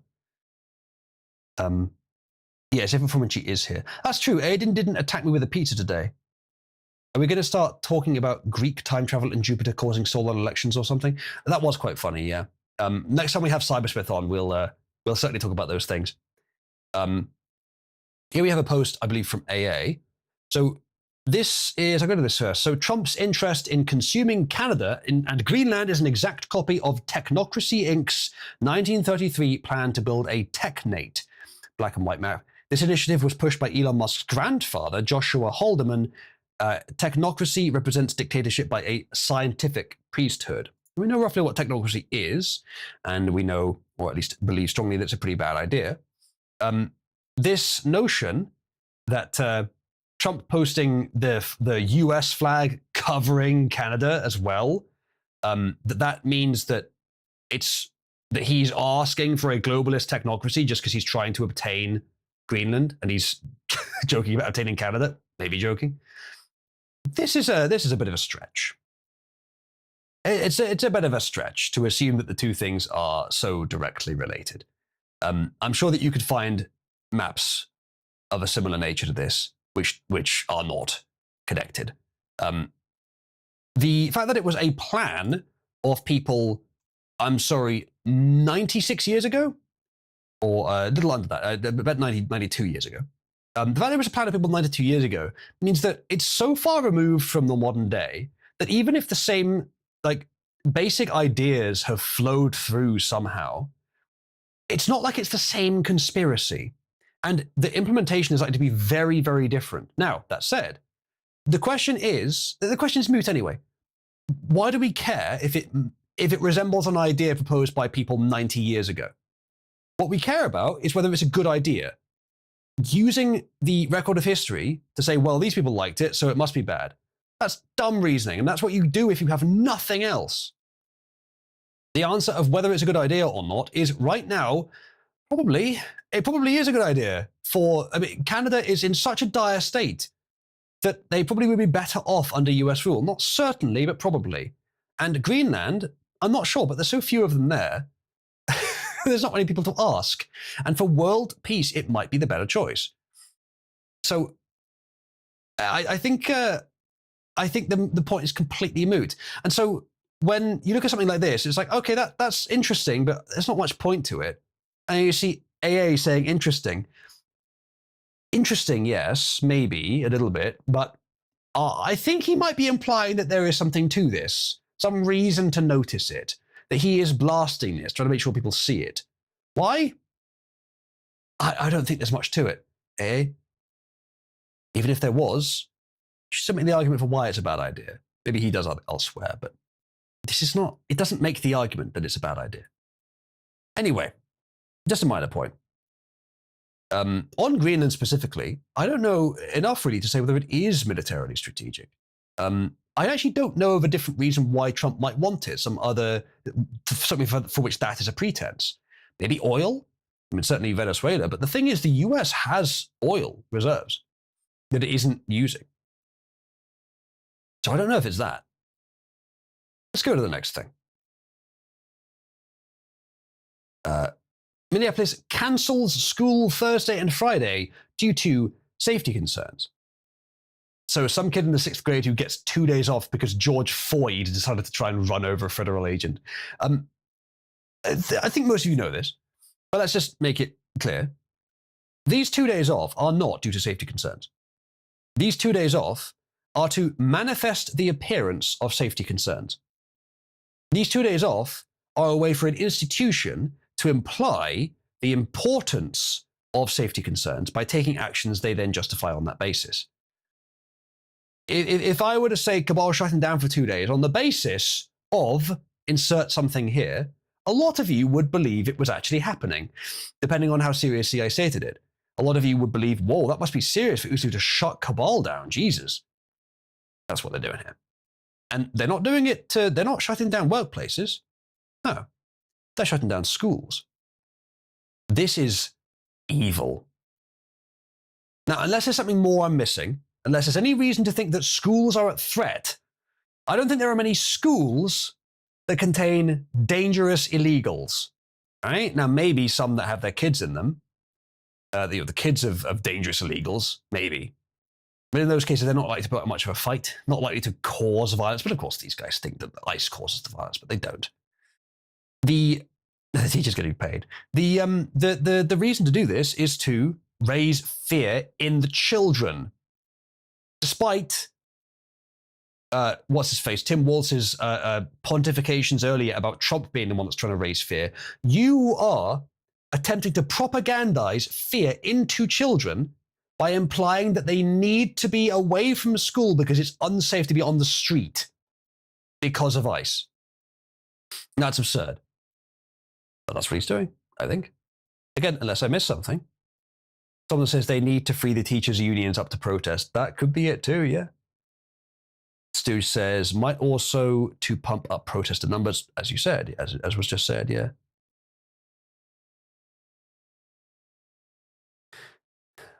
Right. And then related was this. Oh, yeah. So this is this video. This is a allegedly a child daycare center, and they're just getting all the documents. These guys should have had a surprise arson attack as well, where where the documents were stolen. Oh, but just the documents though. Yeah, just the incriminating documents. Yeah, they're gone though. It wasn't us. Yeah, my arse. Good. Work is being done, chat. I don't know if it's the right work. Let's hope it is. A lot of people expect to see results on this. Enough fucking people on the right have publicized this enough and talked about it enough, talked up how serious this is enough, that now, yeah, we expect results. So let's fucking see some. Next up, I believe this is UK. Oh yeah, this is just a silly little thing from Zia, who is the second in charge of reform. He says Rachel Reeves comes out as an ethno-nationalist. She believes only white people can be British. She's accused Nigel Farage of racism for wanting to keep the 2-child cap in place for everyone except British-born families, equating foreign-born with non-white. Bit of a mistake she made there, but not a rare one for the left. Nigel said reform would oppose lifting the cap for all because it benefits huge numbers of foreign-born people, underscoring the need to prioritise British-born people for benefits and housing. Reeves says, does Nigel Farage want to go around and say, white, yeah, you can have the money, black, no, I'm sorry, it's not for you. She equates Britishness with race. Now, this is a bit of a passé, overused one from Zia here. It's literally accurate, but it is obviously like a misunderstanding of what they meant, but a deliberate one based on the fact that they are making a statement which implies that Nigel would have a racial standard because he set a standard that is not racial, but she thinks correlates with it. She's trying to imply that his real belief is racial, that he's using civil terms to refer to racial things. Now, a lot of people in Britain, a lot of people in chat right now, and frankly, I would have a little bit of sympathy towards this as well, would like him to be racist, would like him to prioritize whites. It is at least a simple metric for people that are likely to be British. I mean, the correlation rate between people who are properly British and who are white is pretty high. And the correlation rate in reverse is quite a lot lower for non-white. So it does correlate. So she's implying that he's doing it for racial reasons. But of course, I don't think he is. As much as some people might want him to be, I don't think he has any racial preferences. He's never demonstrated any. He is doing it on civil basis, and if you're doing something on a civil basis that would happen to benefit whites, that's not a fucking open season for the left to say you can't do it because it might benefit whites too much. If it makes the country better, fuck off. Which, of course, is what most of the British public are saying. Reform UK are still way ahead. Yeah, JK, I'm not a huge fan of Zia. I mean, he seems competent enough, but the fact that I think he is Muslim, or says he's moderate Muslim, whatever. There can be a few good ones, I suppose. There probably are a few that are fine. He thinks of himself as British. He certainly preens about it plenty. He probably is. But being a Muslim is kind of disqualifying for that anyway. So I'm not too hot on the Zia question. He seems competent for his job, so that's good enough for what needs to get done. But Nigel had a lot of options of people that are clearly fully British, culturally, racially, whatever else. Should have kept Rupert low, obviously. He's made some mistakes. Although we don't know what went on behind the scenes. Maybe there was something more. But yeah, that's just a silly little jab on her. But yeah, the left pulling out the card again. Put it back in the deck, Rachel. Next up. An Austrian politician issues a warning that if President Trump takes control of Greenland, the European Union will confiscate every American military base across Europe. As someone who is living technically on the continent, broadly speaking, of Europe, not the continent itself, but it's hard to say that one. People always disagree. Not on the continent, but of the world's continents, Europe is the one Britain is part of. Let's put it that way, right? But not in the European Union. I would like to say, fuck around, European Union. Go ahead, fuck around. See what happens when you find out. Britain won't be doing that. Even under fucking Starmer, you wouldn't dare. The European Union might. JKCC, not Austrian politician, he is Austrian retard. Okay, fair enough. He says that this is the EU's ultimate leverage over the US and vows that Europe would seize full control of the bases and operate them on its own terms. I expect having bases in Europe is useful for the US, but Britain probably would not remove theirs. A lot of European countries probably wouldn't remove theirs even if you told them to, by the way. I don't think Norway is under that obligation. They probably wouldn't. I don't know if the US has bases in Norway, probably does. But then, like, there's a few other places the US probably has bases. Probably places in North Africa. They might have one in some of the Near East as well, Near Middle East. Maybe Turkey, I don't know. Maybe some countries around there. So they have bases all around Europe. Europe itself is not as critical to that worldwide infrastructure. It probably would hurt, though, if they did this. Probably would hurt the US. But I think it would hurt the EU more overall, especially if Trump then retaliated. So he says the following. We take every single base of the Americans from Aviano to Ramstein, from Romania to all the other military bases will be confiscated and you will lose it. And the whole position of American power since World War II, if you take Greenland, you have to leave. It's very simple, Mrs. Miller. This is the leverage we have. Mrs. Miller? Stephen Miller? I think he's male, mate. Albert says the EU physically could not confiscate those bases. I don't know how well defended they are. If national armies surrounding those bases could take them by force, they probably could, at least in most cases. If the US starts sending reinforcements, maybe not. Some, Zazimi, yeah. It would be nasty. It would be really nasty. The US might choose not to fight if this happened. And that maybe would be the smarter play. I'm not sure about that. You need these bases for global power projection, you won't have it. And we can defend ourselves very well, and we will do that without the US nuclear shield, without the Unfortunately, most of Europe is not that well equipped to defend itself. The UK has a relatively strong military for the world. It's one of the strongest in the world, actually, but obviously, being a small nation, it's quite a lot less strong than the US and China. And there's one or two other countries in Europe that have a decent-sized military, but most countries in Europe have a pretty lackluster military. And they wouldn't be able to defend themselves from Russia, from the US, from whoever. They'd have to band together, and a lot of Europe would not go for that. You got Hungary, Poland, you got Norway, obviously Britain, maybe Ireland. You got a lot of countries there that wouldn't just rush in. Do you think some small countries across Europe, do you think the Balkan states would be like, yeah, we'll join with France and Germany and fight America? That sounds like a great idea. No, two or three countries across Europe at most would be willing to do this. They'd be the most leftist, the most cucked, and they get what they fucking deserved as a result. I'm sorry, Mr. Austrian, but this is a losing play. Even if it was initially a rout, it would be a losing play in the medium to long term. And the EU nations, most of them cannot defend themselves. Not effectively. Well, Russia's military has shown it's not quite as good as we all thought it was. But I mean, there's lots of people say different things on that. That Russia's military is still very strong and could sweep across the whole of Europe. I'm not sure if that's true. And also the idea that it's exactly as strong as it looks. It can't even take Ukraine. It's actually weaker than we ever thought it was. I'm not sure which way, but they have nukes, so it doesn't really matter. If they wanted to take Europe, that would be harder. If they wanted to destroy Europe, that wouldn't be too difficult. If the nukes still work. There's a lot of ifs here on their chat. I'm afraid to say there are a lot of ifs. Yeah, Chuba says, I'm Irish, there's no way we get involved. Yeah, I don't think the Irish would. Even though they don't like Britain very much, they would not go and fight the Americans for the fucking French and Germans, would they? I don't think so. Pug says, US nuclear deterrent depends on UK Trident. US deterrent, I'm not sure if it does actually. UK Trident program, I think, is not very many nukes, but they're kept up to date. Small number of very smart advanced nukes launched from a secret location. I think it's a decent strategy, especially for a relatively small nation. It's pretty good strategy.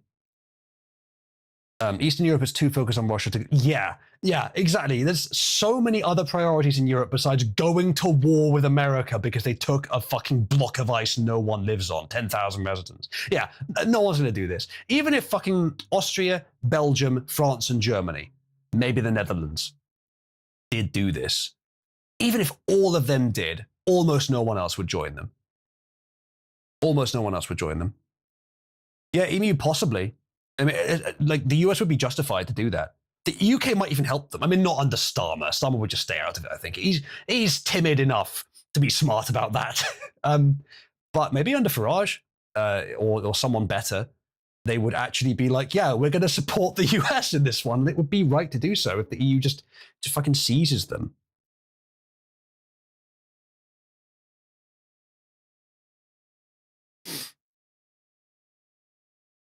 Maybe EMU, yeah. This would be such a bad idea for Europe. Again, it might initially work. I suspect the US would not fight to defend them. It might do, though. I'm not sure on that. Maybe 50-50 on that one. Depends on how Trump's feeling that day. He might order them to fight to the last man. I don't think that would work too well. I mean, the people on the military base are probably in a location where they can't really move.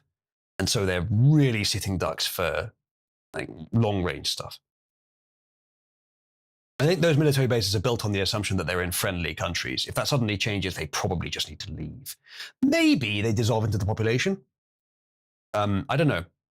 Maybe they are ready to get out in half an hour's notice or something, which probably most of them would do. You don't want to have to defend against an entire nation's military like that. Maybe so, EMU, yeah. Yeah, indeed, Vil. I mean, the kind of people we associate with would dodge any sort of European draft because we don't believe in the causes that the leaders believe in. So most of those EU nations have US anti-air systems and weapons. Well, I don't know if the US has the ability to remote disable them, but probably, yeah. If they can remote disable them, then they probably would be, yeah. US troops in Europe without the American bases. We will simply run these bases ourselves, and we run your boys home into Chicago and Ohio. And goodbye. If you go extreme, we go extreme as well. Be sure about it. The US is not going to need to invade Greenland. I don't think that's ever going to happen. They never need to invade it. What's going to happen is the US is going to use soft power, of which they have a lot. And Denmark has a lot less. Even with the entirety of the EU trying to back this, Trump still has, because the EU has a lot of other concerns as well. And defending Greenland to the extent of using all their soft power on it for Denmark's sake, not many of them are going to be up for it. As I said, the EU is quite divided on a lot of these issues. They're not all going to go for the same things. So I have the feeling the US has the power to take Greenland diplomatically or economically. At the very least, what they could do is just run a referendum in Greenland, have it like internationally observed, whatever. Even if you EU nations don't accept it, have a bunch of independent invigilators make sure the referendum is sound and all this shit. It'll do it all properly.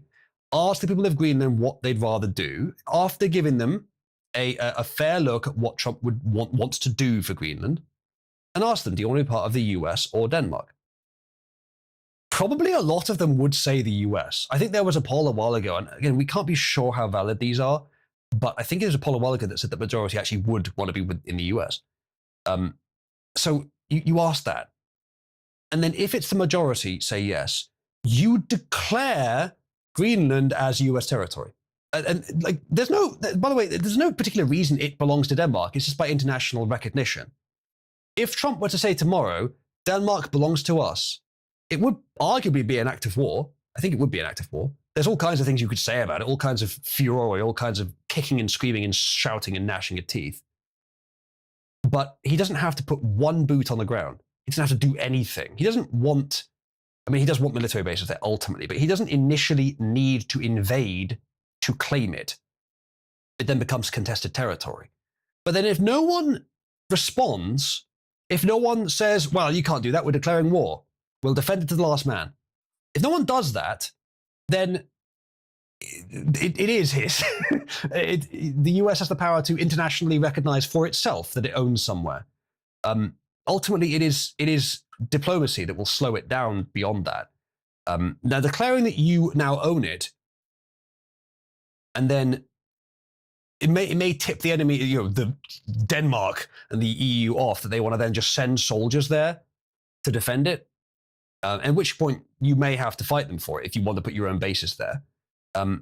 But a simple blockade would prevent that. You're trying to move soldiers into claimed US soil. Like, it's going to be a bit nasty whatever happens, but it doesn't necessarily have to come to any combat for Trump to win it over. There's all kinds of other ways for it to happen. Yeah, exactly, JK. It would be.